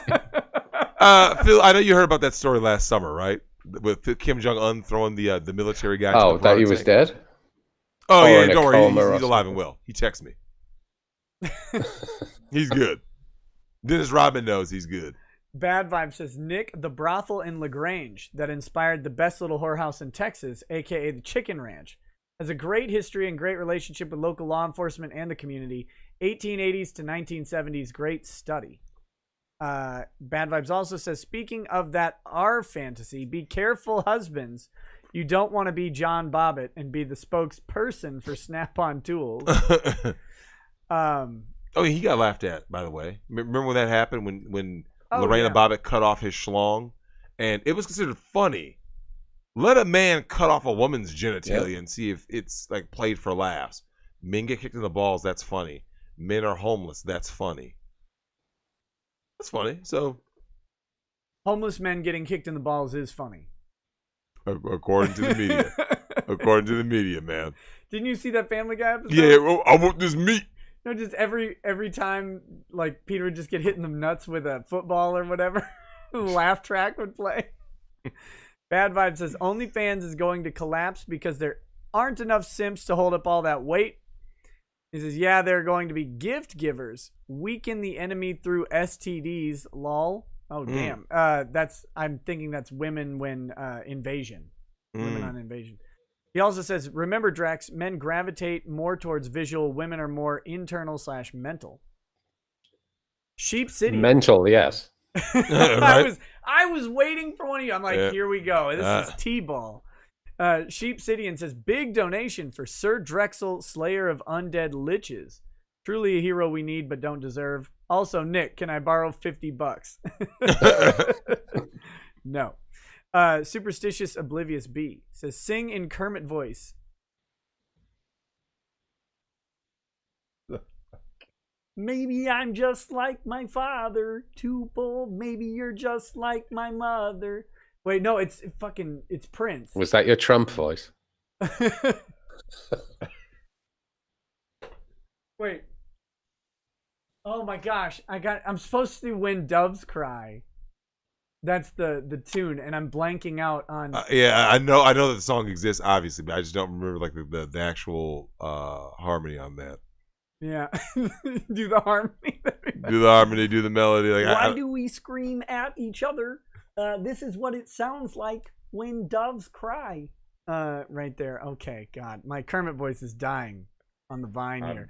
Guys, should I turn my camera off and then back on again, just see if it actually reorganizes itself? Because I'm like the brightest thing like the world has seen in a long time. We're basking in your holy glow, Phil. It is holy. It's up to you. Oh, there we go. I love that avatar. I know, right? Is that any better? It's still glowing. No, it's still glowing, but because I can turn it off and then turn the brightness down, but it'll take me about 10 seconds if that's okay. It's up to you. I mean, it does no skin off my teeth. Either way, okay. If you want to turn it down, turn it down. If you want to stay, okay. Give me a few seconds and. Brian Nateran says in Jigsaw's voice, Drexel, you failed to make a choice. Now you're in the big hands of the unholy trinity, Lizzo, Leslie, and Rosie, for 72 hours. I am merciful. I'll let you choose who you want to start with first. You'll survive, mostly. They're all horrible choices. Here's the thing, Nick. Oh, there we go. Oh, look at that. You got the brightness turned down. Or we're just talking until sunset. I'm not sure which one it is. Remember we did that on that Mad Black stream? The Mad Black stream was long.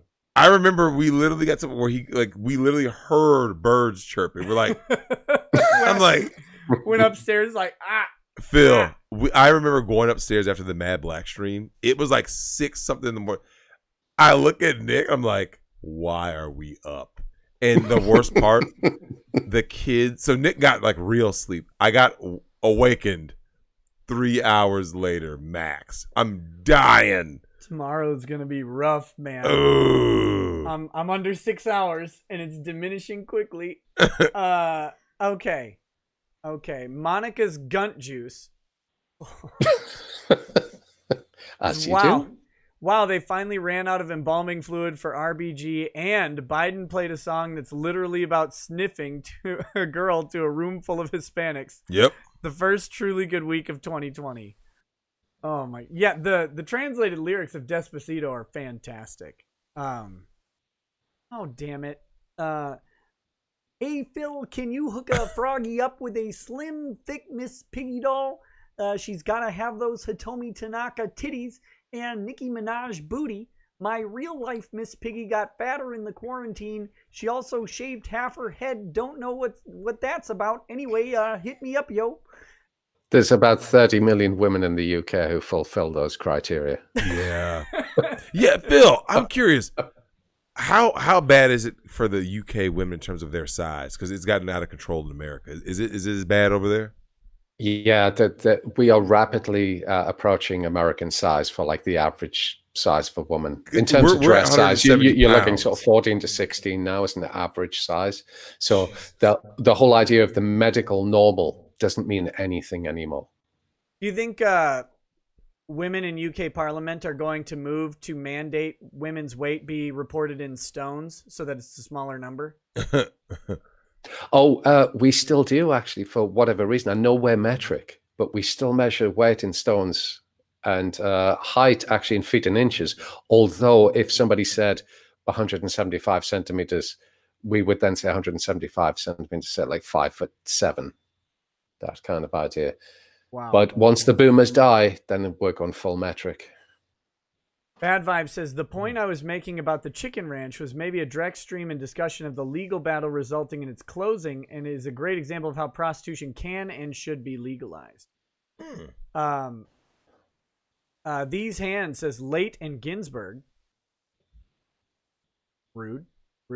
The legalization of prostitution, I mean, is the difference only in that it's legal or illegal? Because I don't think prostitution goes anywhere. It's still there. Always. Oh yeah, and the difference is absolutely it's It's what I was saying, right? Like it's the idea of the threat of the enforcement is supposed to reduce the activity. But try and get someone to articulate why prostitution should be illegal, and it's always some other problem. Like, well, prostitution leads to trafficking. And it's like, well, but trafficking is still going, like is happening. Yep. And if you have legal prostitutes, they have less incentive to traffic other women. It's always something. Everyone knows the real reason why they will not legalize prostitution. Everyone, you know it, I know it, and women especially. Women understand why prostitution will never be legalized more than anyone else. And Phil knows why that is, because all men do. Because do you want to take the blue pill or do you want to take the blue pill? Right. Once Nick, if they legalize prostitution, right, tomorrow, like strip mall prostitution, we're talking like a liquor stores. Yeah, mild restrictions on location, but otherwise, like you go in and it's just like broth. Like a brothel becomes like the equivalent of like, oh, I'm going to the casino for the weekend or whatever, right? So if you do that, because women cannot accept competition, right? They hate competition. Once you legalize prostitution, Nick, on top of everything else that's as the sexual marketplace collapses, here's what ends up happening. It forces women to be better. They don't want to be better. You see what I'm saying? So Phil, you know this. If you legalize prostitution, imagine this for a second. We're not saying the quality women, Nick. Like there are quality women out there. I always make sure I point those women out. If you aren't that 5 to 10% of quality women, all the other women, i.e. the thoughts, right? What can they offer? Because imagine a woman going like this, Phil. You seen those, you see these guys, Phil, a lot of red pill guys like making mockeries of women's dating profiles, right? You better be, and they have a long list, right, Nick? Imagine a dude being like this. Yeah, well, when I'm done working for the week, after I finish my 40 hours, I'm just gonna go smash this prostitute. Imagine a woman trying to guilt a man into a relationship. He's like, what's in it for me? And I don't have to sit through dinner. I don't have to sit through Charlie Sheen. I pay them to leave. Because that's the thing. Yeah. Like with the dating sort of scenario, it's like if you're dating to smash, you're dumping a significant amount of resources into and now you got an Uber. Yep. So you could say with the doll section, with a Charlie Sheen emphasis on this, I pay her to go in the wardrobe when I'm finished. Yeah. Yeah, Phil. But it's the same thing, right? Well, here's the thing though, Phil, that bothers me is that when you talk about, women always preach about their sexual liberation and their right to choose X, Y, and Z, right? Then you go like this. So shouldn't you guys be the biggest proponents for prostitution, right? Because so OnlyFans is a flirtation of prostitution, right? Snapchat, OnlyFans is prostitution where they don't have to do the work. They don't have to do the work, Nick. They don't want to be better. They outsource the sexual gratification back to the man himself. Correct. Well, it doesn't matter though, because even with doll brothels, when they become more popular than the actual real women brothels, the sex workers go out on strike and say, we need to get rid of these dolls because we can't make a sex dollar. And it's like, well, what do you want? Do you actually want to get rid of sex work so you can actually work in the corporate world just like a man and slave over 60 hours a week? Or do you want to be a prostitute? Because apparently on one hand, we're told the prostitution is oppression. And then on the other hand, we're told the prostitution is the free will of the female. So which is it going to be? Oh, that duality is going nuts right now with the whole like hashtag support your sex workers thing. Yeah. It's like, but what about prostitutes though? And what they mean by sex workers is chicks who take an ass shot and post it to Snapchat for $20. Like,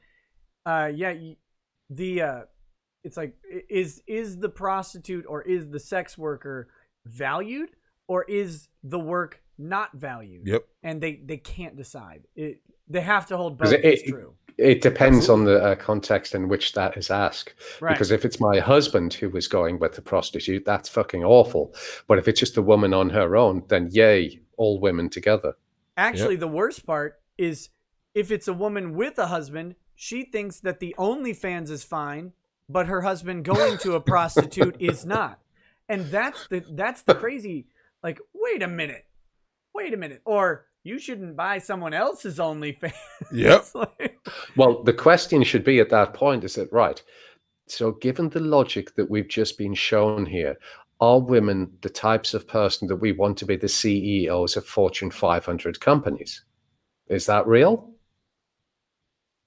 Well, the simps will always simp for them, right? Like, I don't know how the UK is, Phil, but we have a law out in California that now you are required by law to have women on the board, Nick. Yep. And that will bad. grow.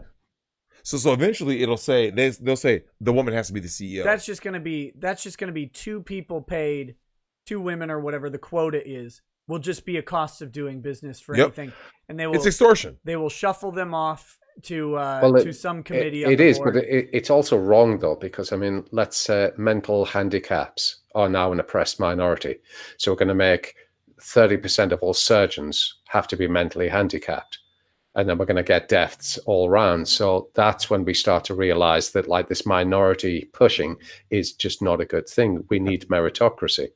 Phil, I have always been an adamant believer in meritocracy, and it's the reason why I am a huge proponent for the total abolition of affirmative action.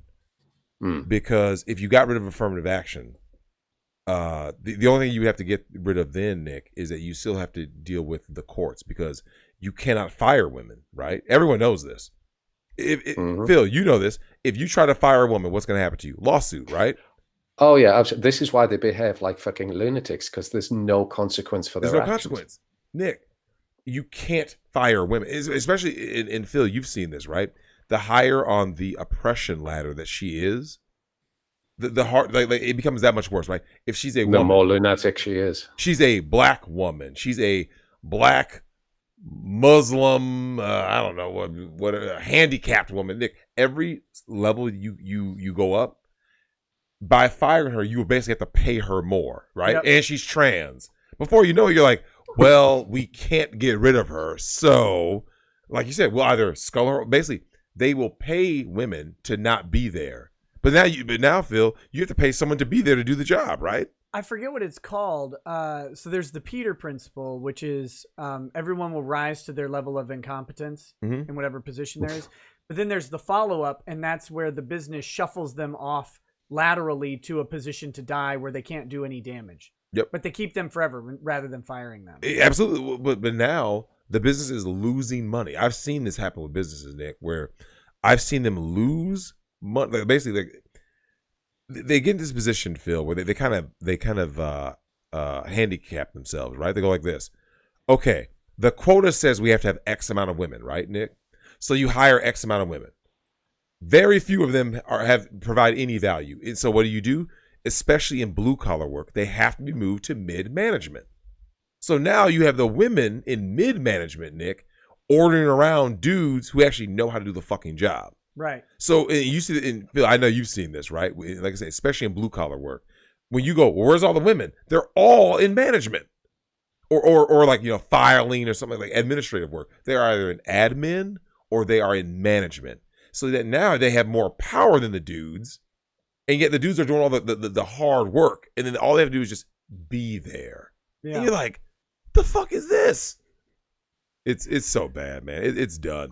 It's fucked. Synac8 asks, Phil, how much would you need to pre-order another 2B doll? Oh man, it's just pick the doll that you want. I cosplay it up. You've got a choice of these. I get the outfits tailor-made to the dolls, so they fit well. So whatever that you want, I can make them look sexy as you want. You can have your own shape of 2B, whatever it is. I mean, shit, if you wanted a short stack 2B, I can do that. What was it? Anime has that where like they do the super deformed and everything's like shorter and squished down. That's great. It's like one of those. These Hands says, I have officially made the switch from English system to the metric system. The reason behind this change is simple. Feet are degenerate. Wow. That's great. Ed but Keith, Ed Gein says, I thought about making Ruth Bader Ginsburg face masks, but no material can accurately simulate the amount of wrinkles, hatred, and bile in the original. What a shame. Chengiz Khan says, Phil, I must ask, do the she-male Fuda dolls have balls or no balls to go along with the dick? Yes, they do have balls. Yeah. Guys, the science is with balls. It's just squishy TP, so you can squeeze them as hard as you want. There's no actual tension to the balls. These hands says, Drex finding out about the nipple insertion tag has been one of the best things to come out of a stream. Well, the amount of guys who just actually want to have some alcoholic beverage come out of those nipples, and then they just suck on there just like good little boys. I can imagine. That's just what they want. Bourbon boobies is great, man. That is fantastic. Yeah. Well, Nick, everyone, it's always kind of like been like a dark joke amongst men, right? About like, babies being able to just get nothing but boob, right? Yeah. They just get to hop on that boob and suck away. And it's like, isn't that a great life? These hands says oral DP is referred to as a factory reset. Oh. I like it. Meximan and Cheese says, I knew the divorce was incoming when Cardi B's song was wet ass pussy, not tight ass pussy. Yeah. There's a reason dudes jerk it with a tight grip, not a slip and slide.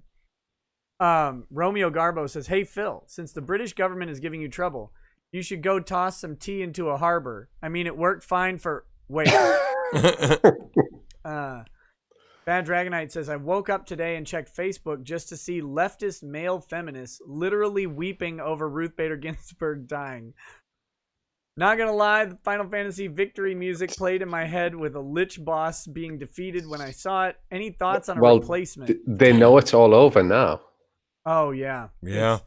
It's great. I mean, I legit, I don't want to see her die or anything. I don't care. Like, I'm not cold and callous. I'm going to make jokes about it. I'm going to make jokes about it because I just don't, there isn't a too soon for jokes. No. Like, but that being said, she needed to go from the bench. And this is the way to go. And it's, as people have pointed out, she had an opportunity to retire under Obama. Yep. And had she retired under Obama, he could have appointed Ruth Bader Ginsburg II. Yep. She didn't do that. Thought she would outlive Trump. And she didn't. She did not. Let's see. Bad Dragonite says, will Dollhouse Phil contribute sex bot soldiers to the Boogaloo? No, I can see where he's talking. Sort of robot waifus or waifu soldiers. It's the next generation of Terminators. We won't need a military if we've actually got big-breasted waifu robots shooting everyone. Wouldn't that be some scary shit on the battlefield? Damn. How did I miss this? Architect of Fate says, check out Plebeian Media's channel. Turns out that over a 30-year study, Californians who moved to Texas turn out voting more conservative than native Texans by the 7-year mark. Purple in Texas is from Austin, Dallas, and the influx border towns. I mean, but a lot of Californians are moving to Austin and Dallas. That's all I'm saying there. So I don't know. Crusader Saracen says, the British have always been an army of lions led by donkeys. The problem being that now they hardly even have the lions to fill the ranks. Crusader Saracen, agreed. He also says, have you seen lefties like Reza Aslan on Twitter threaten violence if McConnell pushes another SCOTUS nominee? No one on earth should fear violence from Reza Aslan. Right. Like, that is the least threatening person I can think of. Like, I've never even heard of him. There's gonna be violence. He's got like 2 PhDs, and he was famous for eating human brains on like some documentary show where he went to experience and be enriched by another country's beautiful culture, and then he's eating human brains or whatever. Right. Like Chrissy Teigen? Yeah. No, she was just eating children. Right. Over our literal dead bodies, he says, these terms are acceptable. Our Trap Dolls Gay asks, I went to an all-male college. They were the most focused and productive years of my life. Yep. Prince Harry says, I want to get rid of my hunting rifles. I want to, cries pathetically. Mercenary X says, yesterday you guys talked about haunted houses. I lived in one for 11 years in LA. I'm not kidding about this one. The ghosts basically turn on the TV all the time, and I got grounded to blame for it as a kid. I don't fear ghosts. They just piss me off. Damn. TLJ Scrooge. Phil, do you believe in the paranormal at any level? I agree that there's a possibility that it could be there, but as a general rule, no. Okay. Yeah, I'm kind of similar. Like, I've seen some weird stuff that I can't explain, but you know, I'm not convinced either way. I like the idea of it though. I think it's more fun if there's something out there that's weird. Besides just Rule 34. TLJ Screwjob says, so Drex, when you talk about not being a nice guy, being a good man, I'm having trouble bringing up references whenever a situation arises. Let's take The Godfather. Be like Don Vito, not Fredo. Is that what you mean? Sorry if this sounds stupid.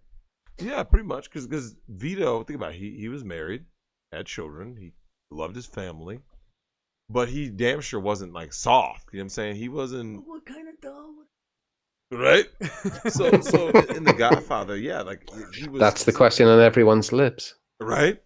Well, think about that, Nick. Go back and rewatch that movie. He was, he also, one of the things that I noticed was that as strong as he could be and as cruel if he needed to be, he was always like polite and courteous to other people. You see what I'm saying? Yeah. Like mannerisms and stuff. Like he wasn't just walking like, whereas if you look at Scarface was a pit bull. You see what I'm saying? Well, and the interesting thing about The Godfather to me is the idea of respect that kind of permeated the American gangs, not mafia, but gangs. Yep. And it got perverted from this concept of respect that Vito had. It was his idea of respect was just treat me like a person. Yep.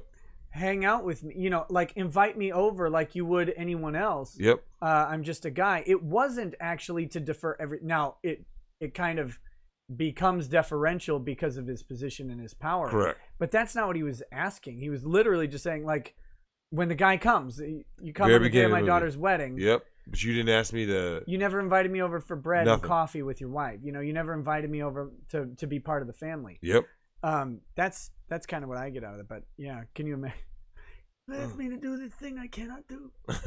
What I need to know, how thick the doll is. Changus Khan says, is Fuda superior to women considering more men are now into chicks with dicks? I say no. Nick, it's becoming more prevalent, man. Is it superior to women? I didn't say superior. I'm just saying the whole guys getting with the. That's subjective, right? Phil, I say that number is going to get pushed. And it's going to become more of a socially acceptable thing that dudes get with. It wouldn't surprise me if it's at least 40% of men now who are like footers. For real. Like, more than people think, man. So are you guys going to support femboy hooters? That's the thing. HD. Well, I don't know. When you have a complaint on the food, at least you'll get something sorted out pretty quickly. Whereas with women, they can't deal with complaints properly. HD George Takai says, Simps donate to OnlyFans for the slightest validation interaction from eThoughts, even if just a quick reply or name mention comment. Also, check out TFM shows Wednesday, 8 a.m. and Saturday, 7 p.m. Pacific time on his D Live or Halsey's YouTube channel, Blue State Survivalist. Jordan Ben Peterson says, bye. Hey, HD. What was that? Just saying, hey, HD. I know the guy. Oh, I know okay. where he's coming from. Jordan Ben Peterson says, by Allah, it is easier to behead a simp than it is to make conversation with one. Damn. So true, though. Davey Croco 3 says, did you cover Rochester, New York back when the chief resigned? The Prude case. Yes, I talked about that. I think I might have missed that. It was pretty interesting. It was while I was down in Florida. Basically, like the top 3 police executives all quit. Oh, no, I heard about it. I didn't see like your take on it. I didn't know yet. Yeah, I read about the story. It was in some live stream. It wasn't a lot. Oh, okay. Mario Carter 13 says, someone missed a payment. Satan repossessed RBG. Scipio says, Nick for Supreme Court. Oh, thank you. I'll do a great job. Wolfric Brandt says, first stream I've caught live. Welcome. Hopefully with RBG resting peacefully, we can get a good replacement. Eclipse Warlord says, who found the phylactery?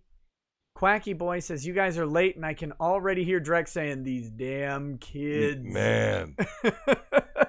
Nick, you know it's true. Oh, yeah. Absence of Color Barry Jim says, in Lemon Voice sing, even the nights are better. Oh, wait, that's from Air Supply. Never mind. Whew. There's some people really salty that I make fun of that guy because he had the West Nile virus. They're like, it's not his fault. It doesn't matter. Well, if you defend a false accuser, I don't care anything about you. Yeah. I don't care at all. The Unrepresented says dueling shark streams. I don't know what that is. No clue. Skeetneed says Ruth Minecrafted S to spit. Now we can have a ruthless country. Jimmy the Hand says, how will Syl Blinton ever recover? I play a warlock in a D&D campaign named Syl Blinton, who has been pledged to the Archlich Ruth Bader Ginsburg. So now I don't know what to do. My patron is dead. CJ says, who wants to bet RBG already voted and it will count? Also, who bought her posthumous vote for the next 50 years? Reek says, tonight is about shedding light on RBG. Red, blue, green. Shadows King 101 says hashtag ruthless. Super Sentai Guy, RGB stands for real Ghostbusters. RBG is the dead old lady. Big difference. Mopsing says drinking a glass of Willet pot still bourbon and enjoying the RGB salt mines. Good bourbon there. AJ Starhiker. So how bad do you think the next round of peaceful protests will get over this? Oh man, when someone gets appointed and confirmed, it's over. There will be riots. It will be glorious. I could see it.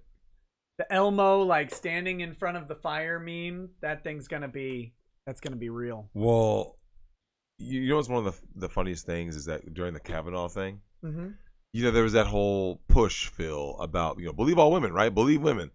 Yet my question has always been this, Nick: when were women not believed? Like even in the Bible, right? Who was the biblical figure where he was basically falsely accused of being with the friend, right? The friend goes in, she says she was raped. Yeah, Esther did that. Esther. Yeah. Well, I mean, hell, we've got Very Delilah false and Xerxes. other biblical people. Yeah, Xerxes walks in and Esther's head was in the lap of the guy he put his head in Esther's lap, like begging for forgiveness. And then Xerxes is like, what the fuck, bro? Right. And that guy is swinging in the next verse or whatever. Yep. Yeah, they've been lying. It's just always. Let's see. William Jones says the devil terminated the ritual sustaining life.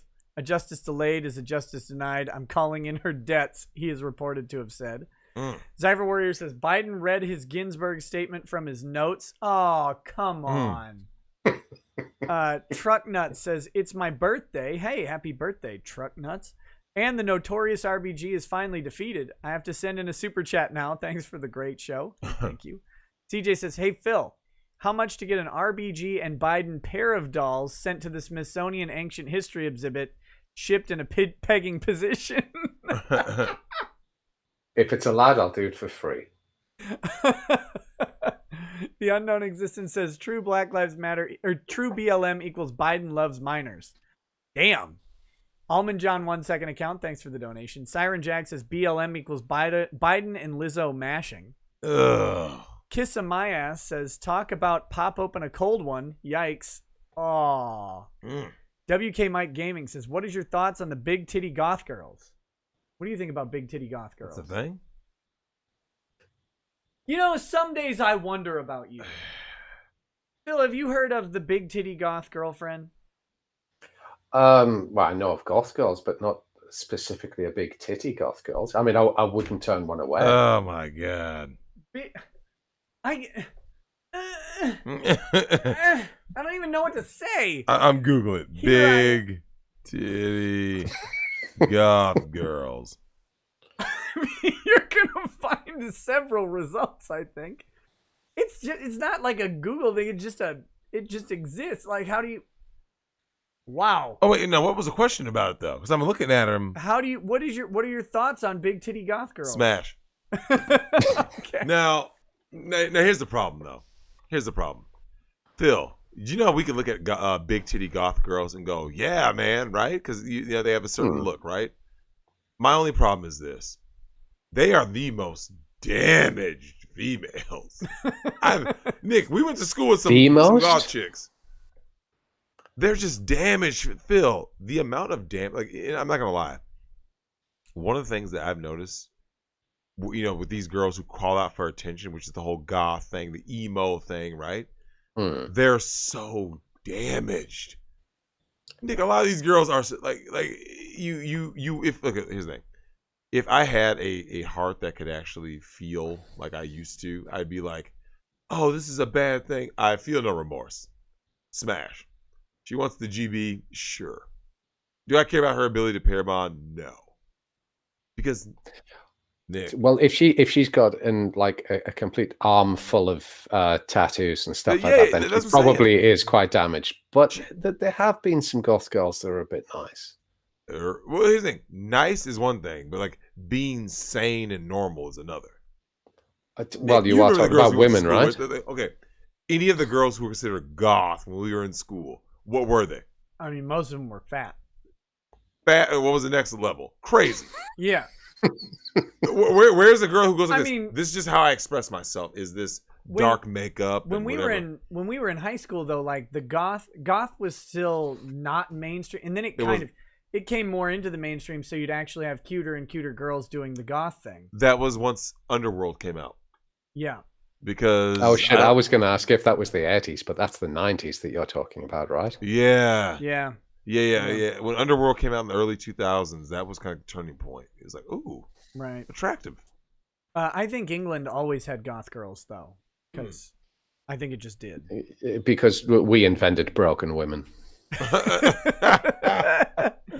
Oh, wow. Some nobody says you can only call Ginsburg the DAP. Which I'm guessing dead ass pussy. Dead ass pussy. Yep. Dead ass pussy.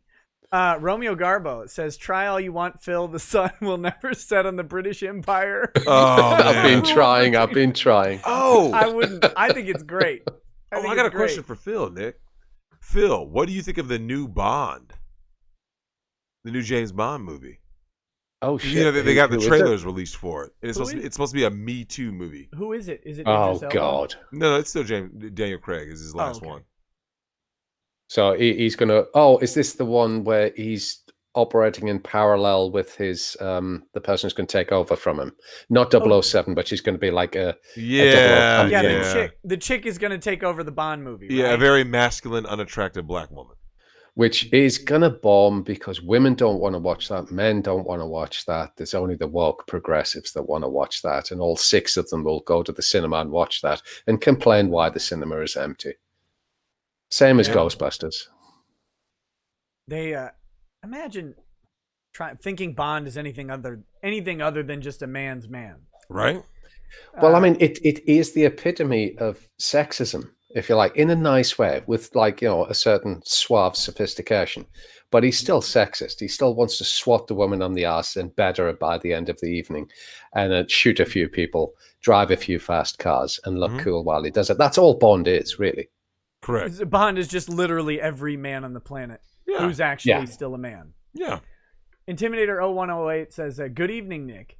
For everyone's humor at my expense, I DM'd you on Twitter a clip of a massive fail I had on Modern Warfare's Warzone mode when I was streaming on Twitch last week. Listen to my reaction at the end, lol. I'll have to do that later. Tonight, it's a little late to be dropping in video clips. But I will check it out. AL Mario 91 says, great stream tonight. Moving out of Chicago tonight. It's a perfect packing. Listen, nice. Get out. Get out even faster. Chemtrail, bring Clay with you. Poor Clay. Chemtrail Mix says, legend has it that RBG's biopic was originally discovered on the Dead Sea Scrolls. Ouch. Monica's personal fucking fiance says, hey, Drexel, do you have a preferred snack for the snack tray? I can't wait to serve you as you service Monica. What is your preferred? The main thing that you get are like power bars, right? Anything with protein or granola is you what need those usually honey happens. stingers. That's what you need. Honey stingers? What's that? It's the things I was eating with the marathon run. They're like fruit snacks, but they're high calorie. They're made with honey or whatever, but they're it tastes like a pack of fruit snacks, but it's like each little pack of them is like 120, 150 calories. It just keeps up your energy, you know, when times are down. Let's see. ARC5 says, Drex, I can stick what in a boob? Phil, I can show you a world. Oh, man. I set myself up for that one. Timberwolf Sniper says, Drex, how long till you sub to Project Melody and or HoloLive on YouTube? Them VTubers are taking over and you know you'll enter the rabbit hole eventually. Kiwi Goes Live says, Phil, I need an AT&T girl doll. Name your price. # mommy milkers. Oh my God. £500,000 and it's yours. Did you see that, Phil, when she was crying because she was doing a live stream and everybody just kept putting like glasses of milk emojis in and like saying the milk truck has arrived and everything? She's like, you guys are being so mean. It's like, yeah, guys are sitting here complimenting you. Yep. On your massive cans that you accentuate in But several pictures. but because remember, so she can't see who's saying it, right? Right. That's why it's an issue. Phil, if she were doing that same live stream and the guy that she wants makes a comment about milk juds, she's all for it, Nick. AT&T girl, she's all for it. She's like, oh yeah, sure, why not? Well, again, it depends who makes the comment, right? Yeah. Every time. Richard Freeman says, if les women don't exist, then then does all the hub videos of men flipping a les were a lie? Yeah, right? Basement Troll Production says, so when Ruth Ginsburg woke up and saw everything on fire, do you think she asked Bin Laden, Saddam, and John McCain why they were all in California? I saw that meme earlier. Angry Baneling says, Nick, you lost your elder lich. Celebration or F? Free at last. Oh, Praise God. God, I'm free at last. I think that's the line. Yeah. If Jerry Falwell can use it, I can use it. DCV Titan says, oh my God. RBG's phylactery was found and destroyed at last. Richmeister84 says, Drex, will you Tim Meadows, SNL, Leon Phelps, Ladies Man parodies when you start doing your own show? Look, man, I'll do whatever. That probably came out wrong. Yeah. Yeah. $20. Yeah. Only fans. Yeah. Man, Phil, you gotta watch what you said. And then you're like, wait, oh, that came out wrong. Anna says, Drex, I'm a 21-year-old black female virgin. Never dated, but have been asked out several times. I'm attractive, I swear. How can I find a good husband? I know you don't believe her. I was going to say, I'm calling bullshit. But accepting it as Thank you, true Phil. for the purpose of the question, any advice? How to find a good husband? I'm gonna be honest with you. I have mixed feelings. A part of me doesn't want to give her any advice because she and people like her are the reason why the black community has devolved into a matriarchal fucking shit show, right? Why her? No, I said women like her. I thought you said she and women like her. Well, yeah, same difference. She's a black female. Well, the question would be, where were you when men were being thrown underneath the bus? Yeah. You've done nothing. So now, She's only 21. I will be a good person this one fucking time. I don't want to. I'll tell you right now, Nick. I don't want to. I want to tell her something like this. Just listen to all the women around you, and she'll be ruined by feminism, right? I'll just go like this. Talk to men and ask men, high value men, not nobodies, right? Ask high value men, what do they seek in their woman? They're gonna seek what the 1950s housewife was. Sometimes be that. I wonder how dense you are. She is asking what I would assume her perception of a high value man is. But I've told women, okay, do the opposite of what feminism tells you. What does feminism tell women to do, Nick? Well, buckle down and pursue your education. Family. Yeah, that's what feminism. That's what feminism is all about. Preserve your eggs and have children when you're about 70. Right? Because Phil, you would agree with me on that one, right? Like basically, if women just do the exact opposite of what feminism tells them. So tattoos, no. Going around sleeping around. She says she's a virgin, so she's good on that one. No. Look, here's the biggest thing. The greatest thing a woman can offer to a man is her youth and submission. You and submit femininity to your man. That does not mean you run your fucking mouth. You submit. Simple, right? Seems simple, right, Nick? They've done studies on this too, and you've known this, right, Phil? The women who just submitted to a man, what do they all say? Were they happier or less happy? They had a family and they were blissfully happy for all of their life. That's what happened, Nick. They by just them not being like this, I know what to do, I'm the woman. By just not doing that, they went like this. Okay, I'm going to let him lead. I'm here to support him. And they went, why am I happy? Because, and you know this, Phil, women sexually, and you see this with a lot of these like high-powered attorneys on stuff, Nick, guess what? When they get to the bedroom, because we do have a psychosexual dynamic, right? When these high-powered women are running around, oh, I'm a CEO of a company or whatever, but when they go to the bedroom, Nick, they don't want to make choices. You see what I'm saying? Yeah. So likewise, pull my hair, tell me I'm a slut. They want to be dominated. So if that's what makes you happy in the bedroom, guess what makes you happy in the household? Being submissive. Don't challenge the man. Don't shit test him. Because look, these women that do this whole, be feminine. Can you cook? You see what I'm saying? If I were a 21-year-old woman, Nick, and I were a virgin, I would have all the qualities that men seek. Men want a woman that can fucking cook. Men want a woman who's feminine. Is she good with kids? Does she have a nice personality? Is she good with people, right?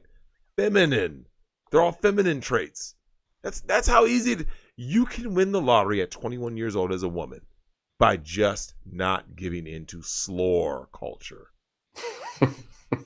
Yep. Okay, so she's kind of following up in the chat here. She says, I've asked men this question before. I've been told they would either date and use me or date and sleep behind my back because I do want to save myself till marriage.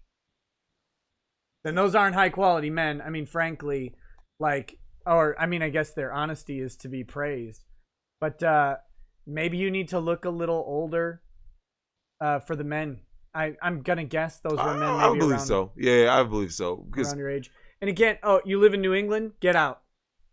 Get out. Oh, Jesus. Get to a rural area.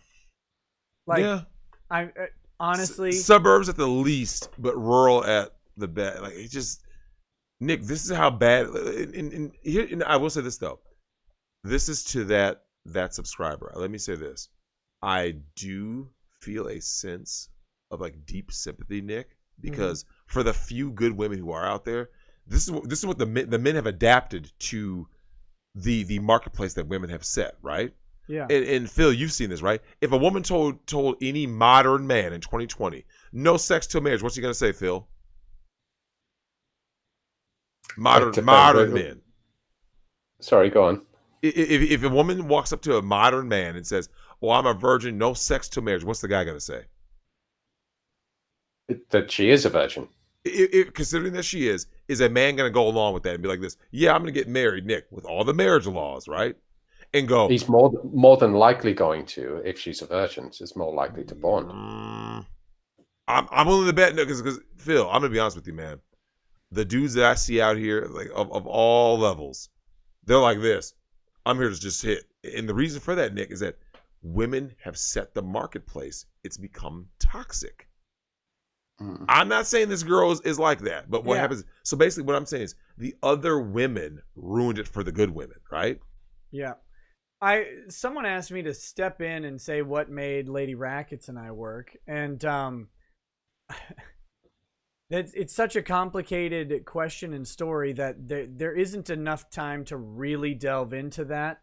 But what I will say is, as our relationship got serious, and it got serious pretty quick. I mean, we started dating, we started seeing each other or whatever in August, officially dating by December, and then I think we were engaged by June of that year. And as we were talking about how that would go, the engagement wasn't a surprise or anything like that. We kind of knew it was not a big production or something. It was quiet. And we had been planning it. But we talked about our values. We talked about how we felt about ending marriage. Is that something that either of us thought was appropriate? It was no. Just a quick interject, Nick. Yeah. Making sure that both people have the same relationship goals, right? Like, right. Do we want marriage? Do we want children? Do we want a nuclear family, right? Yeah. And that question of because when and you know this, Phil, usually when people come from broken homes, broken marriages, they tend to be more apt to push the button themselves, right? Not always, but more likely to. Yeah. We had set out and matched values, and then the hardest part is actually executing it. And a lot of what I didn't interject on what Drex was saying because it's right. I finished college. Lady Rackets didn't finish college until later. Mm-hmm. I went back to the cities to work. She came with me to work. We had a plan to move out of the cities. It was a 5-year plan. We lived and worked in the Twin Cities as best we could. It was a little longer than 5 years because plans don't always work. It was like 6 or 7. And then we got out when we could. We had a plan to have a family. We had a plan to have more than 1 or 2 kids. But again, the most important part was she submitted to me, and I loved her. It's the other part of that biblical passage that always gets left out is men love your wives, women submit to your husbands. Those 2 things are equally important. So we shared responsibilities, shared goals, and we made it work, and we committed to not quit. And that's what you have to find. You have to find someone who will commit full on to that. It's tough. But Nick, like we can all acknowledge that it's tough, right? But here's the biggest problem I have. This is how toxic the other women have made it. Due to, and Phil, you've heard this term, the bait and switch, right? Because Nick, I've seen this happen. The woman, they say all this stuff, no way to confirm she's a virgin. She could have been doing other sexual things with men, which basically is by modern standards the same thing because they're already tarnished. However, that being said, Nick, at any point due to no fault divorce, she can flip.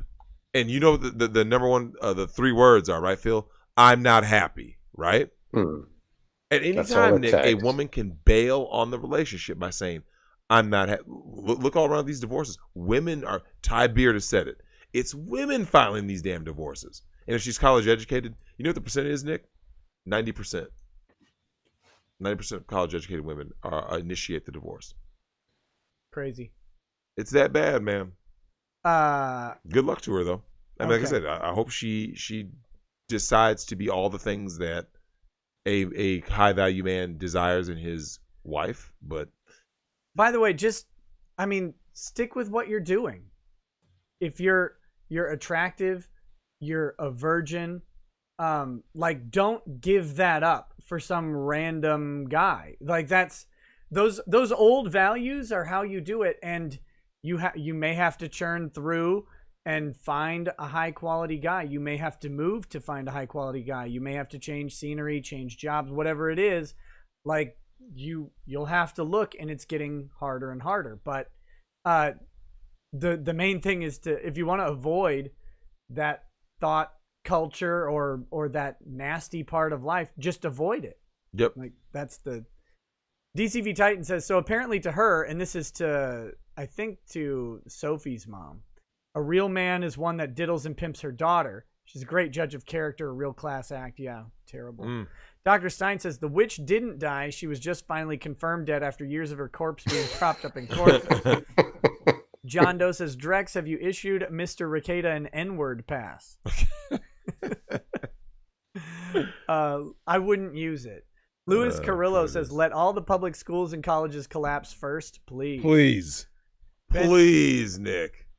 Ben Frail says, Google McNamara's morons, draft of sub-IQ to Vietnam. Iron Snarka says, press S if you know why. Paul Godin says, Nick, are you going to get TFM on your show using Phil as an intermediary? I mean, TFM and I could do a show at some point, I guess. He's great. Sean Tillman he's good, but he's very forthright and doesn't like being disagreed with. Let's just let it be said. I'm an agreeable motherfucker. No. Sean Tillman says, Drex, to secure the PS5, would you bang RBG? For a PS5, I would only smash RBG. For an Xbox. He said it! Said it! Only for the eradication of family court. No other reason. Mario Kart 13 says... Not even a short stack doll. Not even. Not even Maple can get me to hit or Ruth Bader. A lifetime of Maple afterwards, though. You'd need a lot of lube to do that, though, wouldn't you? Yeah. Because she would absorb it, right? Yeah. Like pouring water in the desert. It's just gone. It's just gone. During a heat wave. Just dumping buttons of KY. It's like, it's just gone. It won't. Mario, like a ShamWow or whatever. Mario Kart 13 says there are easier ways to ask Nick for a date, Drex. I don't remember what that was in reference to. Captain Battleship. Phil, have you ever heard of the show about the wife who finds out about her husband's doll that's on Quibi? If so, thoughts? Quibi? I don't know what Quibi is. Quibi. Is that a British channel? I don't watch TV, so I wouldn't have a clue. I have no idea. Because I'm standing against the BBC. I'm one of those that doesn't want to pay for the BBC license, so I don't watch TV anymore. Right? Oi! The BBC no, I don't have a license money for that TV. And puts out more Doctor Who. Yeah. Well, oh Nick, my God, that was an that. absolute shit show, wasn't it? They went full SJW, man. Jody, poor Jody. Even before that, even with the guy before then, he was making woke judgments and stuff. It was just fucking cringe, as Sargon would say. Someone says it's a trash video service for mobile. That was a huge failure. No, I've never even heard of it. Revwell Arvita says Cassie J, director of the Red Pill. #Men2.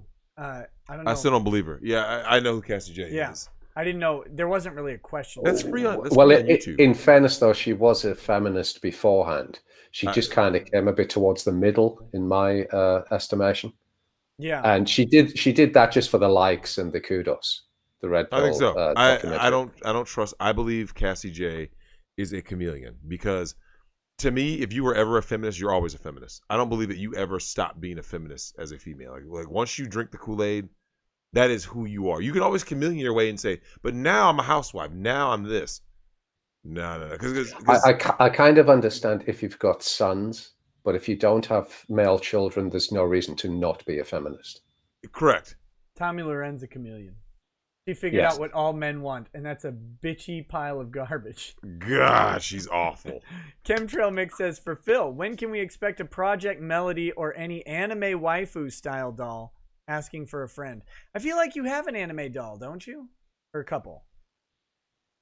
There's one I'm supplying at the minute, which is an unusual one. There are anime dolls, but this one's a cloth one rather than silicon. So now, to which you might think, well, why would you want that? Silicon dolls can be a bit cold, so hence why we've built in heating systems into them. But for a cloth doll, it's a lot cheaper. It's very cuddly and it's always warm in bed. And if you're into the aesthetics of anime, that's what means something to you. It's not so much the silicon feel and stuff, which I've noticed. But I can get you silicon anime dolls if needs be. Do they have silicone inserts or something still? Yes, they do. I mean, there's the cloth one that I'm supplying. It markets itself as saying having silicon breasts as well, but they're not. They're actually a kind of squishy, non-permanent glue that they actually use to make this squishy breast material. But it's not cloth on the breasts. The rest of it is. This is just a high-end anime pillow, then, basically. If you like, yeah. Because it's like a cloth, like a pillow would be. It's more of that sort of fabric, and it's focused on the aesthetic rather than. I guess the anthropomorphic shape, but yeah. Well, that's why I said high end. That may mean long penis if you're going footer. Yeah. Wow. You got to be there. Secret says starting lineman school Monday. Trade school for the win. Good luck, buddy. Good luck. Good, man. If you're down south, they'll always need linemen because they can't. Coastal areas they can't bury the lines, and hurricanes come and wreck everything. Imperial Professor says first stream I managed to be able to catch live, and I'm greeted with sex dolls and red pilling. I couldn't be any more entertained. Absolutely. Alman John 1 says missed yesterday's Drex stream. Where can I find it? Every stream, I have to say this over and over, every stream is now automatically unlisted, but they are all available on the playlists, which if you go to the youtube.com/Rekieta Law, right there, you will see the playlist, September 2020 live stream archive. There's an August 2020 live stream archive, and then there's an every live stream ever done archive. You can watch all of them in any of those playlists. And this one will be included in that. They're all unlisted, but they're all publicly accessible. The chat's preserved. Just having a 5-hour video up, people go to the channel and they go, I'm not subscribing to that shit. Yep. So they makes sense. They're now just hidden, but they're accessible. So you can find them all. Also, in probably 2 or 3 days, there will be clips from this show posted with links as well. Smooth. It seems strange hearing that, because the last time I was on here with yourself and Drex, I went through the whole comments section a few days afterwards. And there was a lot of people saying, oh my God, 7 hours, this is fantastic. Yeah, the people who like the show and who are kind of already subscribers and stuff like that and know the format, they like, seeing, especially when it's guests and stuff that they like that type of show. It's for new people coming in where you do a video about whatever, and they come in, and then the next notification they get is this like 3 or 5 hour thing, and they're like, wait, I clicked on a 10-minute video. I don't have time for this. So you got to kind of lure them in. So that's why I'm doing clips from the streams now, is so people can see what kind of show they're missing on the live show, and then come. And it's been very successful so far. So I don't know. A lot of streamers do that. Yeah. Well, I the first guy that I noticed who did that was actually Coach Greg Adams. He'll make he'll do a live stream. He usually keeps it around like 2 hours max, right? Yeah. But yet you look at like a day later and it'll be like clips, because remember he's scripting the portion where he's like this. He'll have his points that he has like written down. Yeah. And he'll talk about it. He goes like, all right, on to the next point. So when he breaks up a video, it's easy for him to just be like this. And this 12 minutes is this topic. So yeah, I get it. I see Anna in there, but Anna, I'm not gonna lie to you. If that's you, it is an uphill battle because of how bad the landscape is. And Phil, let me ask you this, Phil. With everything that's happened in the UK and how cucked it's gotten, and guys finally taking the red pill, right? Do you feel most guys that you just happen to bump into, let's say marriageable age, right? Let's say between 20 and how about 20 and 40? Do you see any sign of most men in general looking for marriage now in 2020 and beyond? I don't bump into guys who are actively looking. I mean, whether they're just being quiet about that, I don't know. Because, you can drop minor red pills into a conversation. They're usually received well. But what I am starting to notice amongst those guys who maybe not married, but they're in a marriage relationship, if you know what I mean. Mm-hmm. I'm seeing lots of guys now, they're pushing the pram or the push chair with the child in, or they're actually carrying the child and some sort of like carrying mechanism around their chest while the woman's walking next to them. And I'm starting to wonder, like with these guys, like, what does your wife actually do? Because I know she didn't cook, she didn't clean. Yeah. So, and if you're carrying the baby, that was part of the lyrics of the WAP song, Nick. I don't cook, I don't clean, but I got this ring, and it's like, but now that Cardi B's getting divorced, of course, but Nick, Phil, shocked. The average, I'm shocked. Isn't that shocking? A former stripper who used to rob dudes after she drugged them and makes a video called WAP is getting divorced. Shocking. But Phil, you said it. Now I've said this for years, and there are people who don't agree with me, Nick. But I said, women have priced themselves out of the market because they're going like this, Nick. I demand marriage, damn it. And the guy goes, well, marriage is a big responsibility, right? Financial, emotional, everything, right? Like a guy is giving basically his all, right? And then he goes, oh, so what are you providing? This goes to what Phil is saying. Nick, I keep telling you, these modern females offer nothing. Nick, and Phil, we talked about this on the last stream. The guys that you know right now, most of the guys that you know, are the better cooks. The women can't. Yeah. I don't know any guy, Nick, I kid you not. I don't know any guy, other than someone like my brother or something. The guys that I know, I would say 90% of them can cook, right? Yeah. Adequately. Like they don't have to be, sous chefs, but they can cook an adequate meal, right? But it's not just cooking, though. I mean, they are fully domesticated. They can cook, clean, iron, absolutely. All of those things. Absolutely. From Eggman says the Japanese call post-nut clarity kenjata imu. I don't know if I'm pronouncing that right. It says, which means sage time. So there you go. Eddie Mose 1000 says, my father-in-law did it right, taught my wife how to do the traditional household skills so I didn't have to. 10 out of 10. Mario Carter 13 says, gays that want effeminate men are in the closet. Davey Croggo 3 says, Rochester, New York just had a mass shooting. What, like today? Dean Domino 25 says, hey, Rackets, glad I could catch you live. Have some shekels. Thank you. Also, if you want to talk to TFM, you could ask RGE for his contact info. Gawker's they're tied, those two. Yeah, they're well. I haven't listened to TFM. I like RGE a lot. That's actually how I found out RGE was through TFM. I was like, oh, okay, cool. He's hilarious. He took a doll off me as well, RGE. Oh, no shit. Nice. Yeah, I got him a doll, and he picked a Z1 doll back when they were still available. And weirdly, for all that TFM has done, like a lot of marketing for me, and he gets a lot of clicks. RGE's review video got something like over 250,000 views in a month or something like that. It's one of his better viewed videos. Crazy. You never know what's gonna hit. It's weird, right? Gawker's Death Rattle in Chris Rock voice. I don't know if I can do a Chris Rock voice. As a father, you have one job, just one job. Keep your baby off the pole. Rate my Chris Rock voice out of 10. Especially if that's a boy. Yeah, right? Yes. No, but you guys saw that, right? Wait, like what? The little boy, like pole dancer or whatever. Wait, what? Wait, what?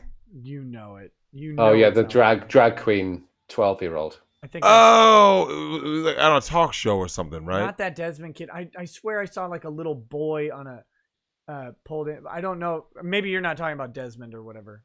But I don't know. I was sorry. Actually, I remember on America's Got Talent a couple years back, they had a male pole dancer as well. I mean, if he was good if he's over 20 and fine, then yeah, he was an adult. I mean, basically, this is a Cirque du Soleil performer, right? Like he's doing feats of strength type stuff, and it was like weird, but still a dude though. Oh yeah, I'm not paying to see the show. Yeah, it was like, well, he's technically good. Wait, it moved. Anna, just stop. I'm looking at her texting, right? That degree shit. Nick. Hey, Phil. You live in the UK, not America. Let me tell you what all black women will tell you in America. And I do mean all. Not 48%, not 99%. Go on, then. 100% of black women will let you know they got a fucking degree. Because, and white women do this too, so don't think I'm going to let them get off the hook, Nick. Phil, do they not do that? They not talk about their education, right? Right? What I was actually really concerned about? I'm glad you addressed it. I was really concerned you were going to be racially consistent about this. So thank you for letting me know that you weren't going to let white women off. Oh, no, I ain't letting these white broads off the hook either. That was my primary. I'm like, no. But I hope Drex also takes white women well, to task. Admittedly, I'll speak more to white girls just because there's more of them around here. But it's like, oh yeah, I'm a graduate. I've got a degree. In what? And then as soon as they say what they say, I go, fucking sociology. It's fucking hell. Nick, it's She's getting an associate's degree. I don't care what degree she gets. Listen. Underwater basket weaving, lesbian dance theory, who cares? Well, here's the thing, though. So, Phil, Ty was on one of our best shows, Nick, when it was me, you, Ty, and Lady Rackets. And we talked about this. And Ty admitted right there to everybody in the stream, he said, look, ladies, at the end of the day, a guy is like this. He's looking to get the hottest girl he can off the market at that time, right? So your degree doesn't mean shit. Okay, so here's a general rule of thumb. This goes for Anna and all other women. Write down the things that you see, like other than attraction, because we both sides want to be attracted to their partners, right? So that's the one thing that we'll leave as neutral. Let me just say this, ladies. Write down the things that you value most in men. And here's a pro tip. Men are opposite of you, thus they don't value what you value. You see what I'm saying? So when women, Nick, women care about a man's education for the most part, right? But primarily for provisional purposes, right? Phil, I need a man to provide and protect. Well, guess what, ladies? Men don't need you to provide and protect. I want a man with a degree. Guess what? Men don't want. They don't want a woman with a degree because if she has a degree, Paul Proteus said this well back in the old MGTOW days. He said there isn't a bachelor's or a master's degree that any woman can get that will give a man an erection. Never. I have never gotten my dick hard because a woman told me about her degree. Or here's another one, Phil. How much money she makes, right? Yeah, you know that, right? There are women out there, and you know, Phil, they'll brag about like, I'm an office manager, I'm a this or that, or I'm a general manager, and I make $130,000 a year. And the guy just goes like this. I don't care. Nick, you think I care that a woman makes $130,000? Fuck no. What do you look like? Are you feminine?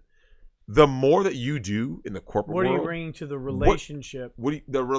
So what ends up happening, Nick, is you're basically dating a man with female sex organs because you start to look at like you're basically a dude. Everything you said is these are masculine traits. So now, Phil, let's be honest.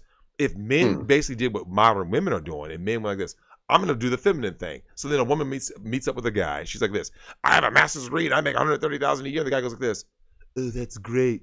I'm going to stay home with the kids and make the house. She'd be like, the fuck? Like, I don't want you there for that. To shortcut the conversation. This is what we're seeing, though. Yep. We're seeing like young boys now that they're doing their hair and stuff and making sure that everything's perfect. And they even look as though they've got makeup on and shit like that. They do. These dudes are soft, man. Look, exactly.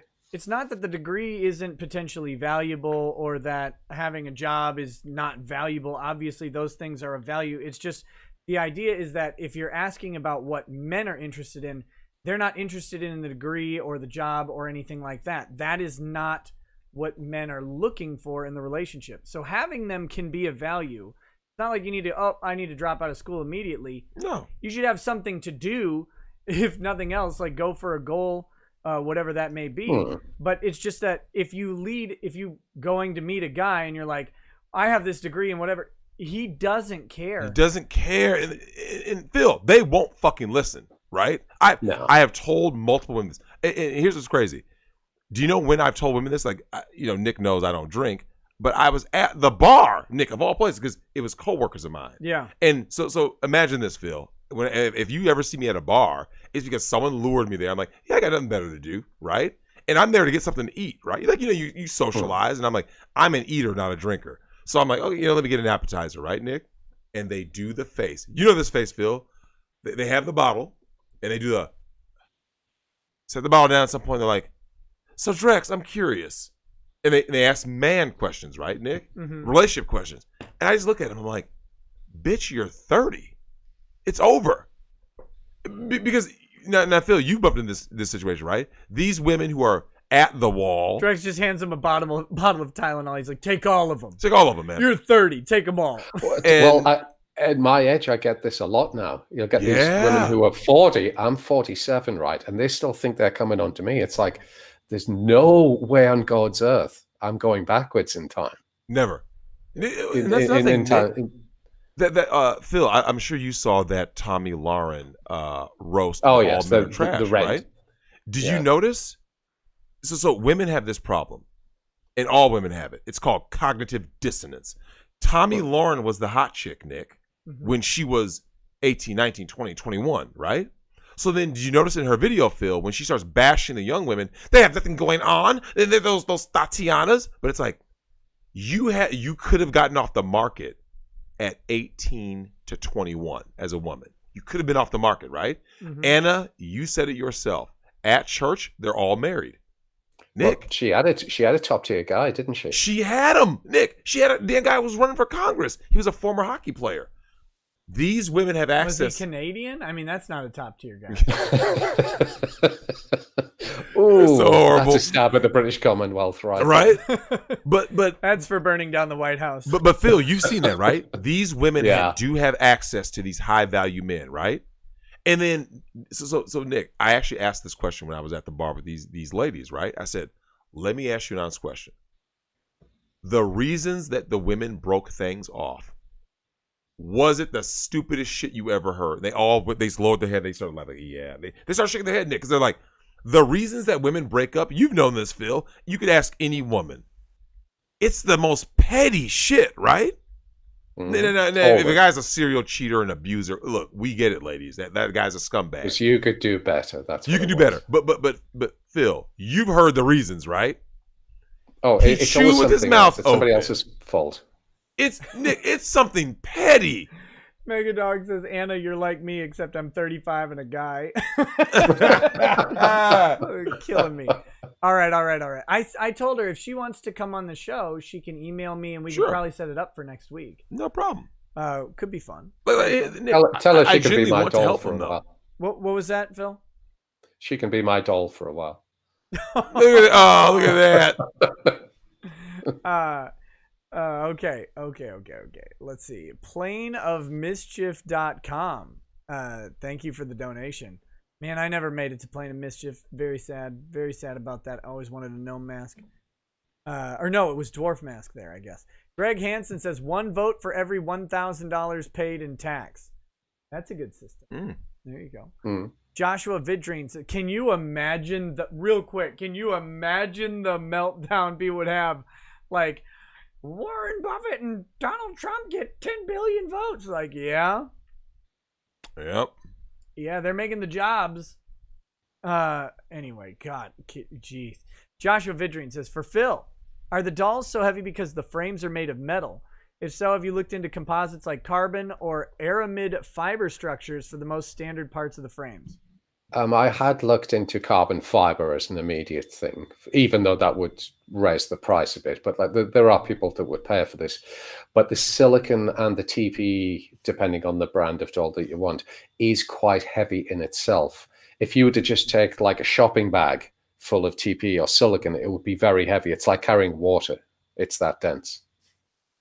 S. Cybertaz says, Drex, be Ralph's thumb or be Faith's butthole? Ralph's thumb? I haven't showed him the video yet. Oh, that's a thing? Yeah. It can't be good. Oh, shout out to MGTOW Monger, who mentioned a channel that is actually really good content, which is a BGS Idmore. Because Nick, he actually had a video. It was like pre-pandemic, right? Where it was a video saying, he was saying like the sadness he sees in blood, because he's out in California, right? The sadness, like the defeat. He said it was the look of defeat in the black females' faces when he's like out and about in California, like shopping and stuff. He goes, "It's defeat." Mm-hmm. And my thing is good. I love it. Every time I hear that women are losing, I'm happier. I'm always happy, but I'm even happier hearing them lose. And here's the thing, because Phil, men want everyone to win, right? We want men to win, children to win, and women to win, right? But women only care about them winning. They don't care if kids lose, if men lose, if society loses. It's like, the fuck? So that's why we can't have them as the CEO of Fortune 500 companies. It's so bad. Angry Baneling says, Phil, have you gotten any orders from India? I've had queries from India, but I'm still trying to find out if it's legal to actually get in there. Because you would think of the land of the Kama Sutra, everything would be allowed. But I think they've got some laws against dolls, but I'm still trying to figure that one out. Sure. How many I of your might dolls actually have- be opening a factory there with help of a few other MGTOWs, so that might get round that one.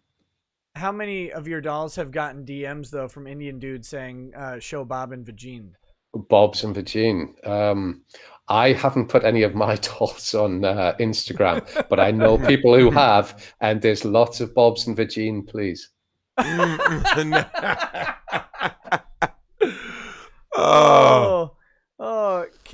Oh man! Once they're fully robotic, the tech support Bob's and Vagine is gonna be even funnier. Oh, you know what? Do you know what someone in the chat said, Nick? Actually, it was Anna, right? She said something like you're the uncle I never had or whatever. Phil, there's something that doesn't get ever talked about. The quote unquote crazy uncle.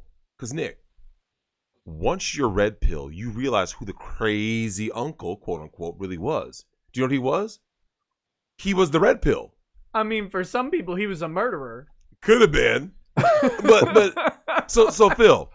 Well, I get this in my family because I'm like kind of the weird guy who never got married. Yet I'm the only, dare I say, male of the grandchildren who's happy in life, because all the rest of the guys are like, oh shit, I've got to go to fucking IKEA this weekend again just to be paraded around by the wife. Phil, do you remember the days of the crazy uncle? Here's what would happen. There'd be a family gathering, right? Yeah. Christmas, Thanksgiving, Easter, whatever, right? The crazy uncle, that's what they would always call him, right? Oh, they would always, so basically, when he said things to the kids, especially the kids, right? And teenagers, even more so, he would say things and everyone goes, oh, he's just being crazy. Now that you think about it, you realize like he was trying to get you off the plantation. He was telling you, these are the games that are being played. These are the things that will get you. These are the snares and traps. So when he says something like, hey, man, don't be out there doing X, Y, and Z, man, because this is how these girls will get you. There was a kid in the UK, I believe it was Scotland. He had 40,000 texts that exonerated him, right, Nick? He got Me Too'd. The quote-unquote crazy uncle is the kind of guy like this. Hey, man, if you don't do X, Y, and Z, these girls could lie on you and say this. Oh, he's just him being crazy. Women are virtuous. This is not the crazy uncle I've ever heard of. Man, look. The crazy uncle I've ever heard of was always like, man, I tried to go to the gas station, but I had salmon in my socks, so I bought a canteen. Oh. There's the actual crazy uncle. You're like, I've not heard of the crazy uncle just being like a guy dropping red pills. We're just making up for the lack of actually having a truly crazy uncle. So we just say, oh, the red pill guy, he talks crazy. Yeah, because Nick, that's really who he represents. I get what you're saying, but I've just never heard of that guy. Really? Like, I've never heard of, oh, he's crazy, and then it being a red pill guy. It's always there was no bachelor in your family? Yeah, extended family? No, the only bachelor in my my extended family is a bachelorette. Well, that would be why then, wouldn't it? There's no need to call the crazy uncle. I mean, I still got crazy uncles. Right? Make no mistake. But Nick, but Phil, that's something you just touched on. The so-called crazy uncle was always the bachelor. Oh, not in my family, man. And I mean, going out, or if he wasn't in a relationship, he was red pill. He kind of had that. Again, not and I'm going outside of like my immediate family and the extended family to the second cousins and stuff like that. And no, like the crazy one wasn't always a bachelor for us. So for me, it's just been different experience. But if you guys were all married, was saying all this stuff. Y'all need some there South isn't anyone Texas relatives. I think in my family, there's always at least been one guy who, for whatever reason, didn't get married, and it's always, we wouldn't necessarily say crazy, but it was just be careful around that kind of idea. There was always this air of suspicion, because of course women don't trust men that don't get married. Well, there has to be something wrong about them if they're not a slave to the plantation. Well, Phil, in the modern world, if you have a crazy uncle, he'll say things that. Here's an example of something that crazy uncle would say, right? He'd be talking to, like, let's say a kid is graduating high school. He'll be like this. Yeah, man, you want to get this kind of job and blah, blah, blah. And, because remember, the crazy uncle now, Nick, is going to be the guy telling young men don't go to college. He's going, it's a scam. Don't be listening to him. He's just crazy. And he's going to be like this. The easiest chick to hook up with is the married chick, the desperate housewife chick. Oh, he's crazy. He's trying to lead these boys astray. It only sounds crazy because they want you, and you know this, Phil. The dudes are just as complicit trying to get you on the plantation, right? Mm-hmm. Oh yeah, because once they've failed, they want you to fail straight. They want you to fail. The blue pill simp is no different than a female. He will try to get you on that plantation and keep you there. And when you're miserable and you may go ahead and give a blowjob to a fucking rifle, they go, I don't know what happened. I don't know how you wound up miserable. He used to be a happy guy. But the crazy uncle was a guy who was always telling you, yo, bro, it's like, Nick, I had people around in my life. Like, look, prime example, you remember my foster brother, Reg, right? Yeah. Do you remember just the way he would talk, like just things he would say, Nick, out of left field? What I remember out of Reg was the grimy ass girls Reg was bringing back. That's what I remember. From grimy. Phil, my foster brother had no problem. He could bring home a dime or a deuce. It made no difference, right? Here's another red pill type dude, right, Phil? The guy who goes like this, man, pussy's pussy. Because those guys are going like this. Why be in a relationship if I can get it for free? And so the dude who was out there, and you know this, Phil, the guy who was out there, using flowers, doing all these things, right? They're doing the simp things, right? What does the red pill uncle tell the simp? Man, you don't need to do that shit to get laid, man. Just do this. Oh, he's crazy. Everyone calls him crazy, Nick. They didn't want him right. And you know this, Phil. They would try to not invite him or not tell him certain things, right? Because they don't. If you have a red pill uncle, Nick, he's gonna be the dude that all it takes is a kid to go like this, and you know this to be a fact, Phil. They didn't want especially the boys around him, right? If he said, "I'll take him out," no, you can't go with the crazy uncle because he's crazy. And now it's a key word though, isn't it? They call him crazy, but they mean he's strange or he's not normal. Yeah, he's not like one of us. You know what that is, Phil? It's just like when I get told I'm an asshole by women all the time. You're such a fucking asshole, Drex. It just means I can't be controlled, Nick. Women are so used to being catered to and controlling men that when they finally find a man that goes like this, no. How dare he no? When a woman asks you, Phil, I've had women ask me to, whether it be like a relationship advice, their attraction level, I will straight up tell them, like, look, I've told bitches that their time is up, right, Nick? I've told women that they hit the wall. I know a woman, and I've had this happen. I know you've had it happen, Phil. Single mothers are the ultimate, right? They're the most entitled. Nick, they believe they can go out on the market and get a man, a high value man. With a straight face, they'll go, I got 3 kids by 2 different men. But I think I can go out on the market and go get me, land me an NBA player. Like, what the fuck? You're bashing these chicks. They've made good decisions so far. They're obviously a good judge. That's why I know. I often unload on them when they do this. It's like, you seem like a good guy. I mean, like, I've only got like 2 children from different fathers. I mean, like, I'm a good woman. So yeah, that's exactly what a postgraduate should be dealing with, isn't it? Yep. Because they just think I'm a dull retailer, but like I'm actually fairly well educated. Right. And I can bring that all onto them, and they agree with me. Yeah, that's exactly what right. No, I am being sarcastic, darling. Oh. well, Nick, do you know what I've noticed? And I hate to say this because it is kind of sad, but you can actually reach a point where you realize how easy it is as a certain type of man to get laid, right? And I kid you not, Nick, I can see it in these modern girls' eyes, right? These girls who are, young girls, right? So Tommy Lauren 5 years ago, right? I can see it in their eyes, Nick, they're just lost. Like, Phil, you know what I'm talking about, right? Like the ones who have drank the feminist Kool-Aid, right? I can have as many sexual partners as I want. I'm in my degree. Doesn't matter. Nick, I can look in their eyes, and I'm like, you almost want to ask them. You ever want to ask them this question, Phil? Is this what you really want, though? I didn't say what society told you to do by going to get this degree and then another degree and another degree and accumulate 150 grand in student loan debt. Is this really what you want, Nick? You can literally look in their eyes and they're lost. It's like, oh, well, they know it's wrong, but like they can't separate themselves from the herd mentality. Nope. That's the problem. Well, think about it, Phil. The women will knock them back into the herd, right? If they go, indeed, yeah. Nick, now you know this.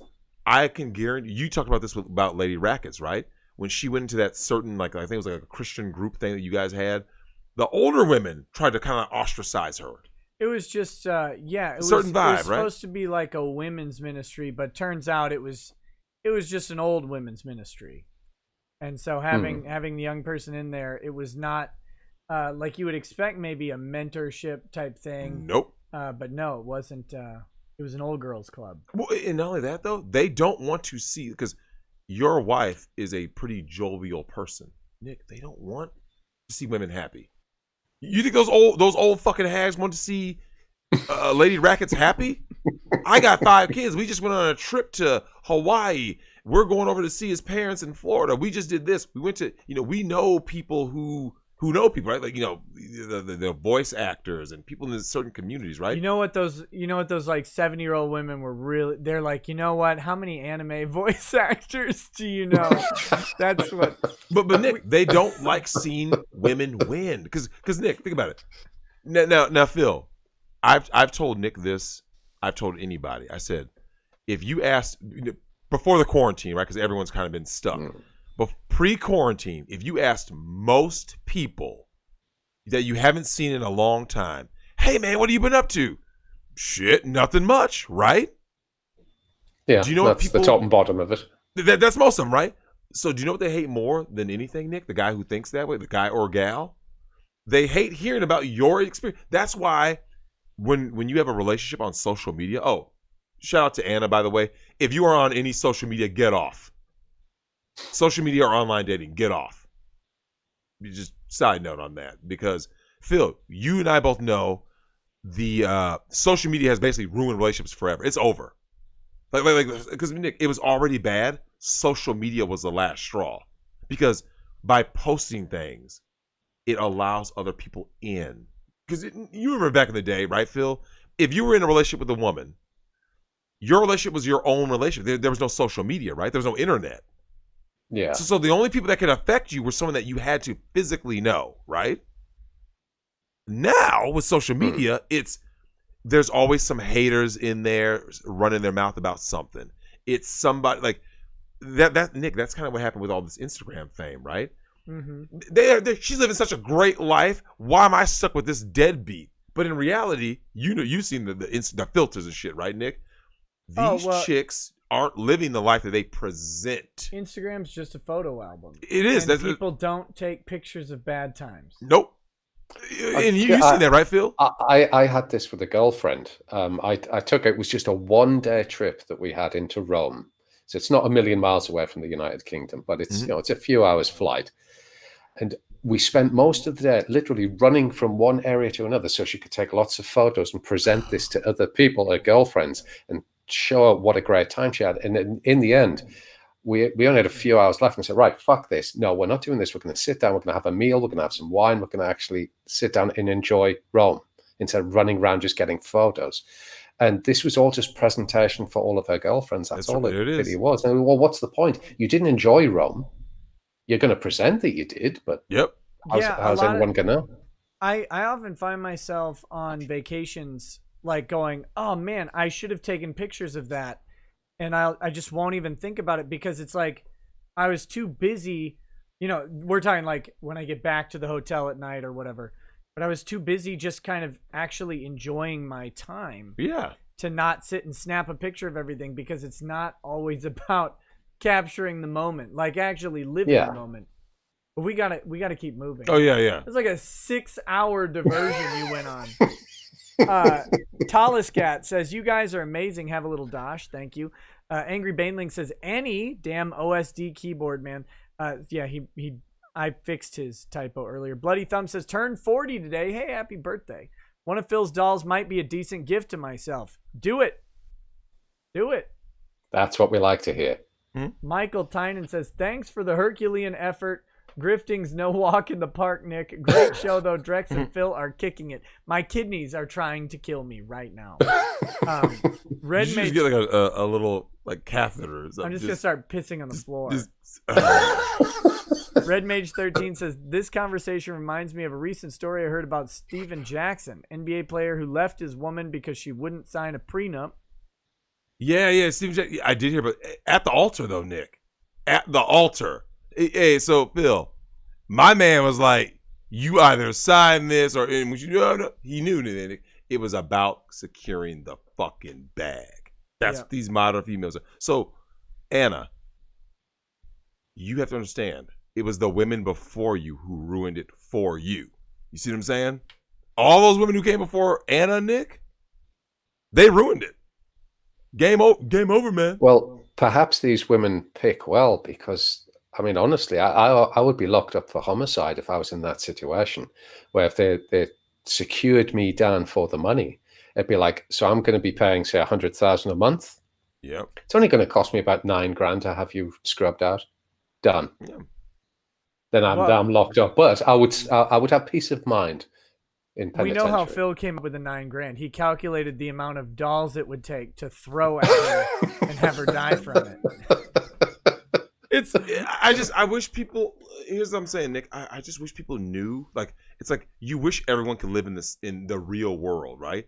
I saw earlier Anna said that she liked blonde guys, right? More power to you. But as Ty Beard and I had to articulate, white men who are high value don't view black women as anything more than a fucking jump off. High value white men, overwhelmingly for the most part, do not seriously date and marry black women. They will smash. Sure. Marry? Fuck no. And if you say, yeah, Brad, marriage is the cost to get into this WAP. Deuces. Because a white guy can get any black chick. You see what I'm saying? So Anna, yeah, good luck. There is something in what Drex is saying there, because when I had those African girlfriends, while we're walking through town together, say Nairobi or Harare, I would see the looks that this girl was getting. Listen to how damn sophisticated. I love this man. When I was taking a walk around Nairobi. Phil, you are amazing. Well, Phil, let me ask you this. Before you go on with your story. When I went to Burnsville Mall. Oh! Phil, I do have a question for you before you get into your story. Yeah. Did you notice that any of the black girls that you dealt with always wanted to get pictures with you? Oh, God, yeah. I had professional pictures done with the Kenyan girl. Yep. And that was on her insistence. Yep. Yeah. And yeah, she presented. I mean, there wasn't much more to the story, but it was just a case of like, she even explained to me when I said, like, what's with all the funny stares that you're getting from the other girls? And said, like, how did I get like a white guy? Yep. I said, well, there's white guys all over Nairobi. What's the deal? But apparently it's still a thing. Yep. Zypher Warrior wants me to hit on a Miss Piggy doll in Kermit voice. Oh, do it. Do it. Hey there, girl. I'd like to get inside those ham hocks, if you know what I'm saying. Time to slap that bacon grease. And now let's hear your mid thrust. I can't stand you. I can't stand you, man. Look, we don't need a ball gag. We just need a nice Honey Crisp. We can go straight that's to it. downtown. Kermit will be the sub, won't he? Yeah. Oh, shout out to Sheila Allen just said something. She said Bill Burr's an outlier. No. Bill Burr is he's a very red pill, sort of, because he got married to a black woman, so he failed. He is a beta. If Bill Burr were not rich and famous, Nick, he would not get access to X amount of women. Same with Kevin Hart. You see what I'm saying? Like if Jerry Seinfeld were not rich, Nick, would he just be able to walk out there and be like, oh, I'm Giga Chad? Fuck no. Comedians are betas. Show me a comedian that, Nick, without the money and fame. Chris Rock has admitted. Do you notice all these guys, they always talk about their relationships, right? That no comedian was ever that guy. Not one. Not Chris Rock, not Eddie Murphy, nobody. Because most of them are short. Yeah. Women like their men 6 foot and above. So if most of these guys are 5, what's Kevin Hart, 5'3"? Kevin Hart wasn't getting laid when he was in Chicago. But once he got those millions, all of a sudden he got women. He got hoes. Come on. Yeah, it's like Tom Cruise. I mean, he's about 3'4", isn't he? Right? Yeah. He is the Munchkin Brigade. Bad Vibe says the reason the standard system exists is because the metric system doesn't have an equivalent for feet, which is the basis for home construction. Pinguino de las Nieves, thank you for the donation. Phoenix Lord Asterman says, will you talk a bit about Russell Greer's sentencing? Not tonight. Soon, preferably with the Greer lips. Yeah, I'll have to do like a Greer show. I don't think Drex has seen that yet. Have you ever seen me put on the Russell Greer lips? I did. Yeah. Remember you when you explained Russell Greer's story, I was like, oh. Yeah. Brian Nateran says, as Kermit say, give it to me, Neil. Give it to me. I can't do it anymore. Cal Clay says, Drex, God. Nick's token has returned. Lol, kidding, Nick. Drex opinion. If we just did like The Simpsons, men and women segregate, how long till they crawl back? Well, we covered that earlier. It wouldn't take that long. Actually, Nick, could you do Kermit voice and actually do squeal like a pig? I gotta hit my Zen place. I might need some post-nut clarity for that. Oh God! Listen here, you porky bitch. You better squeal like the pig you are.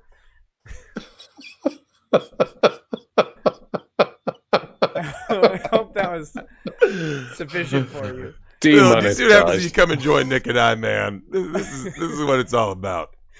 Jimmy the Hand says, blackface lawyer wouldn't use an N-word pass? Press X to doubt. No, I don't need one. Yokohuna says, 23 and I don't know where to find good women. There's no women in my college classes, none in my line of work, none in my hobbies. Like Drex said, what do I get? What should I do? Import one from Asia. No.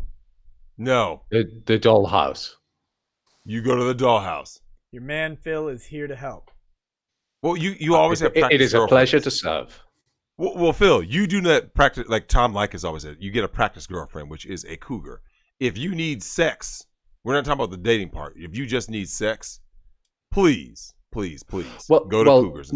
Notice, like, when you say, like, you get like a practice girl in, stuff like that. There's no harm in that. But when women do it, they have a practice marriage or a starter marriage, as they call it. Yeah, and the man gets destroyed.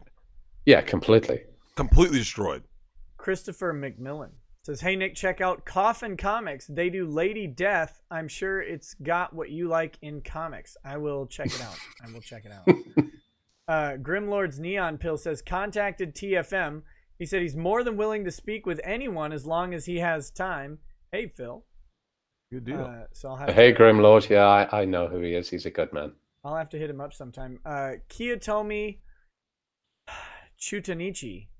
That's got to be... I had to have butchered that name. Says, they found the phylactery, #RBG. Also, not all women. We did cover the not all women earlier, but it's getting about late. What? Anything. Yeah, but we always said that. Yeah, no, I'm saying they probably weren't here when we covered it earlier. That's what I'm saying. Okay. But it's getting late, so it's been said, is what I'm saying. Yeah. Nya says, Drex, you're all our crazy uncle. Oh, thanks for that. Sarayo says, glad to see Phil and Drex back. Great stream again. Always great. Always great. Even if I'm a little bright. Yeah. People keep coming into the stream like, what's going on with Phil's camera? Like, God's taking him home. Yep. It's okay. Sweet angels going back to so heavenly. What can I say? Keg7 Go says, would Drex bet a trap to save Phil? Oh, come on. So, Phil, this is ongoing thing that people have just got to know. Like, would you bring this trap to save Nick? Like, what? It's the family, right? You're the hero of your own story. All of these people who ask about traps all have a trap fixation themselves. That's why they ask the question. I think Keck definitely is into traps. You know what? More power to him. I have no doubt. Well, here's the thing. Keck's Phil. the one who exposed me to femboy hooters. Oh. Oh. You got to sign the petition. They're trying to get a femboy hooters. Oh my God. Yeah, but who's going to be the clientele? Whoever signed the petition, I guess. But there's not enough dudes who are like good. So the women aren't going to want to go. Well, normally I would say lesbians, but like as a masculine presenting transgender lesbian, I don't know if I would want to go there. Oh, but we both know, Phil, is there such thing as lesbians? No, they don't exist. The women are just fluid when it comes sexual. Yep. Hey, there are no lesbians, man. Phil, I got a genuine question from the chat here. that I think you might be able to answer. It says, now what do low-income laid-off guys without wads of cash do to get a doll? Asking for a friend totally. Do you have any advice on that? Or the first idea is a check on doll forum, and there's always dolls for sale there. Because, and when I say a pre-owned doll, if that turns your stomach, that's only a viable thing to say if every girlfriend you've ever had has been a virgin. If you've had secondhand women, you can have a secondhand doll. Yeah, you just flush it out with bleach. That's exactly what you do. Okay, Juan, welcome to Super Lawyer status. Thank you so much. Welcome to the channel. Cal Clay says, Nick, can I use ginger equals soulless defense for murder? You can use it. Mileage may vary. S Sonic 15 says, the femboy version of Hooters is called coin purses. God. Bad Vibe says, in Kermit voice, what's long and green and smells like bacon grease? Cal Clay says, Sophie case, 3 men must be high ups in CPS/legal. King Goobat, welcome to paralegal status. I appreciate it. And there's just a couple more. Crusader Saracen says, at least Ruth Bader Ginsburg will guaranteed vote for Biden now. He also says, ever notice that RBG looks like Larry King? Yes, actually strikingly similar. Yeah, similar. Yes, yeah. Hey, Nick, Sheila Allen just said something. She said, hey, Nick and Drex, her mom is a lesbian. She's been married for 16 years now, in her 60s. Sheila, let me go ahead and give you a dose of what I call fucking reality. Okay? God damn it.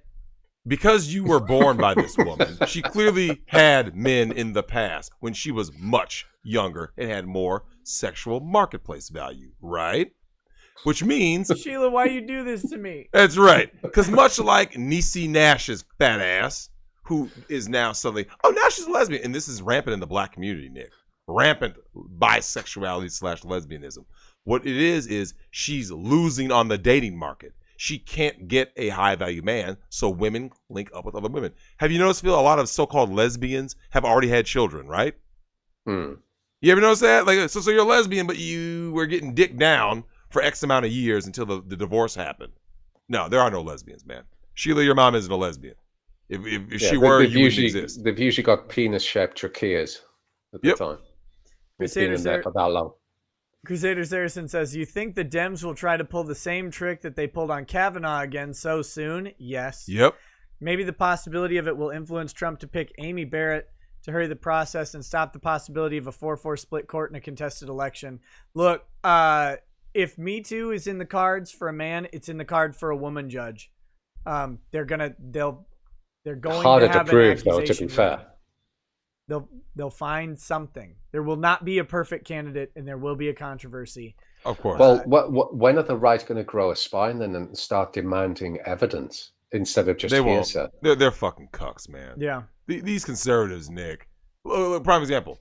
Jerry Falwell Jr. is a huge figure for the right, and he's a cuck.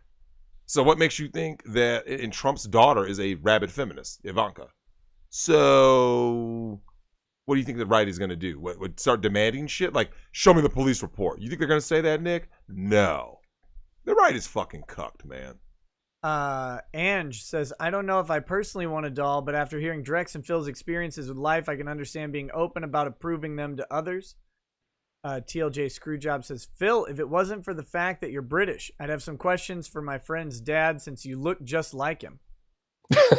Oh, and Sheila. He must be a fantastic looking chap then, what can I say? Of course.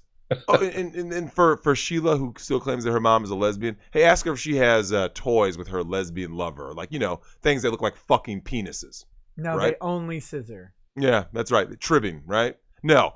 Phil, you know it's the case. Phil, you know it too. When two women who claim to be lesbians get in bed together, they start bringing out all these objects to emulate and simulate men. But when two gay men get in bed together, they don't bring out anything to simulate women. In fact, I had a guy who worked for me for a brief time, and he was gay, he was openly gay, quite proud about it. But he said, oh, vaginas, they look like slugs. They're horrible. Ooh. Yep. They're repulsed, Nick. Didn't like it. I've been around gay men. They are repulsed by because they're gay. Yet when it comes to women, these so-called lesbians, I have had numerous offers to dick down lesbians. And Phil, you've heard of these situations, or you've been in them yourself, right? I'm a lesbian, but when you don't give them attention, like when you aren't thirsting, at some point they flip the whole like, oh God, I just need some dick. Wait, what? Man, your mom ain't no damn lesbian. I call bullshit. God damn it. That shit gets We're so close to the end. I just gotta piss. Keg 7 goes, just let it go in the seat. Just let it go. Let it go, Nick. I think I did already. Keck 7 Go says, I am 100% definitely into trap, but that's beside the point. Would Drex bet a trap to save Phil? I don't think he answered. Look, man. Okay, hold on. If I have to smash the trap to save Phil because Phil is producing the sex dolls, I might have to take one for the team. I mean, I'd still rather smash Ruth Bader Ginsburg to destroy the family court. Okay, you heard it right here. He said take one for the team, which means not only would he smash the trap, but he'd be the bottom. Kevin Clay says, in defense, if I take out Sophie's mom and boyfriend, you rep. No, I cannot condone or endorse that activity. Please don't even make jokes about it. The court system will deal with them eventually. Hopefully now that someone better is on the case. Yokahuna says, now where do I find the MILFs? I got to get that PS5. So there you go. Yeah, buddy. You can find them at, the grocery store or the gym or whatever. Mario Carter 13 says, is this a Chair Coon Golden Shower stream now? Right. Nick, before you go, I did send you something to your Facebook from one of your subscribers that is on the same day that an evil person died, a good person died. Yeah, you see that thing I sent you? He just wanted to give a shout out to his, I think it was grandmother passed. Yeah, you see that one that I sent you? I think it's a two-parter. Oh. Yeah. Oh, okay. Yeah. Let's see. Yeah, I guess he donated, but it was some weird region, Canadian money, something weird. Why are you donating in Canadian money? I don't know what happened, man. Something weird. Andrew War Snowboard says, the world lost someone important today. My great aunt died at 98 years old on Friday. God bless her life and soul. She was the first non-parent of mine ever to hold me, and she will be missed. Hey, condolences, buddy. Definitely. Sorry to hear that. All right, guys. CJ says, Chair Coon getting a golden shower tonight. That's it. We got to wrap up this show. It's got to end. This is unbelievable. I'm not okay with wrapping up the show when Phil's 15 here. Minutes. Just keep Nick going. Yeah. Nick leaves, and then Phil and I would just, I don't know, bring out Maple. Shit for 15 minutes. I'm sure Nick can manage it. I have to leave this house in 4 hours. Hey, Phil, Nick has a soccer game he's got to get a kid to, right? And when I asked him what time, he's like, yeah, 9:15. I'm like, bruh, it's 5:11. We're ending when Phil started. Yeah. Oh, Jesus. Oh, man. All right, guys. We have had the Cross the Pond time difference stream tonight. I want to thank my guests as always. I know. We got to do it again. Did you want to address anything or whatever? I know people need to go to the dollhouse.com. It's the-doll-house.com. Or, of course, we have dc.the-doll-house.com. We also have, there's a San Antonio franchise. I've got mexico.the-doll-house.com. And there's also a New Zealand one, but I'll not bore you with all of the URLs. Go check them out, guys. Please do. Look, they're amazing things, even if you're not going to buy them. So go check them out. Plus, you might need to make a referral to one of your friends if you're not in the market. Get one for your mother. She'll appreciate it. Yeah. All right, guys. Well, if you want to hang out for just a second, Phil, we'll say goodbye off stream. Thank you all for watching. We'll talk to you soon. Have a good night. Peace. Bye, everybody. Peace. Enjoy.